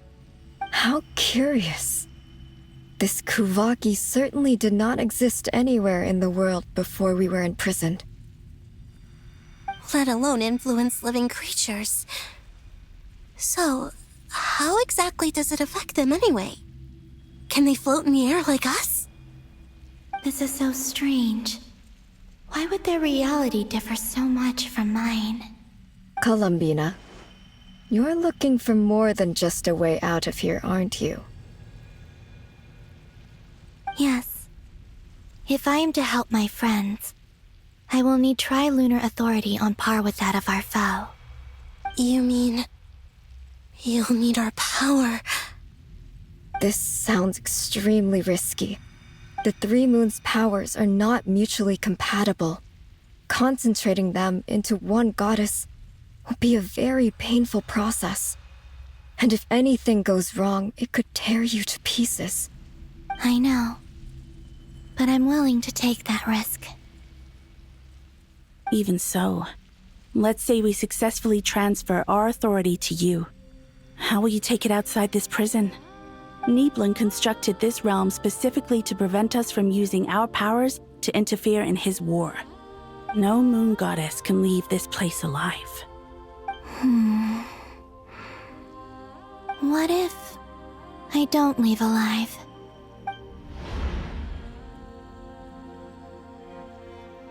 Where do we even start?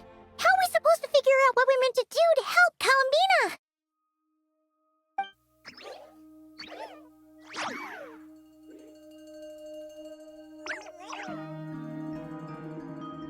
Columbina? What do you need from us? If she really barely got to the beginning of time in there. How do you think she'd leave us a message?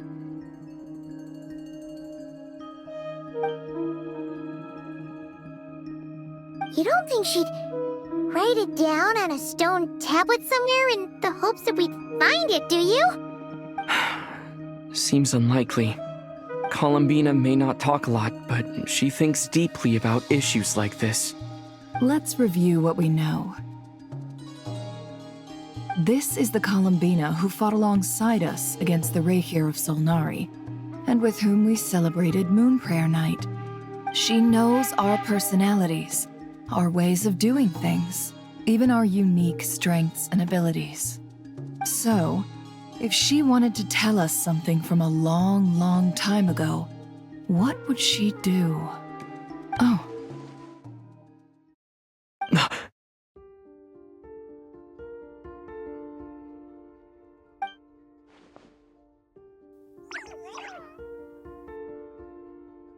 Traveler, you once said that those golden ripples also appeared when Luanatar was born. What if Columbina left Luanatar here, not just as an anchor to the real world, but for some other purpose? If she is part of Columbina, and Columbina knows that I can see past events through her... Oh yeah! Like when you peeked into Rarer's past through his heart! Never, wait!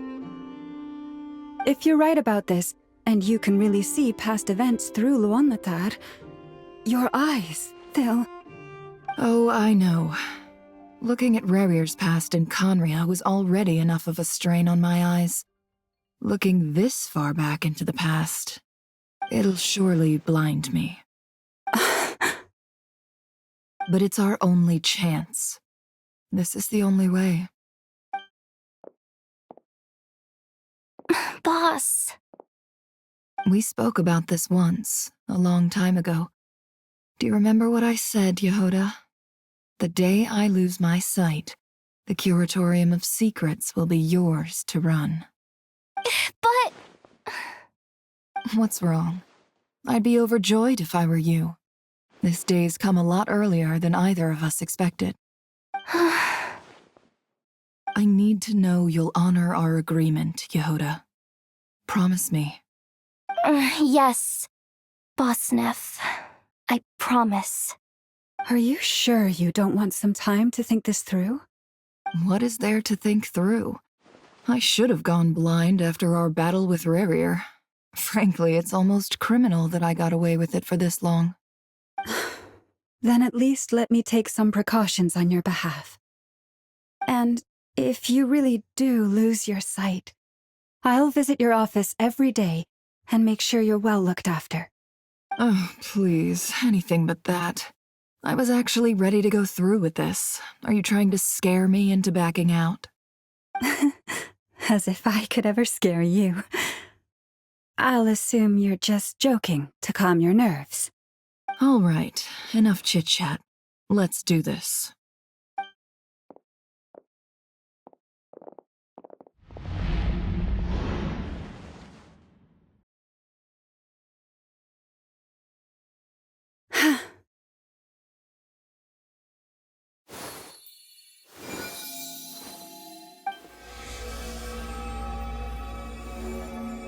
All done. Good. Now give me some space.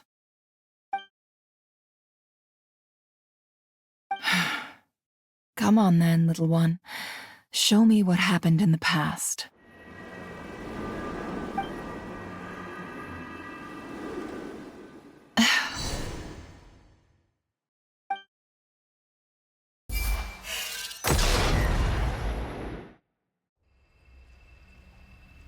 Between the Trilunar Authority, Kuvaki, and the sole-surviving moon, the Frost Moon, I think I might know how to get back. But I will need my sister's help.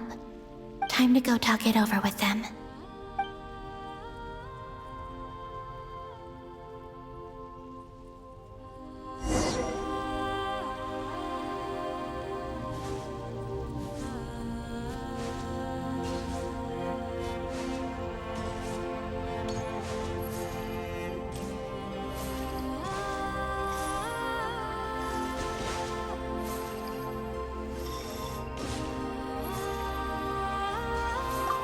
seems you have reached a decision. I'm all ears. What do you propose?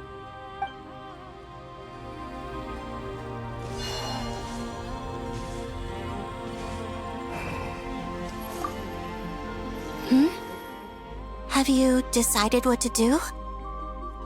I hope it's not too dangerous. You really scared me when you said that thing about not leaving here alive. Come on, let's go find the other two.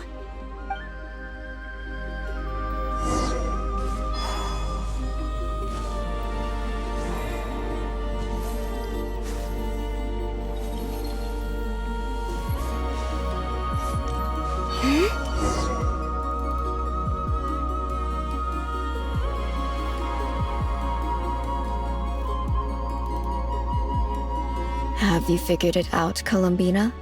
Tell us, how do you plan to leave this place? I intend to die here, in this moment, and then be reborn in the future with the help of my friends. What? What are you saying? How can the dead be reborn? And how will you inform these future friends of your plans? You can't exactly leave oracles. Nothing can escape this place. Not a single ray of moonlight. And even if you found a way, what if they never find the message you left for them? You'll... No, that won't happen. Come again? They will find my message. I'm sure of it. I'm not following. How exactly will you achieve this? It's quite simple, really. First, I will leave my soul here.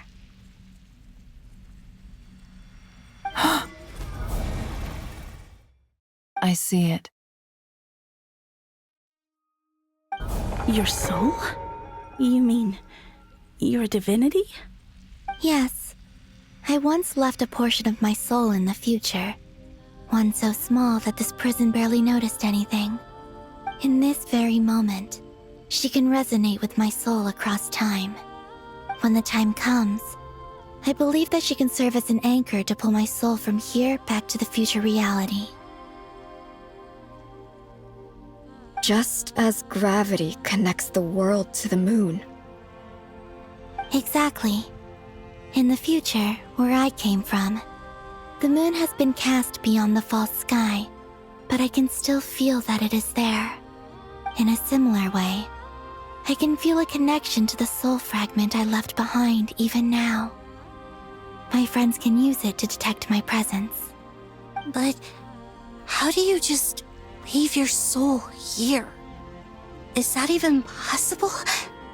On my way here, I met an ordinary mortal who entered this place long before I did. Her body is long gone, but her soul remains. And before that, I encountered an old enemy whose entire soul survives here intact, while the power that once corrupted his body has faded away. So, perhaps this space is specifically designed to imprison divinity and authority, but not the physical body. Still, even if your body can escape, would it not just be a lifeless husk without the soul inside? Wait, is that what you meant when you said you wouldn't leave alive? Yes. I shall turn my body into moonlight and pour it over Nodcry. That power shall protect the land and quietly blend into it, awaiting my soul's return in the future.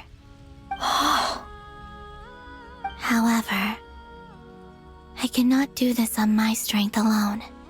I would need your help to do this, so I'm humbly asking for your assistance. Oh, dear sister, you need not be so formal. As I said before, we are but remnants of a bygone age. You, on the other hand, were born alone in that distant future, and you have walked a long and lonesome road since then. How could I bear to let your story end here in this dungeon? Don't forget, we are your sisters, your family.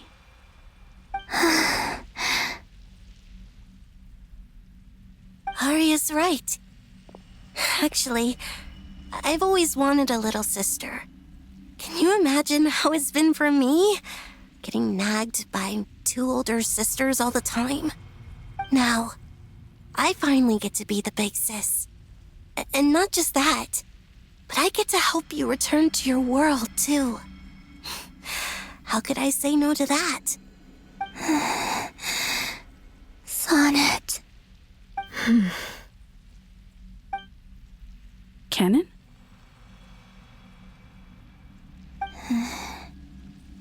I'm sorry. I know this is a bold request. The Frost Moon is rightfully yours, and it remains intact.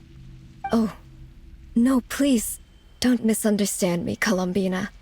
I was just thinking back on the years that the 3 of us once spent together. You cannot imagine how happy I am to hear of the future world you describe. The Frost Moon Scions, your lovely, kindly friends. For the 3 of us, whose purpose in life was to maintain the peace in Teyvat. It is a great relief to know that the people of this world live in such an abundant future. If your plan can save them, and save not cry, I will gladly give you all that I can. Besides, the 3 of us have been together since the day we were born. I could never abandon them to live on alone without them. Canon. Still, I do have one question I would like to ask you before we proceed. Certainly. What is it? Why do you cover your eyes?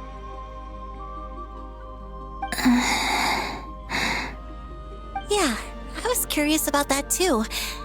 But it seemed personal, so I didn't want to intrude.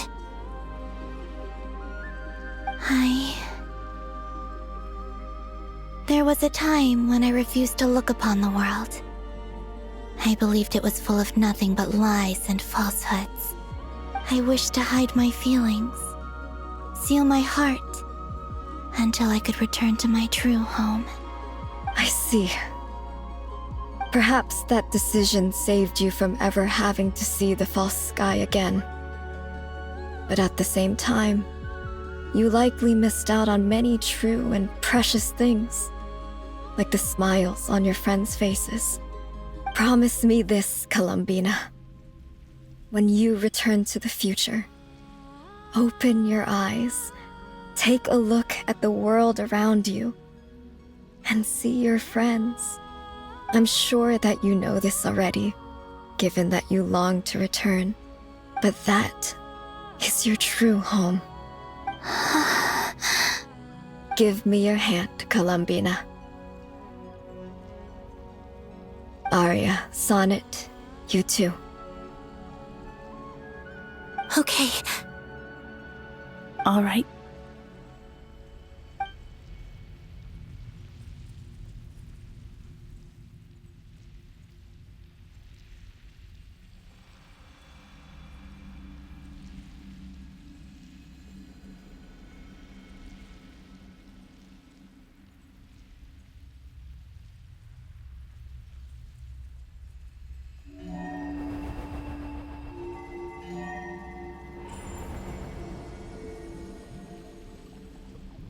We once were the song sung for eternity, but now it is you who must continue to sing. We once were the tides in the great river of time, but now we subside, and you arise. We were the messengers of madness and inspiration. But now, the lies have faded, and your truth must endure. We are souls awaiting the sun. You must return to be with those who smile when they see your face.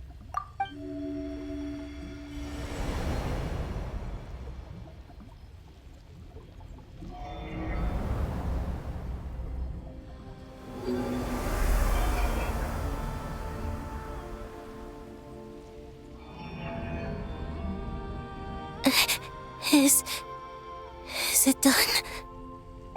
Yes. We have transferred the authority over all 3 moons to Columbina Hyposelenia. From this moment on, she is the Tri-Lune Goddess, the one and only moon goddess of this world.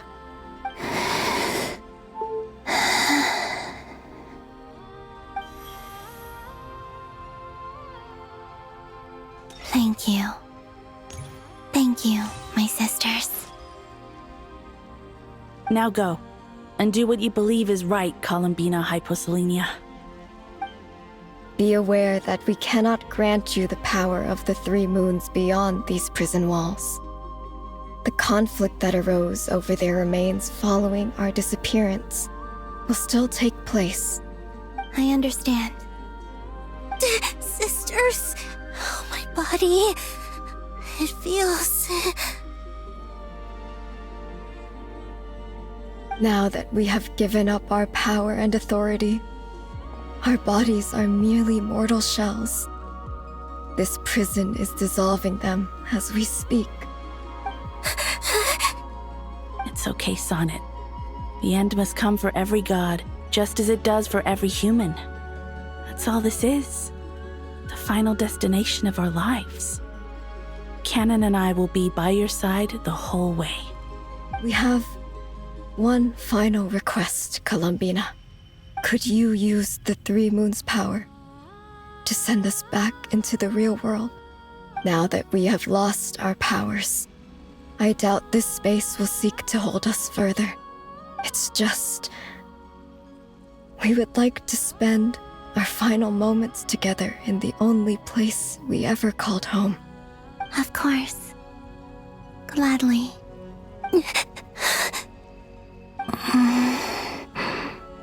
Sonnet? Yes?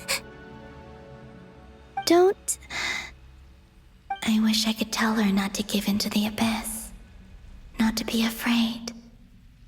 But is this really what I should say at this moment? Don't forget. I'm so glad to have a big sister like you.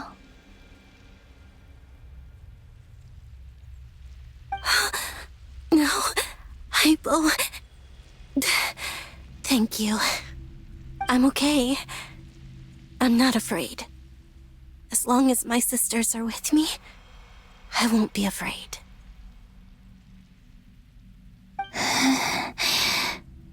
It looks like this is goodbye, sisters. Goodbye, Columbina. Take care of this world in our stead. I will.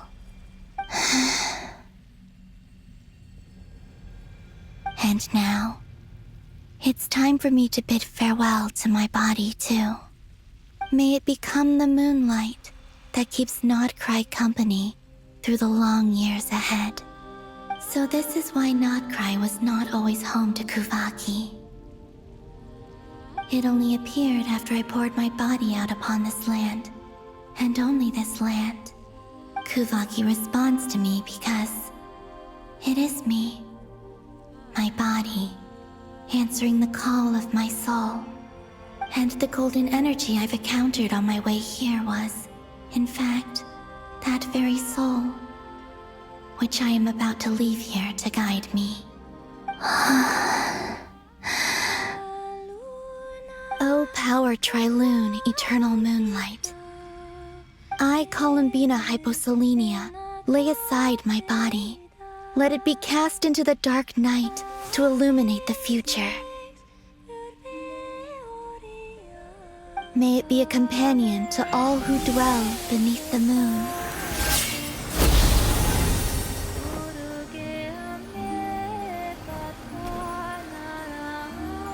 Until the time comes for me to return home.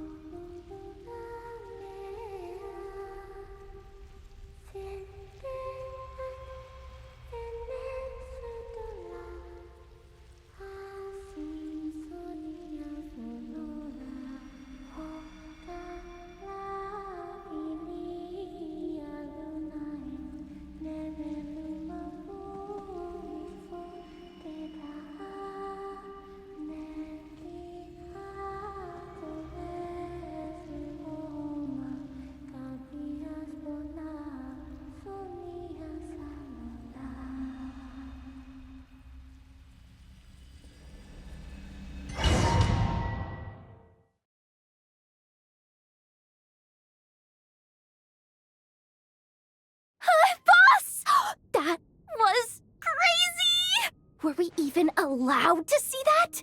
Is anyone? Can you still see? How many fingers am I holding up?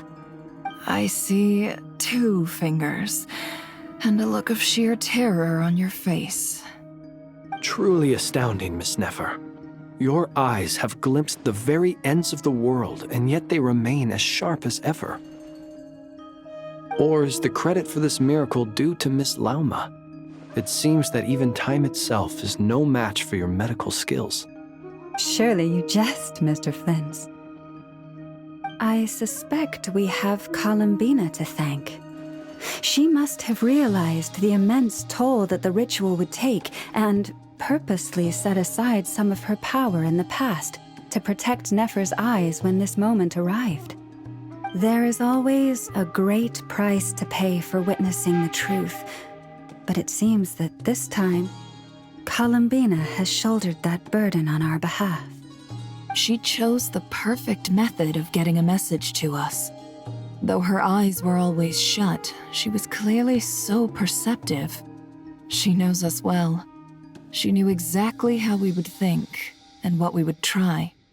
Despite being separated by time and space, we're seeing the same possibilities and seizing the same opportunities. We still don't even know if she's okay right now. But as long as there's a chance we can do something, we'll fight to make it happen. We'll get you back somehow, Columbina.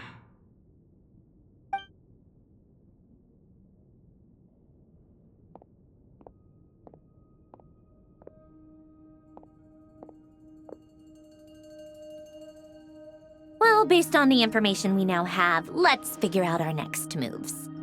Thanks to these gentlemen, we have a much clearer picture of the situation with Dottore. The civilian population has been moved to safety, so we no longer need to hold back. Miss Androne, how are the calculations going? So far, so good. I'll keep seeing how far I can push the system, though. Can't have Hatman being powered down for nothing. There's still a long road ahead. Where should we begin?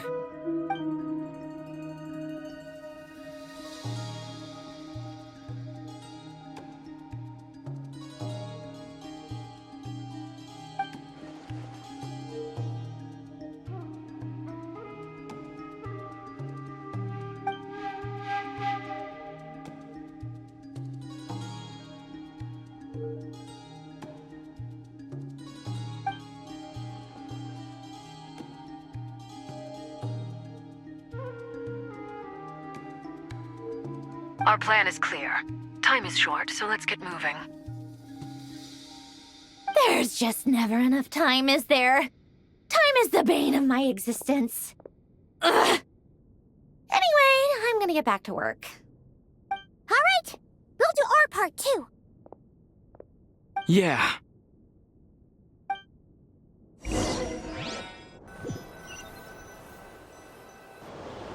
Albedo's theory says that elemental energy can dilute the light realm's power, but I'm no expert in building elemental defenses.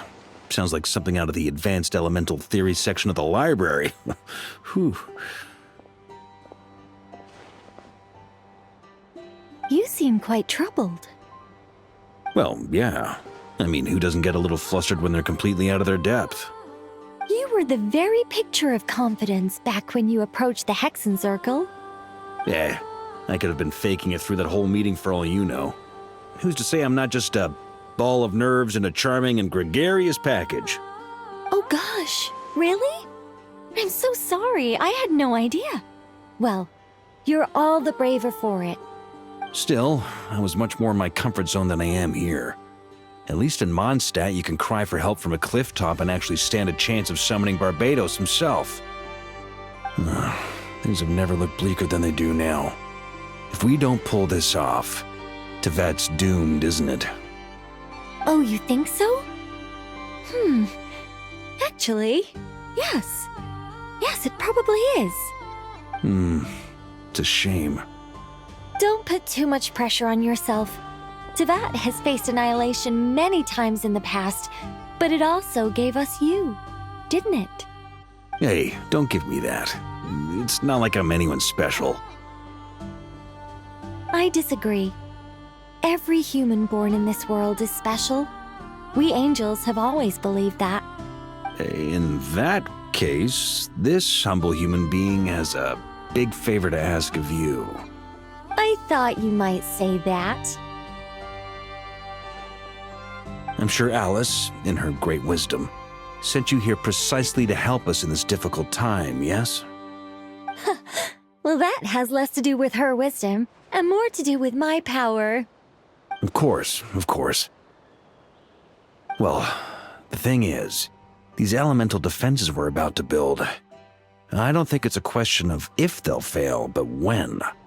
Durin's findings from his patrols make it clear that Dottore is constantly expanding his territory. First it was his lab, then the design bureau, and now this. It's not realistic to completely stop him encroaching on the rest of Nagrai. Rather, our goal should be to stall him for as long as possible. If Miss Sandroni's calculations are correct, well, they're the closest thing to certainty we have in this situation, so let's assume they are. Anyway, her calculations suggest that our best hope for victory lies in Miss Columbina's return. It's up to us to slow Dottore's advance and buy time for her to make a return. Are you asking me to help you with building the defenses? No. I'd like you to prepare for what comes next. When he eventually reaches us, we will have to fight him. You were an angel once and a mage now. I'm asking you to lend us your protection. Oh. Can I take it that you're triggering the terms you fought for during our three-way talks? Well, technically those terms were about protecting Mondstadt.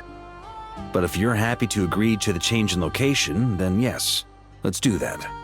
You're cashing in on this much sooner than I'd imagined. Well, yeah. The way things are going, I might not get another chance. Very well. The mages have heard the knight's plea, and we will respond.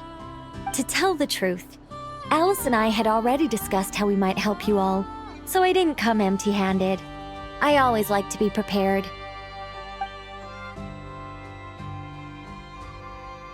This is...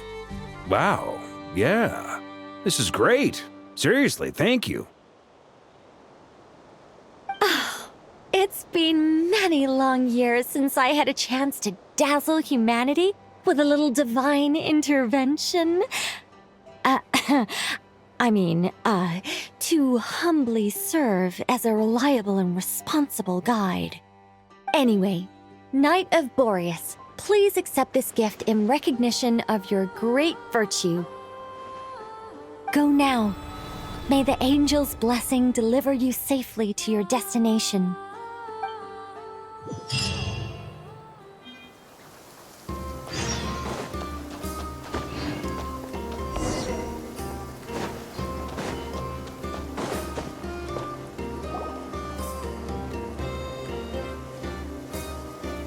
Ah, you're here.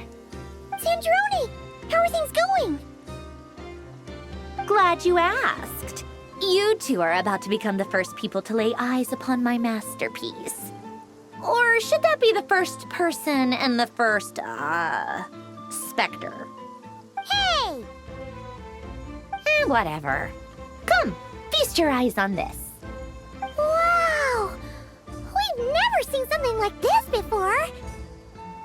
This meter displays the progress of my formula. Currently, it's still making the most important connections. Once it's finished running, I'll deliver it right to your side. And then, we can finally bring Columbina back. What do you mean, deliver it? Can't you just tell us over the Dodo communication device? It'll just be some numbers, right? Ugh, you're such a greenhorn. This isn't the kind of formula you solve in math class. It's a highly complex algorithm capable of constructing a framework of rules. Ugh, whatever. We'll be here all day if I start trying to explain it. All you need to know is the formula must be completed before we can bring Columbina back. I'll share the data with you. Nicole's agreed to let me use her information channel, so we just need to use the Dodo communication device like so. And... there. Now you can check in on my progress. Wow! Look at that! You're amazing, Sandroni! About time you recognized my genius. Took you long enough. Anyway, that's all for me. You should check on the others if you have time. Make sure we don't have any weak links in the chain. That might sound harsh to you, but close supervision is a common practice in the Fatui. Not looking to catch anyone out. I just care about everything going smoothly. That's all. I'm kinda stuck here while the formula's running, so I need you to be my second pair of eyes in the meantime.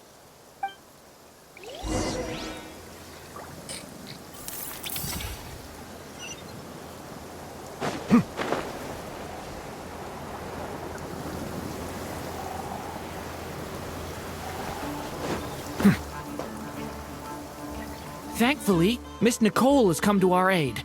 Nasha Town is now looking very well defended. Golden Flame. Yes, that's Nicole's power, all right. Based on the latest message from Grandmaster Varka, it sounds like they've reached an agreement. The situation should be more stable with her assistance. Everyone will have at least some degree of protection. Albedo! Durin! Hello there, you two. Are you well rested? That's good to hear. As per the plan, Albedo and I will be in charge of Nasha Town. As Dottoro's energy field expands, it's creeping ever closer in that direction. But we will do our best to hold our position.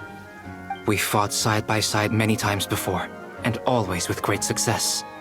I believe this time will be no different. So don't worry about us. Focus on fighting Dottore.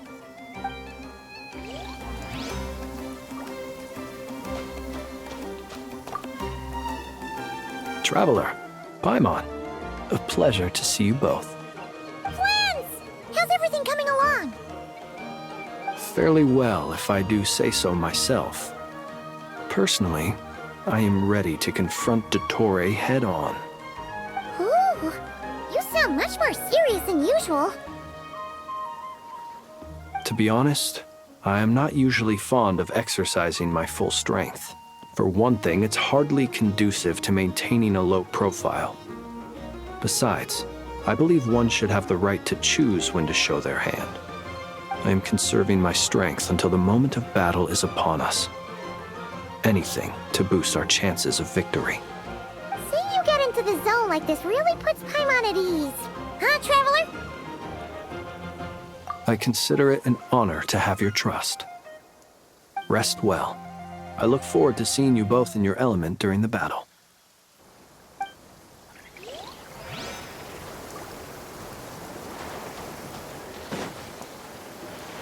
Yes, Miss Moonchanter? What are you staring at? You always address me in the strangest ways. Lady Moonchanter 1 minute, Miss Moonchanter the next. Yes, and? Are either of those incorrect? Not as such. It's just that I simply call you Nefer nowadays. Uh-huh. That's my name. What's your point? The point is I don't add any honorifics or titles. Meaning what? That maybe we're on friendlier terms now than we used to be. Is that how you see it? Then I thought I was the one with eye damage. Paimon, Traveler. Just swinging by to check in on you. How are things going? Did you manage to get some rest? Don't worry about me. I won't slow us down. And I give my all to ensure our victory. Ah, yes.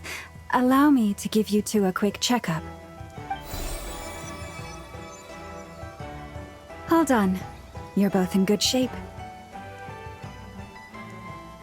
You're welcome. You'll have your work cut out for you in this battle against Dottore, so make sure to get some rest in first. Paimon will keep an eye on him, don't you worry. I'm glad to hear it. Take good care of yourself too, Paimon. Sure thing.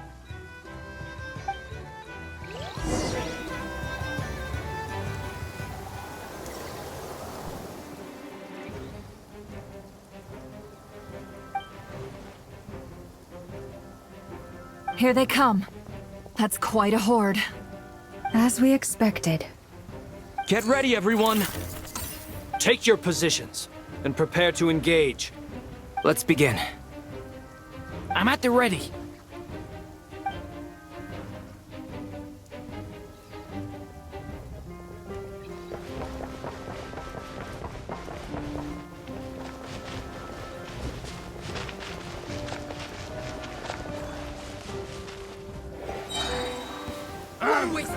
Your skull! Bombs away! Water!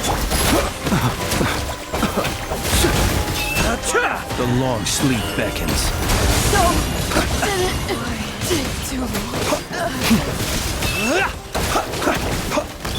Water jet! Another one. Close your eyes. Do you fear the dark?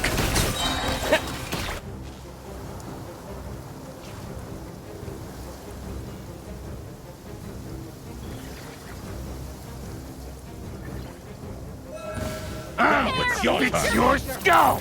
By the frost moon of old. The mystery unravels. Can't hide the truth. These creatures cannot stand against us. Oh, fighting talk. Just don't let your guard down. That goes without saying. I'm hardly the risk taker in this group. Excuse me?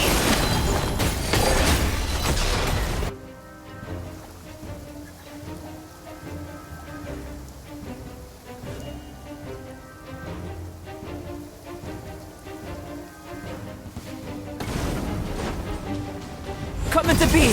Witness my great undertaking! Devouring Claw! Burst forth!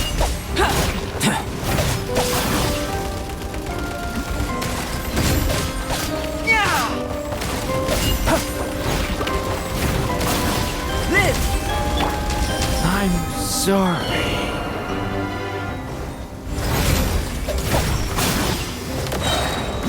Feel this ancient power. Coming to be.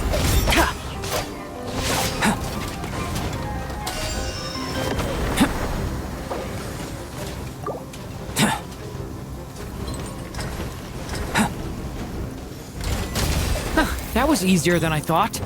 Naturally. What do you mean? Is it because as created beings go, we're of a higher level than them? Very good. You understood what I was implying.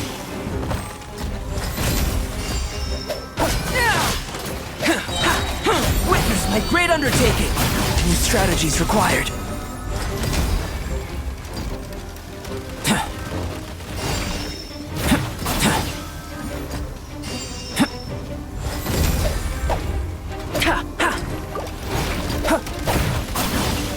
Burst forth.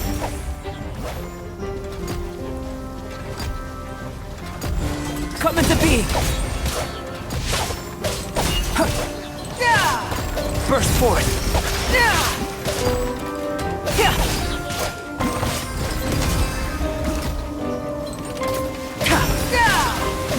Live.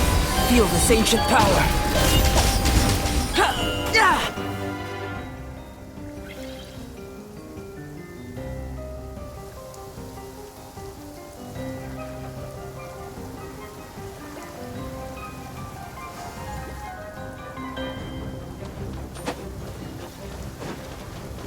Wipe out! The mystery unravels. It all adds up. For the everlasting forest. Be silent. Observe.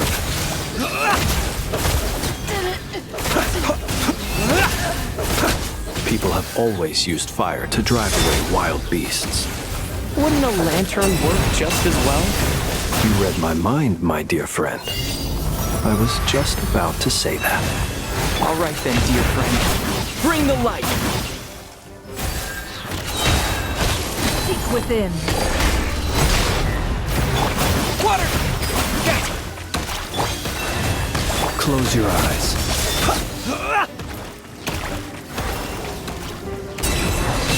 Beast. Island. Do you fear the dark? For the everlasting forest.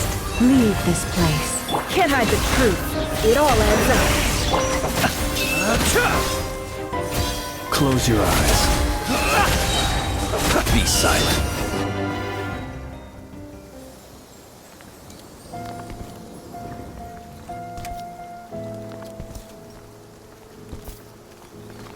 You're looking well.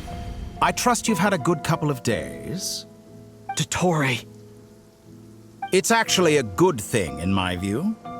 If the subjects of my experiment were to die prematurely, it would throw quite a wrench in the works. And so, I must thank you all for your resilience. We are no longer on the same level, but you are nonetheless worthy of my respect.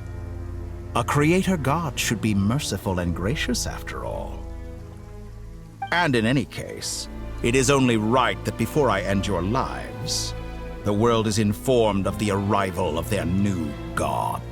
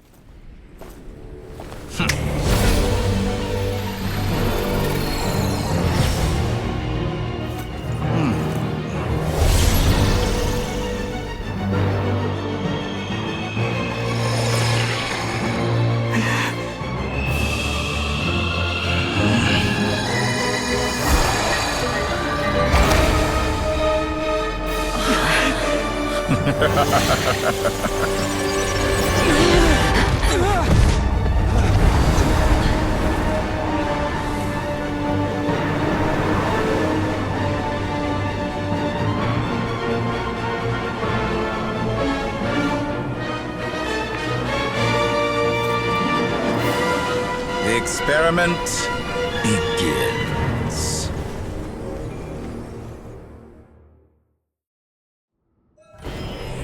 With the marrow of the 3 moons in my hand, behold the false moons fall!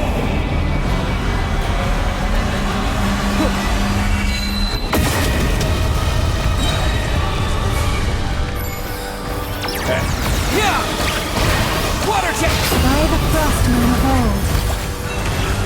The deception ends here. Can't hide the truth. No more lies. Found! Close your eyes. Be silent. That's more like it. Some results of value. Close your eyes. It all adds up. You poor lost lamb. Be silent. Close your eyes. Do you fear the dark? Observe. Night falls. Keep No more lies. It all adds up. With one heart, we pray.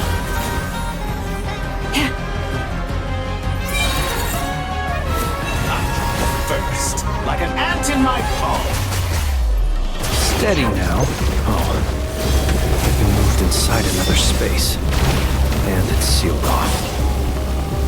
Looking at the structure of it, it seems like Dottore intends to trap us here. There's no exit. Our endurance is about to be put to the test.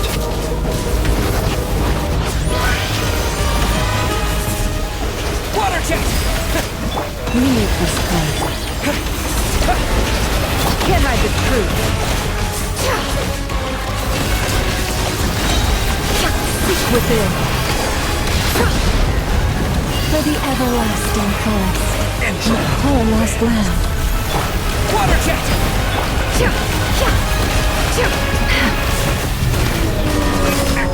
No more You lies. barely managed to touch my level. The mystery unravels. It all adds up. Moves away! By the frost moon of old. Forest, protect us. With the marrow of the 3 moons in my hand, behold the false moons fall!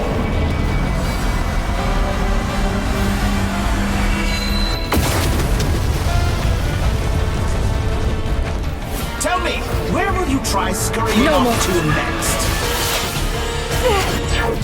Looks like Dottore has opted for a divide and conquer strategy. But we will not allow him to triumph. Now, I shall pray for our victory. With one heart, we pray. Entropy. Yes, to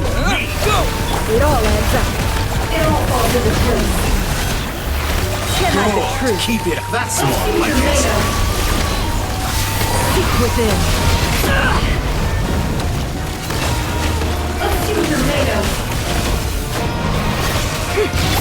Water jets on purpose. No more lies. Reverse. Can't hide the truth. Water jet. The deception ends here. Confident. It all adds up.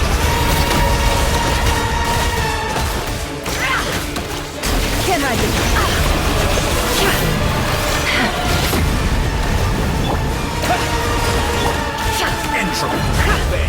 It all adds up. It all falls into place. Can't hide the truth. Seek within. Be annihilated. That which cannot stand against me. Shaman, what's this supposed to be? A knockoff version of the space Columbina got trapped in? There really is no way out. We'll see about that, Dottore.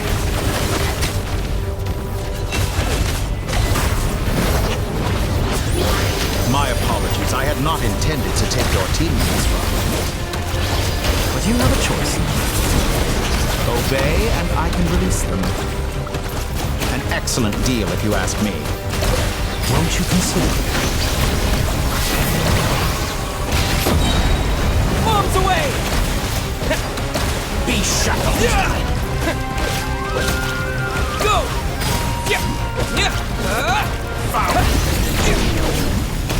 Good. Keep it up. I'm still collecting data.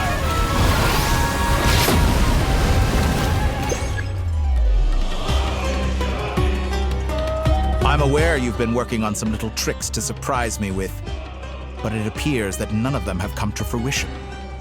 My guess would be that you're trying to bring Columbina back. But then, where is Sandrone? Or are you trying to buy time for her? I always found their friendship to be a curious phenomenon.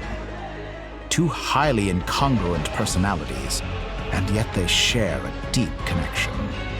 Speaking of Columbina, I once saw her as like a younger sister. We got along quite amicably while she was with the Fatui. But then one day she suddenly decided she would refuse to take part in any further experiments. To this day, I truly don't understand what I could have done to upset her so much. It's such a pity. I could have had a sister, a family.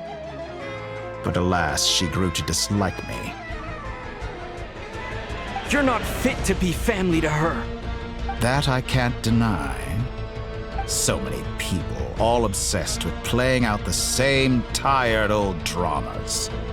This world is rotten to the core. And then there's you.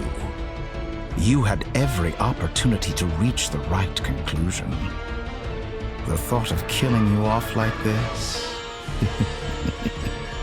But I maintain that I approached you in good faith, so I will offer you another chance. Will you work with me? You have until I count to 10 to make your choice. 1, 2, 3. Not in a million years.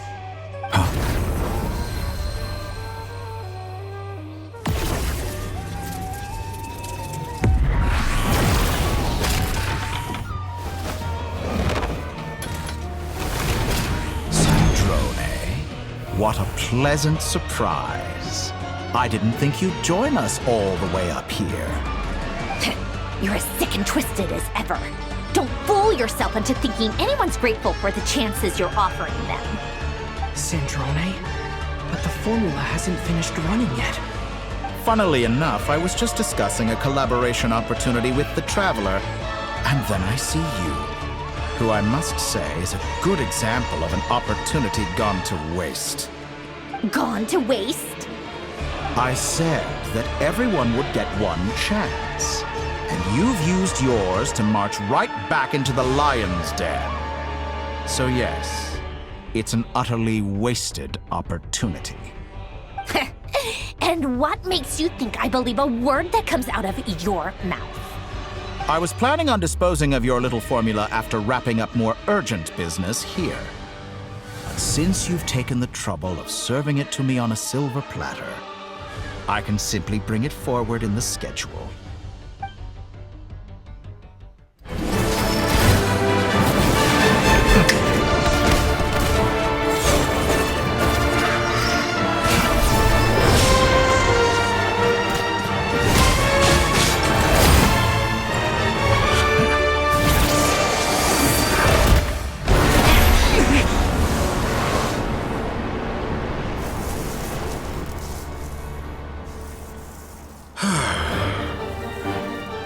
Is this your life's work? This piece of trash?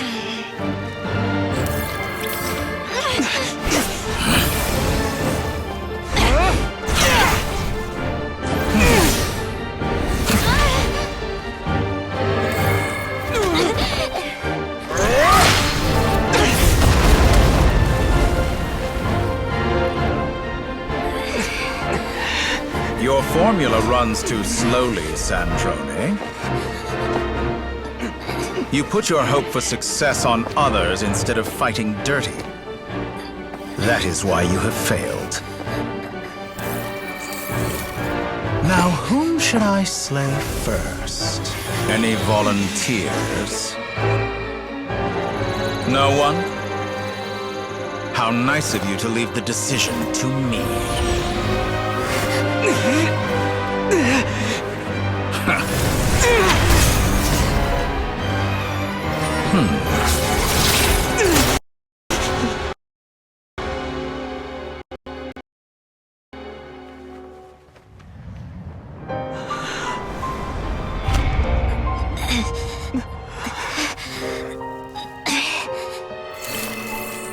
Oh, how unexpected.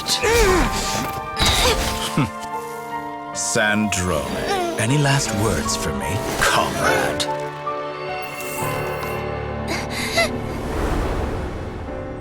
Is there anything you wish for?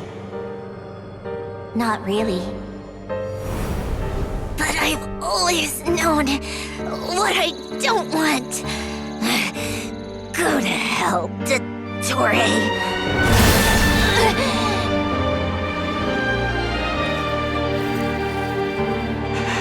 No!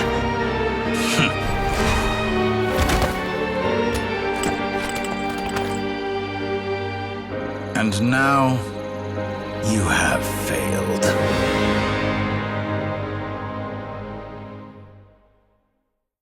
Sandrone! Now you see how fragile mechanical contraptions are. Just a gentle tap, and they fall to pieces. However keen of an inventor Sandrone may have been, her death spells the end of the formula that was running inside her body. Of course, I have to commend her for making it this far.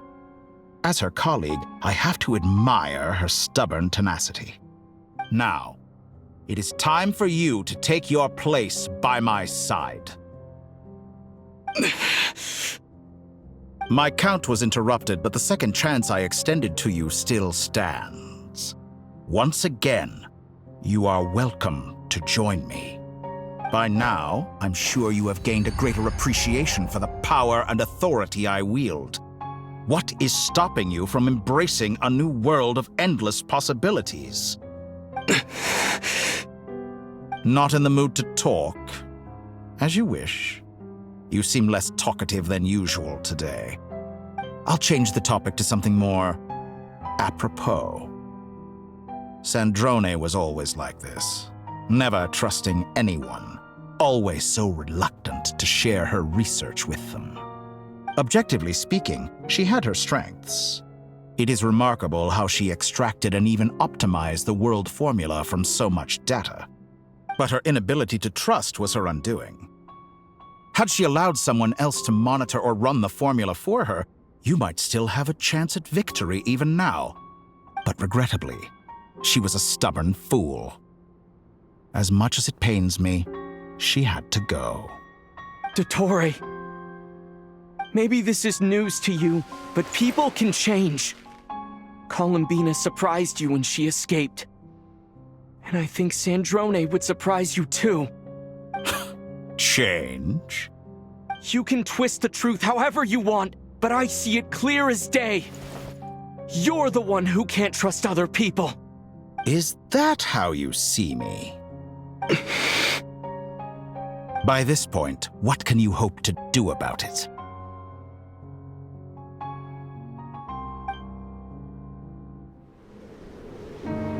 It is pointless to fight on. You've already lost. Wrong. You can't win this, Dottore.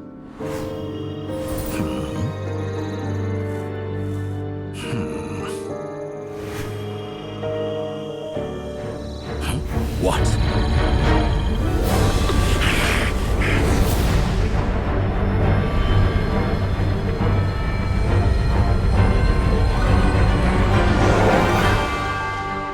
My formula can get us 90% of the way.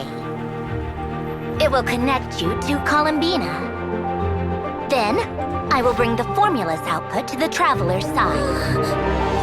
For the last 10%, do whatever it takes. Just bring the moon down.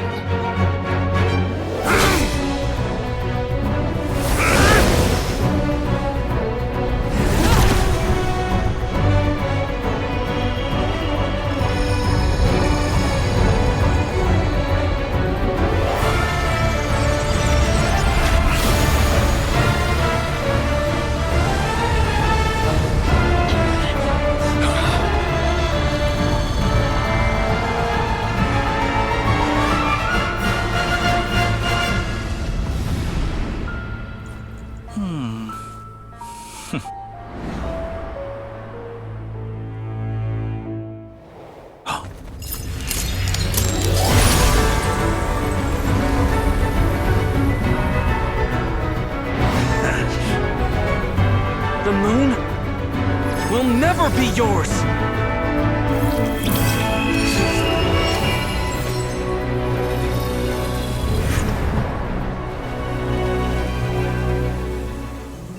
I turn my body into moonlight and pour it over Nodcry. My soul I leave here to inform my future friends. Lastly, I will hide the Trilune Authority within the Frost Moon. And when my body, soul, and authority are reunited, finally... Columbina!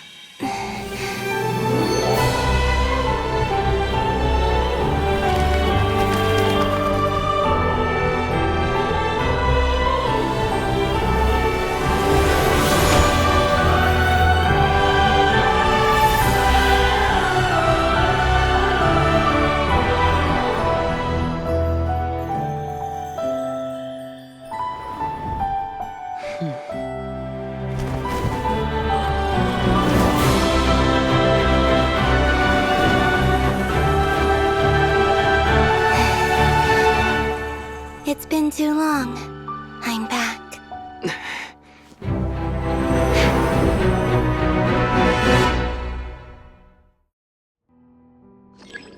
Stay focused on the battle, Traveler.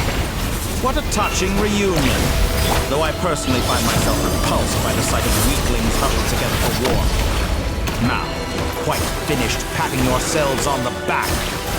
Show me how long you can struggle. Or you drown! Watch out, Columbina! He can manipulate space itself! I know. Wait for the right moment.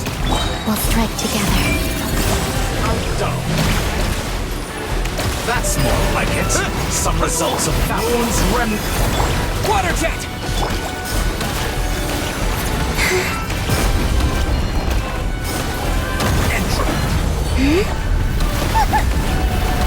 Wayne. Go!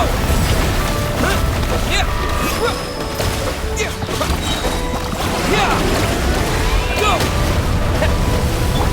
Did you honestly think that would hit me? Water jets! Water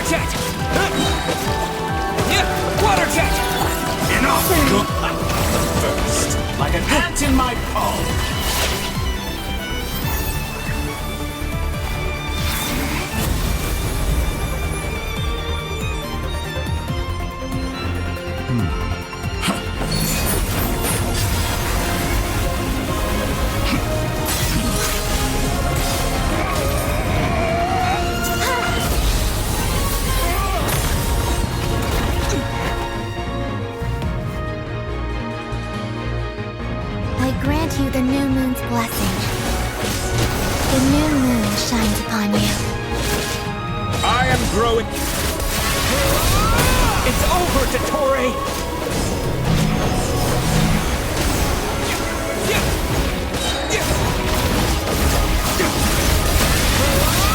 Time to pay for your heinous crimes! No longer must the world cower in the cold night.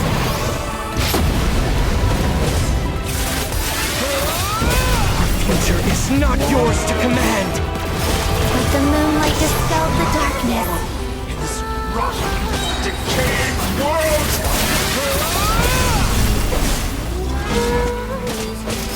Everlasting as the moon. Shape the new world! Only I!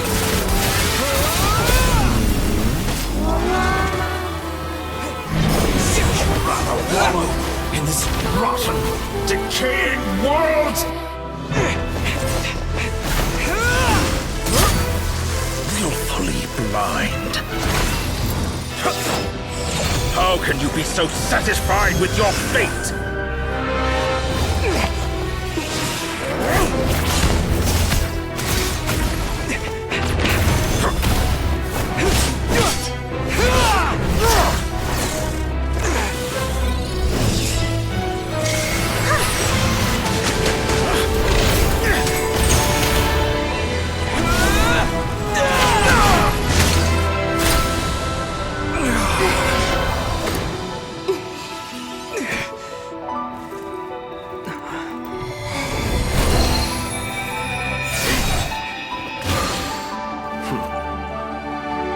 This battle was never about fate. It's about friends, family, and the home you stole from them.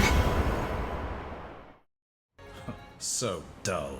Only the weak rely on each other for comfort.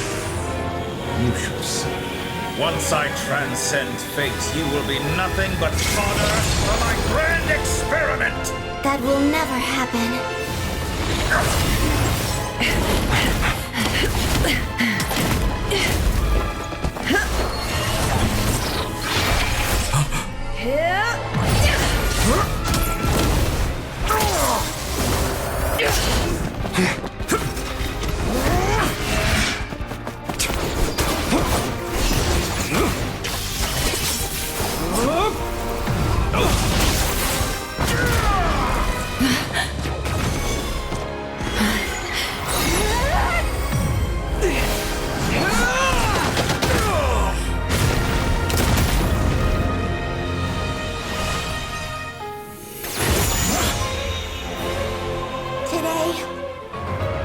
Lights up this world once more!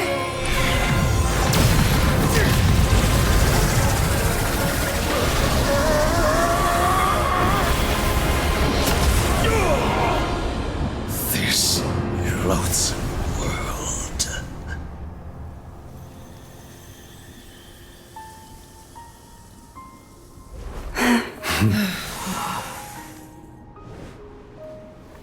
No.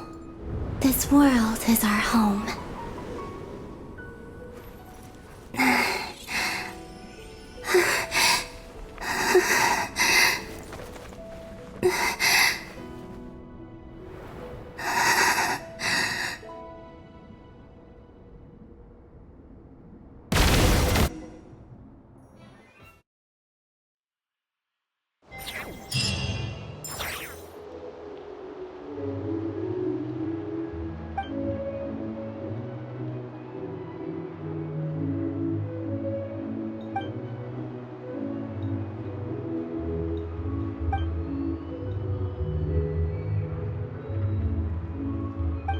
No, you're doing it wrong. The moon looks like this now. What are you trying, children? The new moon, Mom! It looks different than before, doesn't it? Also... Can I go buy a sugar sculpture today? Please? Just one? All right. I suppose today is a special day after all. Almost like a festival. Extra, extra! Get the latest Nasha Express here! Post-disaster report! Nasha Town reborn beneath a new moon!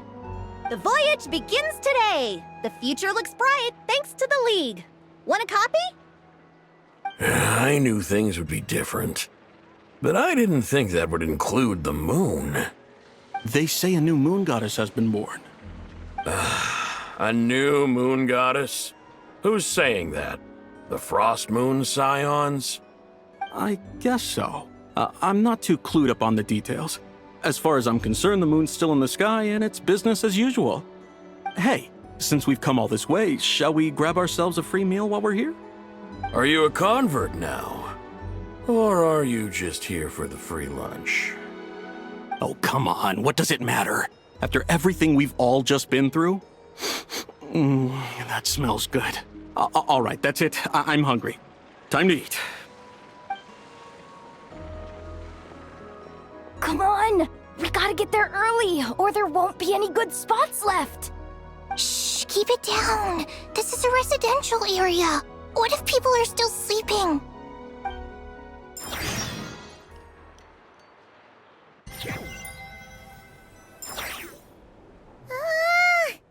Why is it so noisy outside? It's okay. Paimon was pretty much awake anyway. It's been so long since we last had a chance to relax, huh?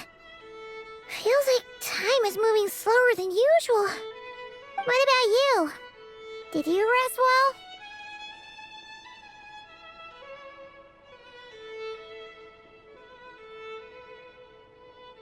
Still winding down from everything that's happened? Or are you wondering how our friends are doing? Or is it about what Dotori said to you?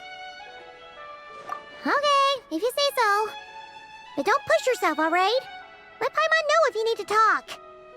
What we just went through was a lot. It's totally normal if you need some time to get back in your groove. Luanatar disappeared after Columbina came back. Apparently, she was part of Columbina's soul or something. Still, Paimon kind of misses Luanatar somehow. But anyway, you did great. So did Paimon. We all worked our butts off to contain this disaster, and in the end, we made it. So, chin up, Traveler. You should be proud of yourself. Hey, don't poke fun. You should be glad that Paimon's growing as a person.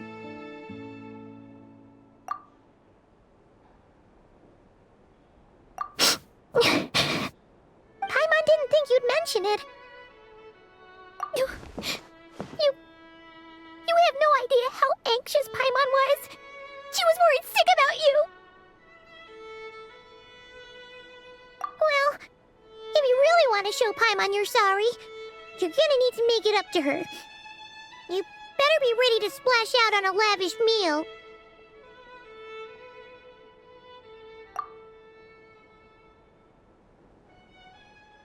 Phew. Okay. Paimon's full now. Huh? Oh, well...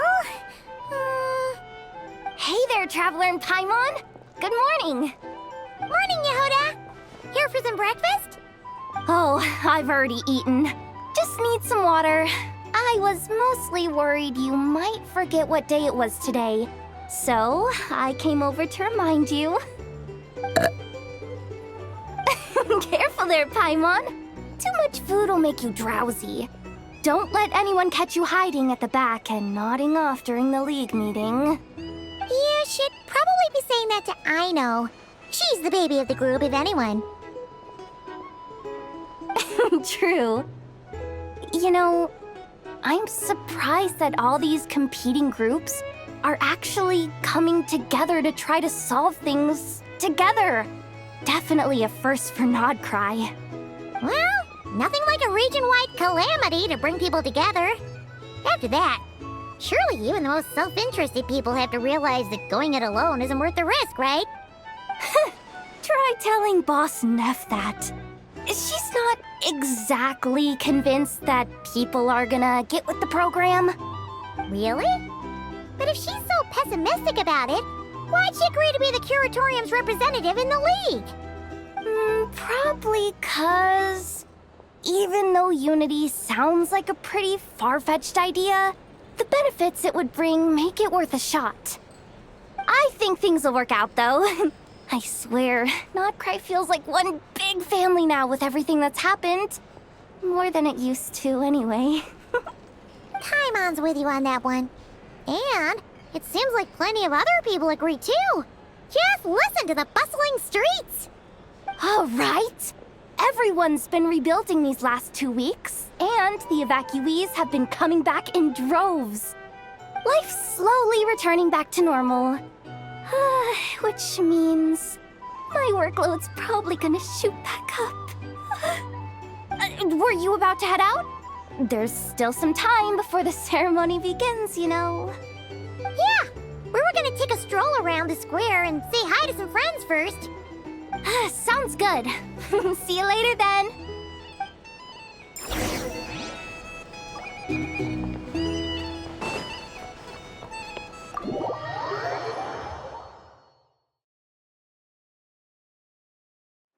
Please accept today's boon. Have a nice... Are Paimon's eyes deceiving her? Or is that Inefa handing out food for the Frost Moon Scions? Hello there. Would you like a feast of the moon, along with some snacks of the day? So, what's new, Inefa? It was only a few days ago when we last saw you, but it looks like you've joined the Frost Moon Scions in that time. And I know too? What are you talking about, Paimon? We're just here to help, duh. In the wake of the disaster, it's all hands on deck. We responded to Lama's request for support. At times like these, the smallest good deed can inspire others and help them through the hard days ahead. And we're using eggs and heating tubes to make that a reality, in true Krumkake Crab Shop style! Inefa! Did you hear that? The Traveler said I did good. The Traveler! That's because it's true, I know. Proposal.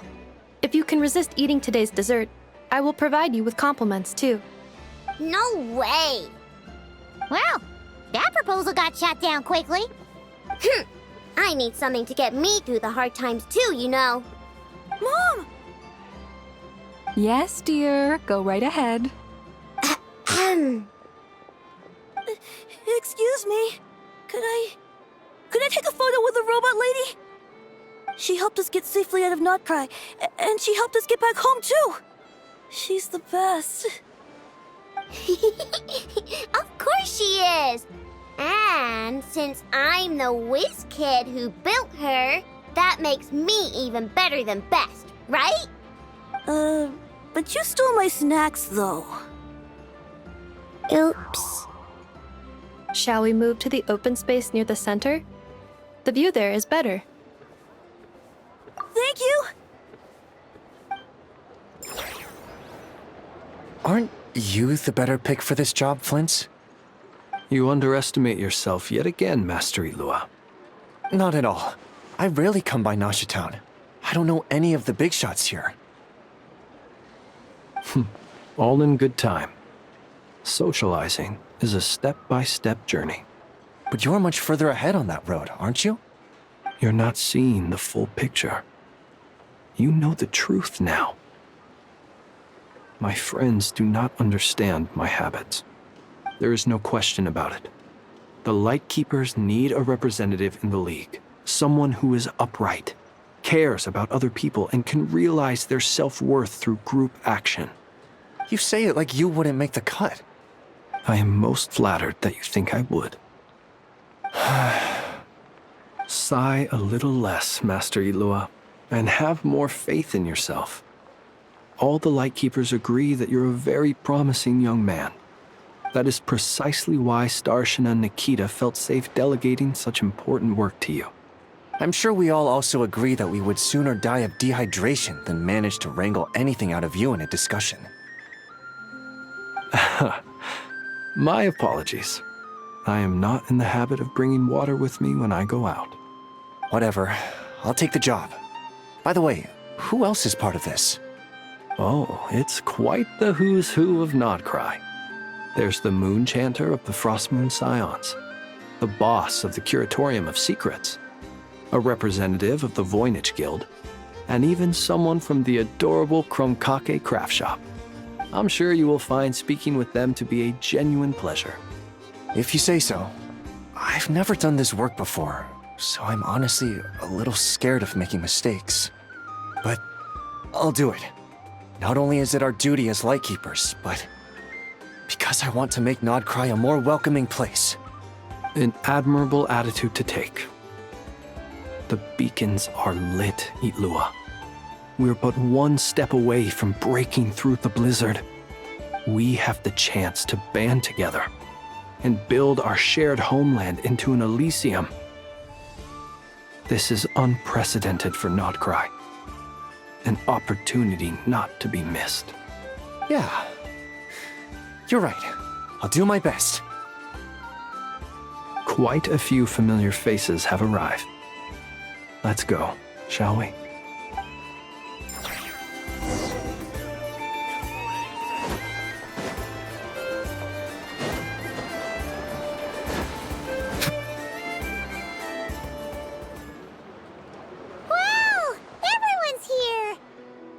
You seem well rested.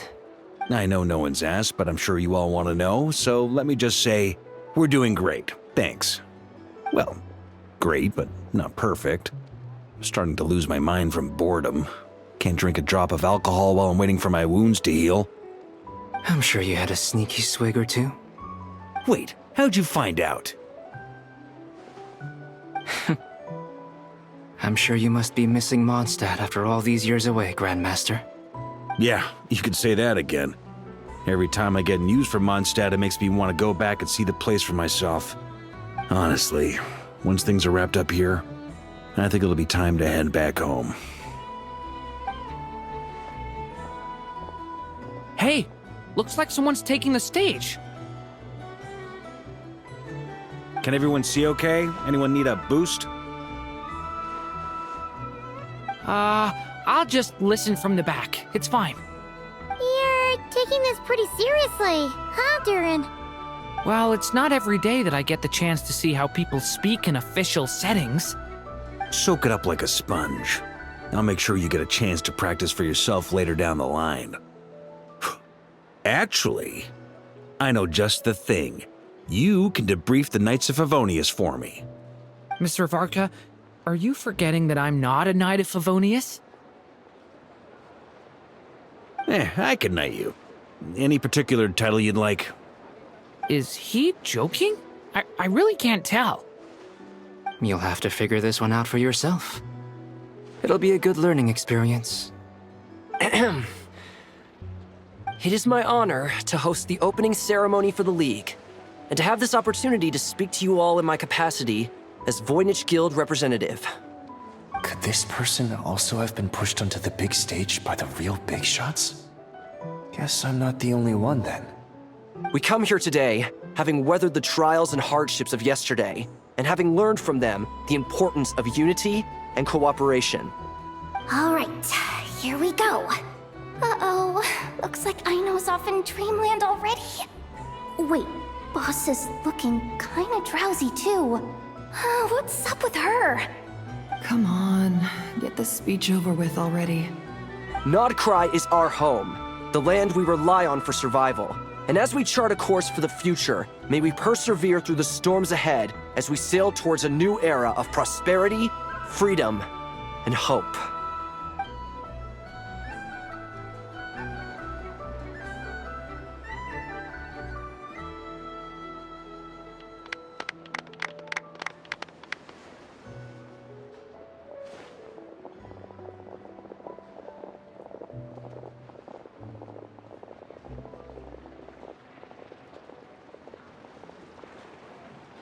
Looks like we'll have more opportunities to travel in the future.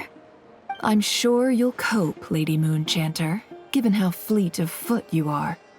Unfortunately, I suspect I'll be too busy at the Curatorium to act as your host.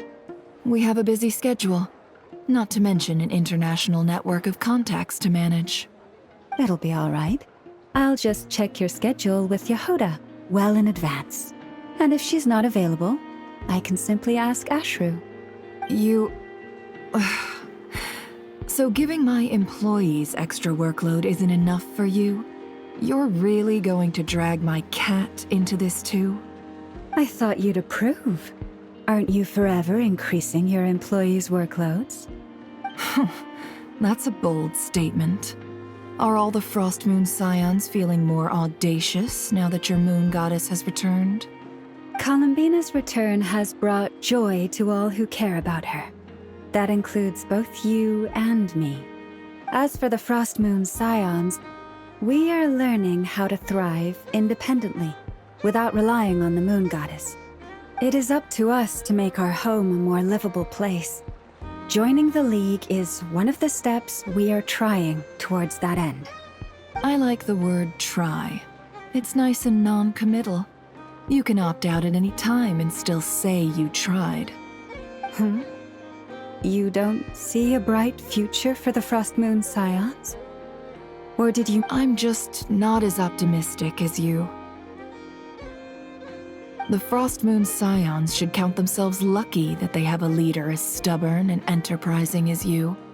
But Nodcry's a big place, with all kinds of people.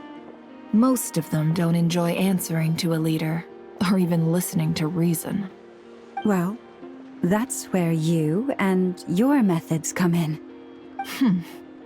Unless the Curatorium of Secrets is only here for appearances. For now, yes. And that won't change until this venture becomes worth my while. What would make it worth your while? Getting out more than I put in.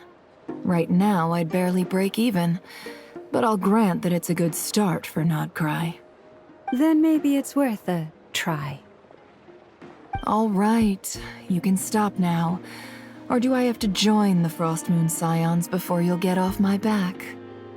You'd be very welcome to join us. Hey, you two! Congrats on all your hard work! What are you chatting about? Nefer was trying to dissuade me from adding to her employees' workload. Also, she's considering joining the Frost Moon Scions. Sorry, what? Your conversations are always the most interesting. Would you two care to join me for some tea before heading to your next destination?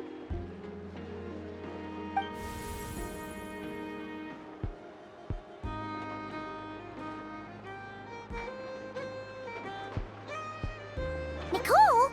Wait, where are you? Aren't you gonna show up today? Sadly not. I'm otherwise occupied right now. I'm sorry, Paimon. I can hear how disappointed you are. If it's any consolation, let me say that how things appear on the surface is a far cry from what they are at their core. Perhaps you'll feel better if you focus on the fact you have a special line of communication with the great mage herself. Okay? Has something happened? No, or not yet, anyway. Well, that's not ominous at all. Not for the time being. Just think of this as a general check-in to make sure this communication system is still running smoothly. Besides, it's good to chat once in a while if we want to maintain our friendship. You could've just said so. Paimon got all worked up for nothing.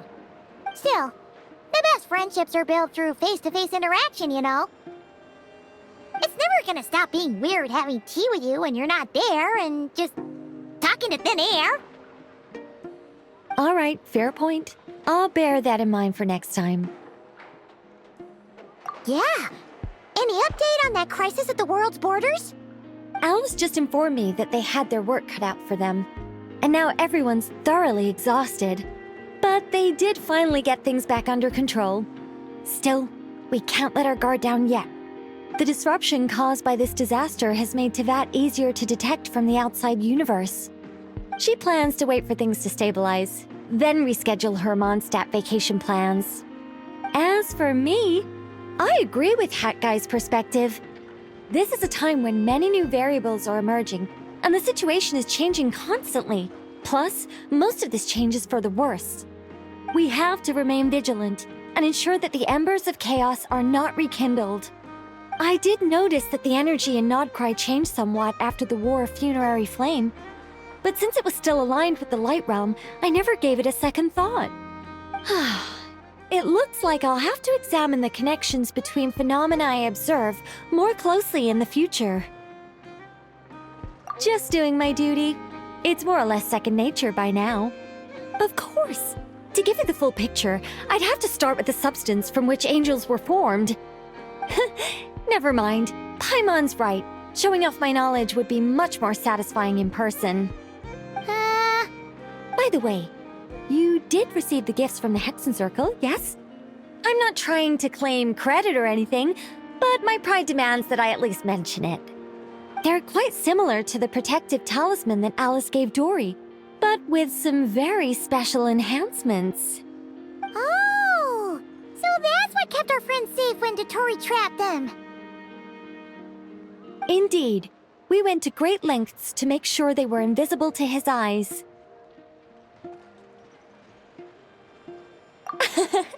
I'm so happy they came in handy. Still, not fishing for gratitude, by the way. I just want you to be aware that sometimes your friends may be protecting you in ways you cannot perceive. Anyway, I'll contact you if anything else crops up. If not, you know what they say, no news is good news. Oh, my angelic instincts are tingling. They say you should head to the docks next. Your friends are about to board their ship home.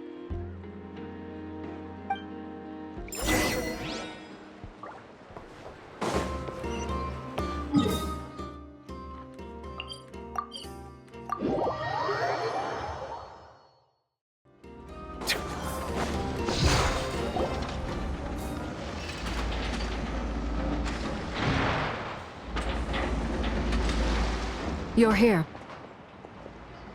You're here too, Hat Guy! Are you heading back together? No. I'm bound for Sumeru, and she for Fontaine. We just happened to cross paths at the harbor. Everything seems fine. Sandrone may have an abominable temper, but she's always been very responsible with important calculations, and things entrusted to her by valued friends. You always speak as if you know us inside out, Mr. Hat Guy. Maybe I'm just a good judge of character. I certainly hope that's all there is to it. Regardless, you have been a significant help in this matter. For that, you have my gratitude. I didn't do anything special. Sandrone's the one who completed a seemingly impossible formula and turned the tide of the entire battle, even giving her life in the process. She's the one we should be thanking. Even we were unaware that Sandrone had hidden the real formula inside Polonia's body. She managed to fool Dottore into thinking the formula was running in her system by installing an identical-looking decoy within her. She probably realized that she didn't have the strength to stop Dottore.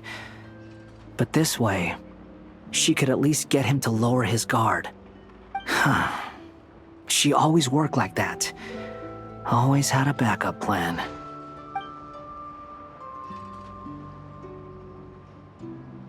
Well, that's why I'm traveling to Fontaine. She made a request of me long ago, and the time has come to fulfill it.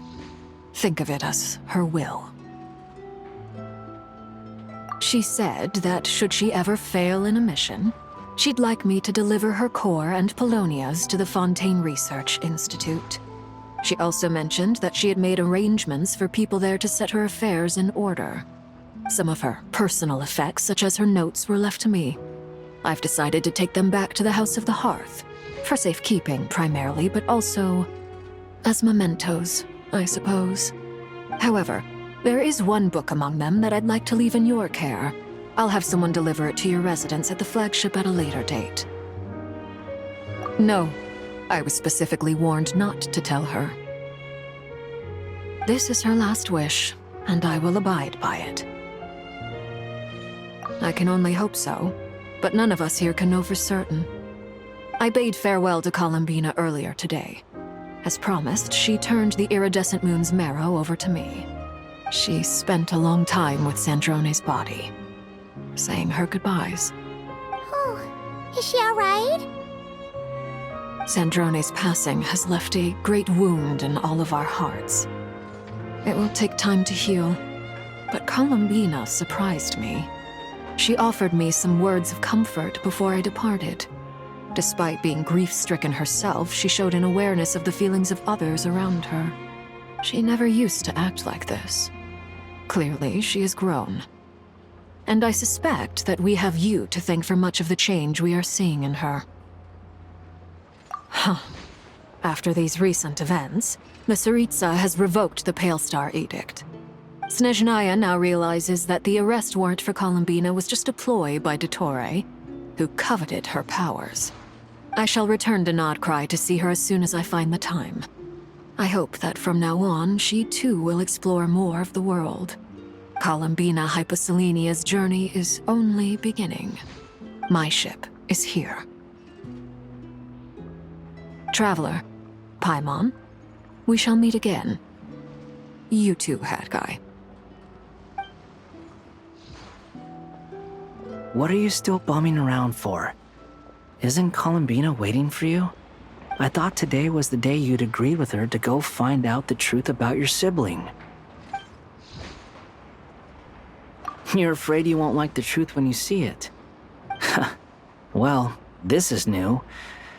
I was starting to think that nothing could scare you. Don't say that! Wouldn't you be if you were in this situation? Fair point. But I'd say I have more experience facing up to unpleasant truths than the Traveler. They say blood's thicker than water. I know how much you need your family back. More than you need any of your friends. And I'm sure that all your real friends understand that too. No matter what the truth turns out to be, they will stick by you and support you, whatever decision you make.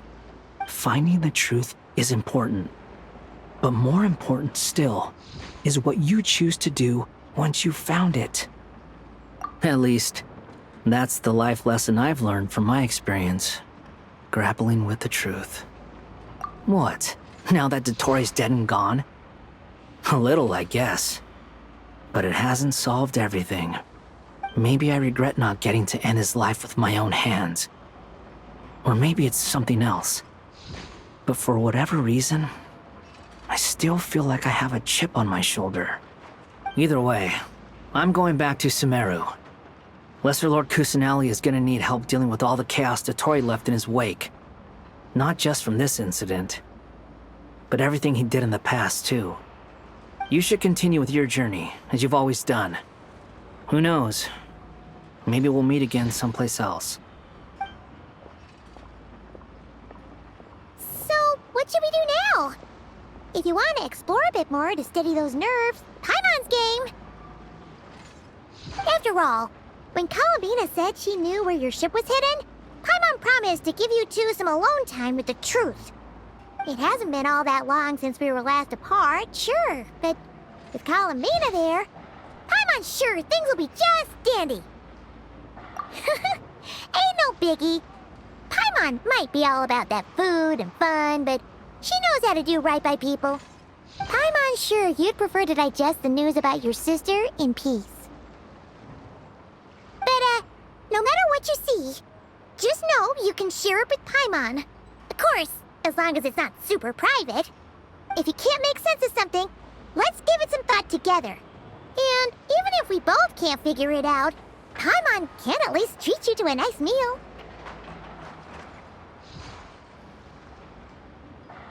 Glad to hear it. Feel better now? Alrighty. Next up, time to meet with Columbina.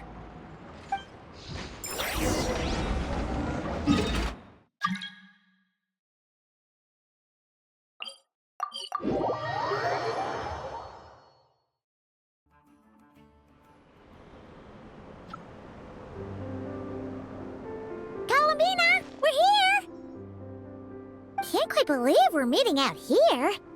We've gotten used to walking over to Silver Moon Hall whenever we go see you. Well, you're still welcome to go there whenever you want to see me.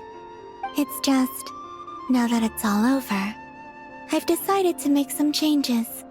try and fit in with the Frost Moon Scions, like Lama suggested. The older generation are still timid around me. They don't dare get too close, and they bow their heads when I walk by. But things are much better with the children. I see more curiosity in their eyes. Hopefully, by the time the next Moon Prayer Night comes around, I can enjoy the festival with them as myself, without having to pretend that I'm only dressed up as the Moon Goddess. You'll do fine, Columbina. Paimon's sure they'll realize you're super nice once they get to know you better. You really think so? When we first met, you thought I was a little up in the clouds.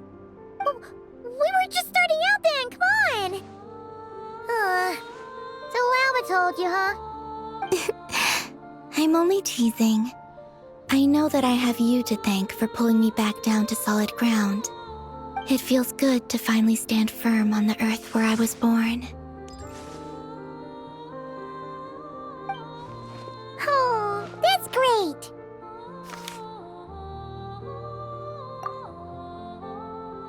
Thank you. I'll make sure not to lose it this time. Well then, are you ready? Lumine, what happened to our spaceship back then? Why did you leave? It's time to learn the truth at last. Ready as I'll ever be. Good. Then let me open the way for you.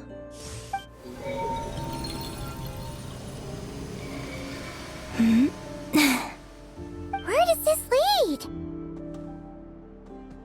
To our shared destination. Huh? Do you remember me telling you about my missing prologue back when we just met? I said that my story began on the moon. But while I was inside the moon's reflection, I realized that my prologue was really hidden in the future. I just had yet to discover it at that point. The story of the time before I was born was in fact the story of my distant future. It's truly fascinating. But when I obtained the Trilunar Authority and returned to our present reality, I sensed something I hadn't expected. Your prologue. So you mean... Yes, your spaceship. All this time, it has been hidden on the Frost Moon, which lay beyond the sky. The great ruler of the firmament. The heavenly principles. Wait, them? Why would they do that? I don't know. Perhaps your ship contains something that is incompatible with Tevat. Or something that cannot be known.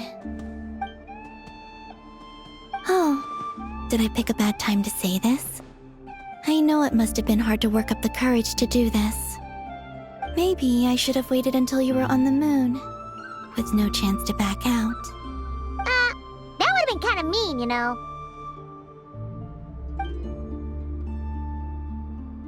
Take me there. Oh? Whatever is hiding in that ship, it belongs to me and Lumine. Those memories belong to us. No one else has the right to decide whether I should or shouldn't know about it. Not even the heavenly principles. Very well. Then let's go. You two take care, alright? And don't forget to come back soon! Rest assured, Paimon. We will. Traveler, after you. Thinking about the story that we'll find hidden on the moon? Yes.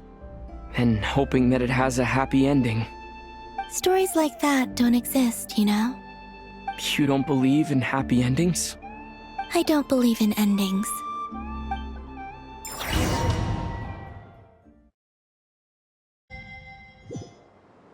Where am I? This is the pathway I built between Tevat and the Frost Moon. The moon is very far away from us, so it could be a long journey.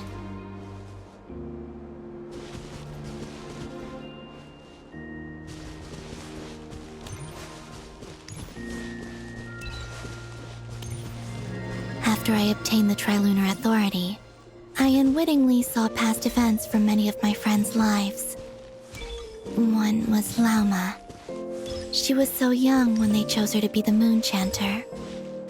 From then on, the Frost Moon Scions looked to her to bring messages from their goddess. But, for better or worse, I had left Hisi Island before she was ever born. It was not until much later that she met me. I think it's for the best. Because of the way things turned out, you had the opportunity to become friends. You're right. In that sense, I think we were both very lucky.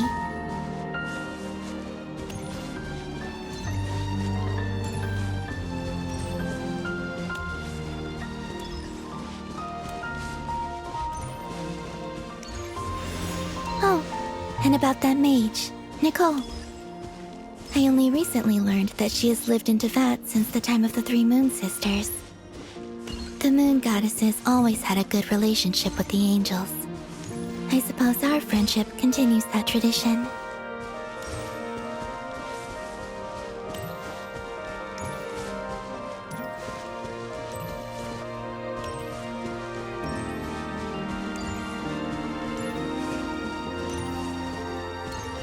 And then, there's Sandrone.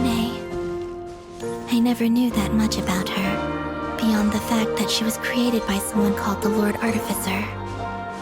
She, too, suffered for a long time before joining the Fatui.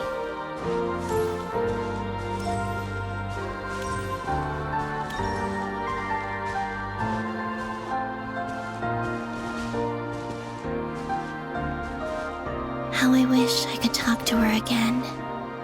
Even if only to hear her say nasty things to me.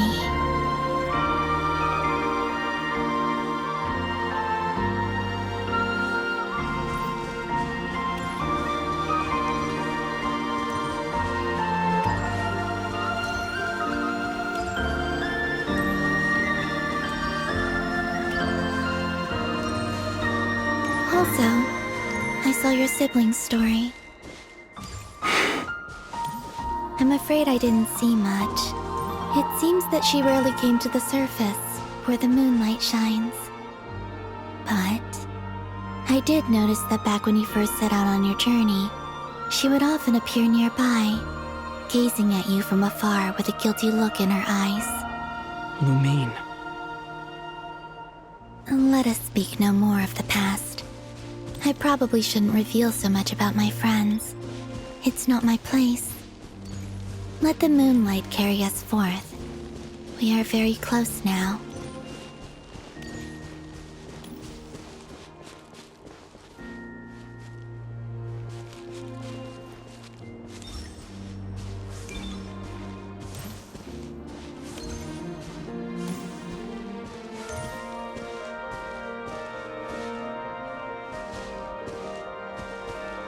After this, I'd like to bring some kuhenki to the moon as well. If they're willing, of course. What about your other friends? Will you bring them to visit too? Certainly. But I'll need to tidy the place up first. This home hasn't received any guests in a long time.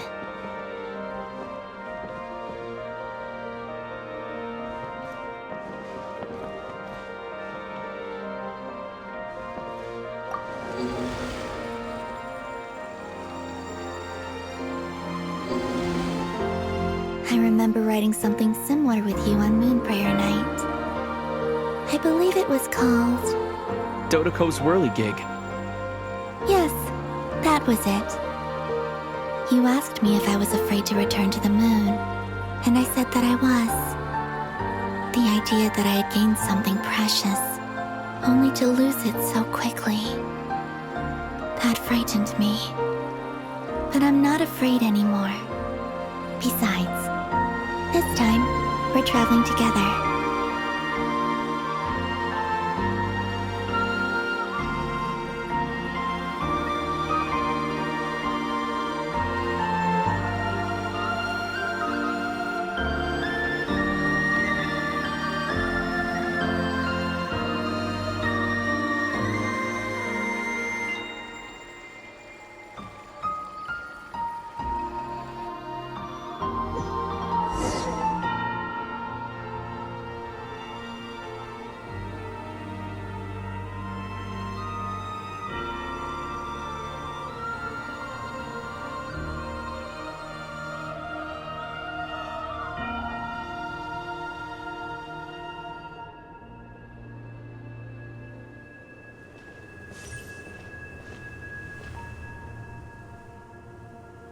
We're here.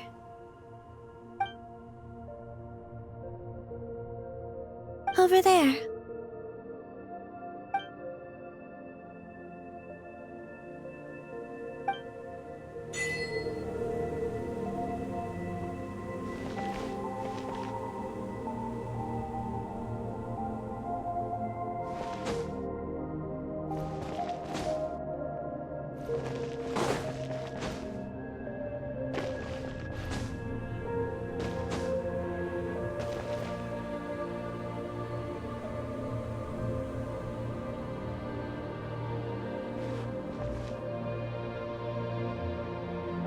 Our spaceship. It's huge. I suppose that the moon is the only place one could hide it. It'll be alright. Huh? The way you feel in this moment, I went through it too, on Moon Prayer Night. The door was right in front of me, but I struggled to find the courage to step through. Solitude for me once meant living a life in which even I was absent. Before I met you, that was the only life I knew. But that night, solitude meant throwing away the life I had gained after meeting all of you. Columbina. Go. Retrieve the part of your life that was once lost. Trust me, you will lose nothing by doing so. Look, Teyvat is right there. All of our friends are down there, waiting for us. You're right. Thanks, Columbina.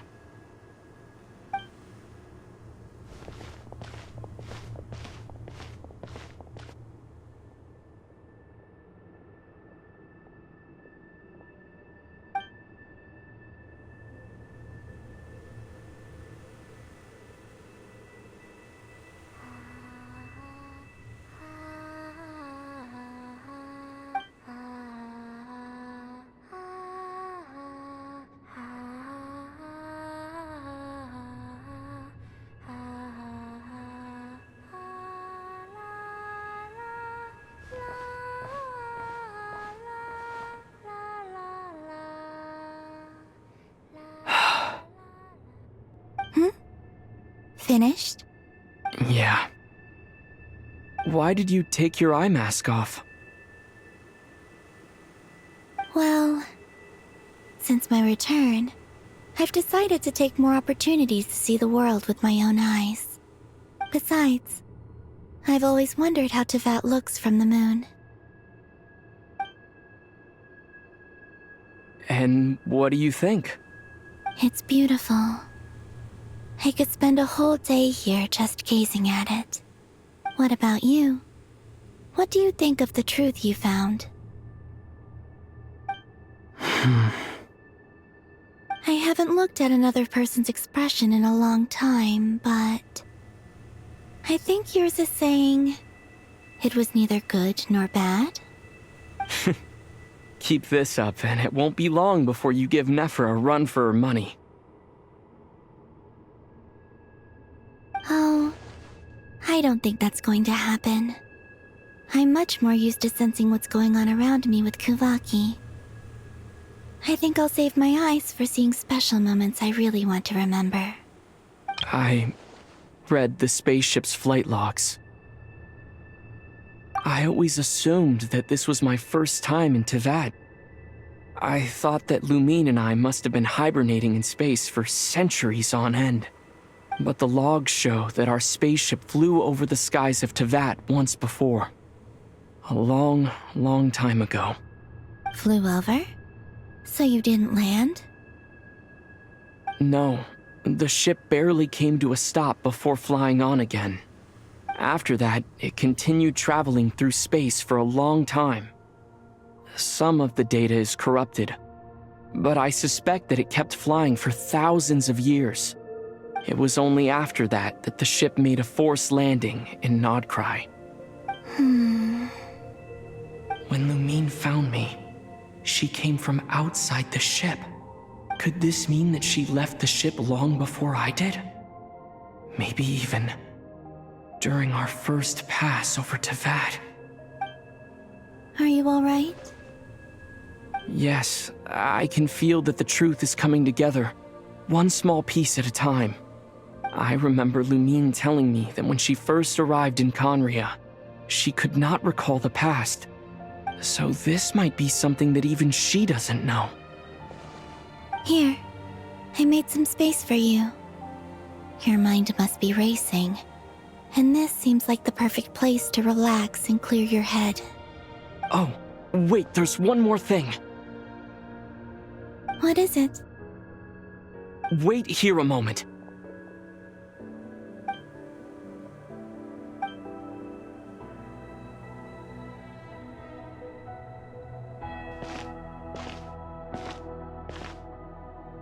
Hey, Columbina.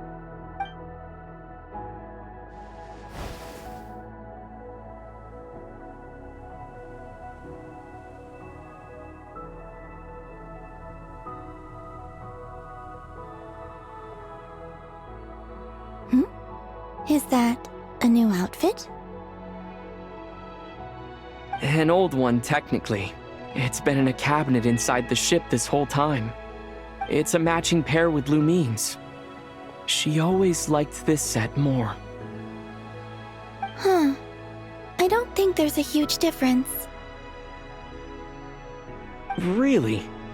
Yes, it's still the same you. You're the same person, no matter what clothes you wear. Only Columbina would make an observation like that. Traveler, do you consider Tevat your home?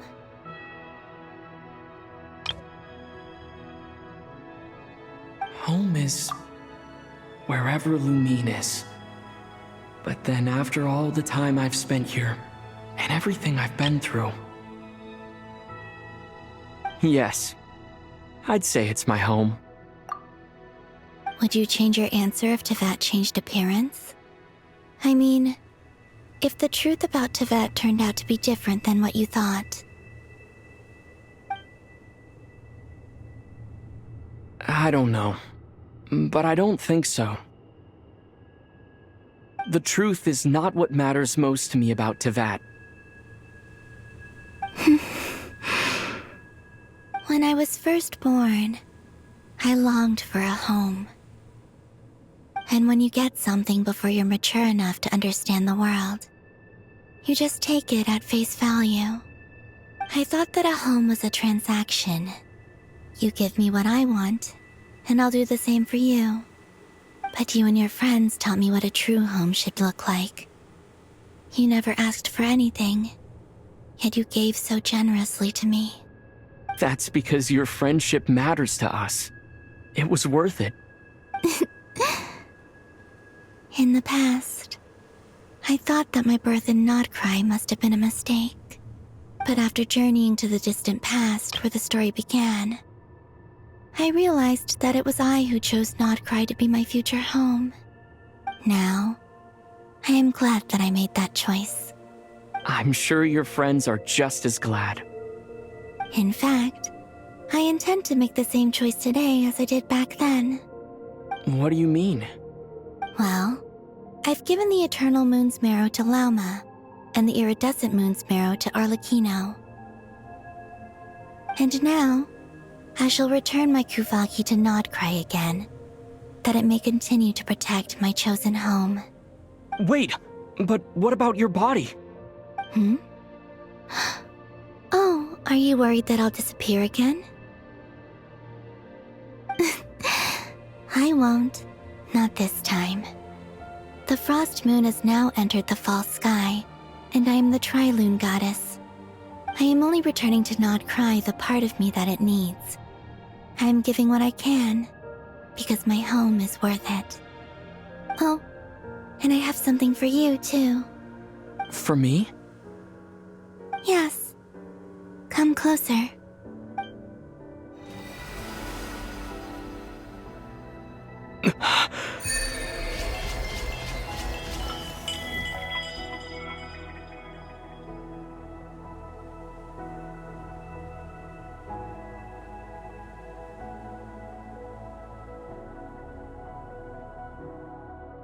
What was that?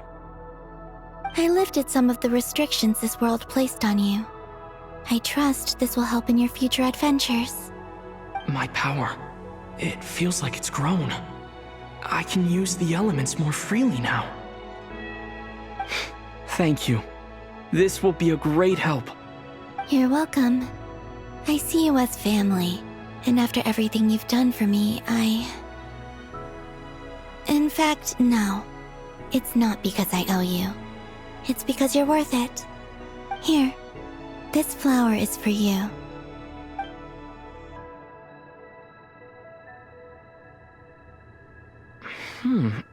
Isn't this a moon prayer blossom?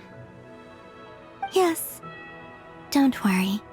You will never see these flowers lose their color again. I'm finally discovering the joy of giving. How I wish I'd learned this sooner. Hey, better late than never. What are you thinking about now? Why don't you take a guess? You get 1 shot. I don't think I'll get it in one guess. But I'm sure it's a happy thought. That's kind of a sneaky answer. I can't say you got it wrong. Down into that, the moon seems so far away. I felt it might always lie beyond my reach. But on the moon, everything feels so close by. The haze that once enshrouded the skies has finally been dispersed. I feel like a traveler on a winter's night, starting a new chapter in my tale by the warmth of a bonfire. I don't have a lot of luggage, but I do have a lot of hope for the future. Well, what's next? Next? To start with, I want to stay here just a little longer. After that, let's return home and continue our journey.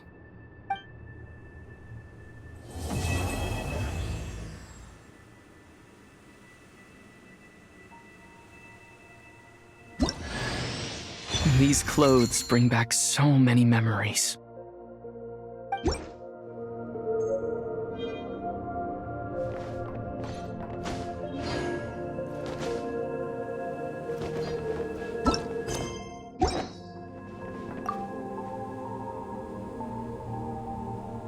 The journey goes on, for you and for me. Like I said, this is not the end. I don't believe there has to be an ending. Oh, is that your next destination?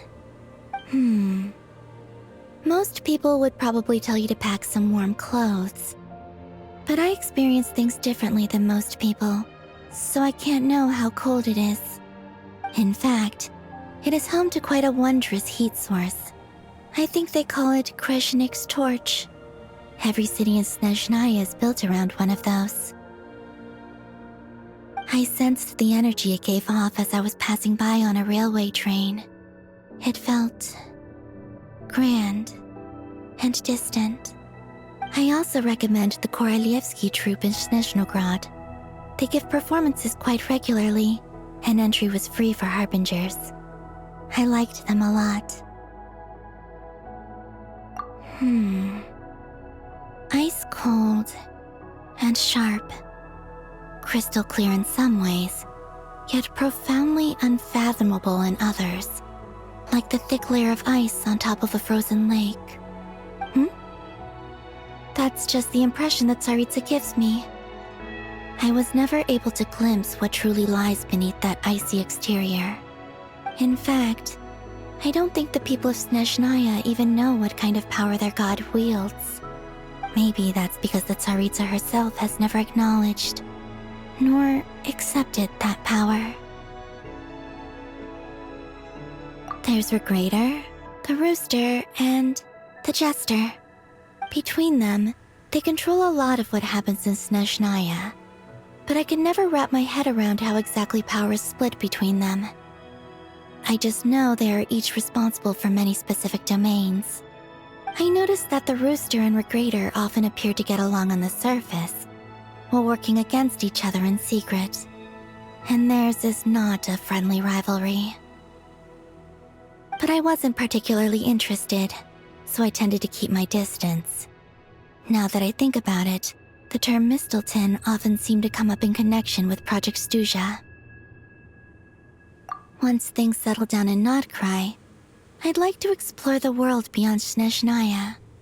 You've told me so many stories about the other places you've been to, and all the friends you've made there. I'm curious to visit those nations and see them for myself. It would also help me learn more about the journey that has made you into the person you are today. Okay.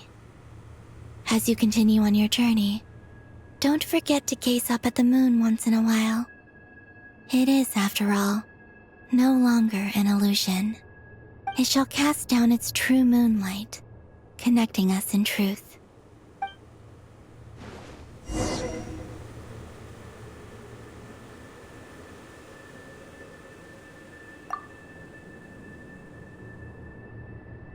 The journey goes on, for you and for me.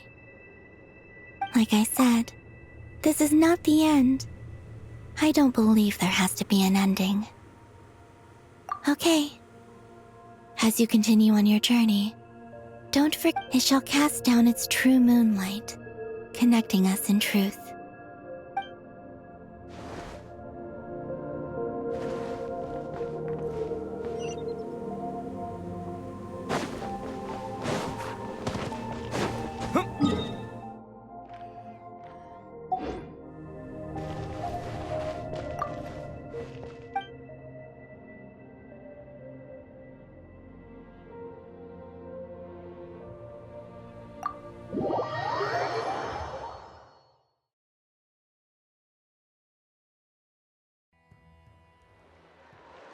To Jean, acting Grand Master of the Knights of Favonius.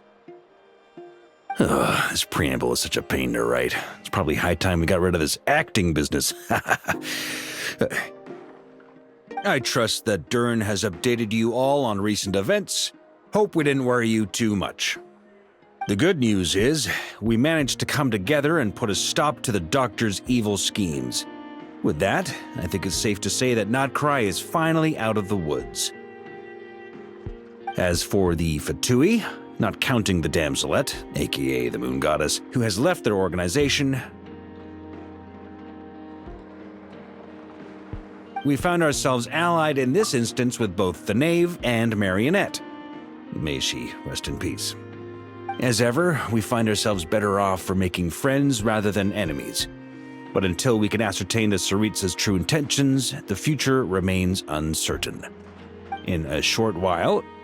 Wait. How am I meant to surprise everyone if I tell them in a letter that I'm heading home? Oh, that would be a huge waste. Okay, got it. I will begin sending the expeditionary team back home in waves. I'm sure they'll be able to answer any questions you still have. I hope they won't gloss over the details of my many heroic deeds, but if they do, I'm sure it'll be because they're just too exhausted from the long journey. I think of Mondstadt daily. Please give everyone my best regards. P.S. The honorary knight went above and beyond this time. Are there any other honors we can give him? I'll leave it with you. P.P.S. Please be extra nice to Klee for the foreseeable future. I cashed in on the last favor that the Hexen Circle owed us, so we need to earn some more goodwill. If there's any serious problems, feel free to stick me in solitary confinement when I get back. I'll do the time for her. Whew.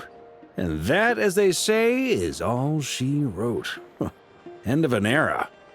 And with the moon shining down brighter than ever, I think everyone is going to sleep well tonight.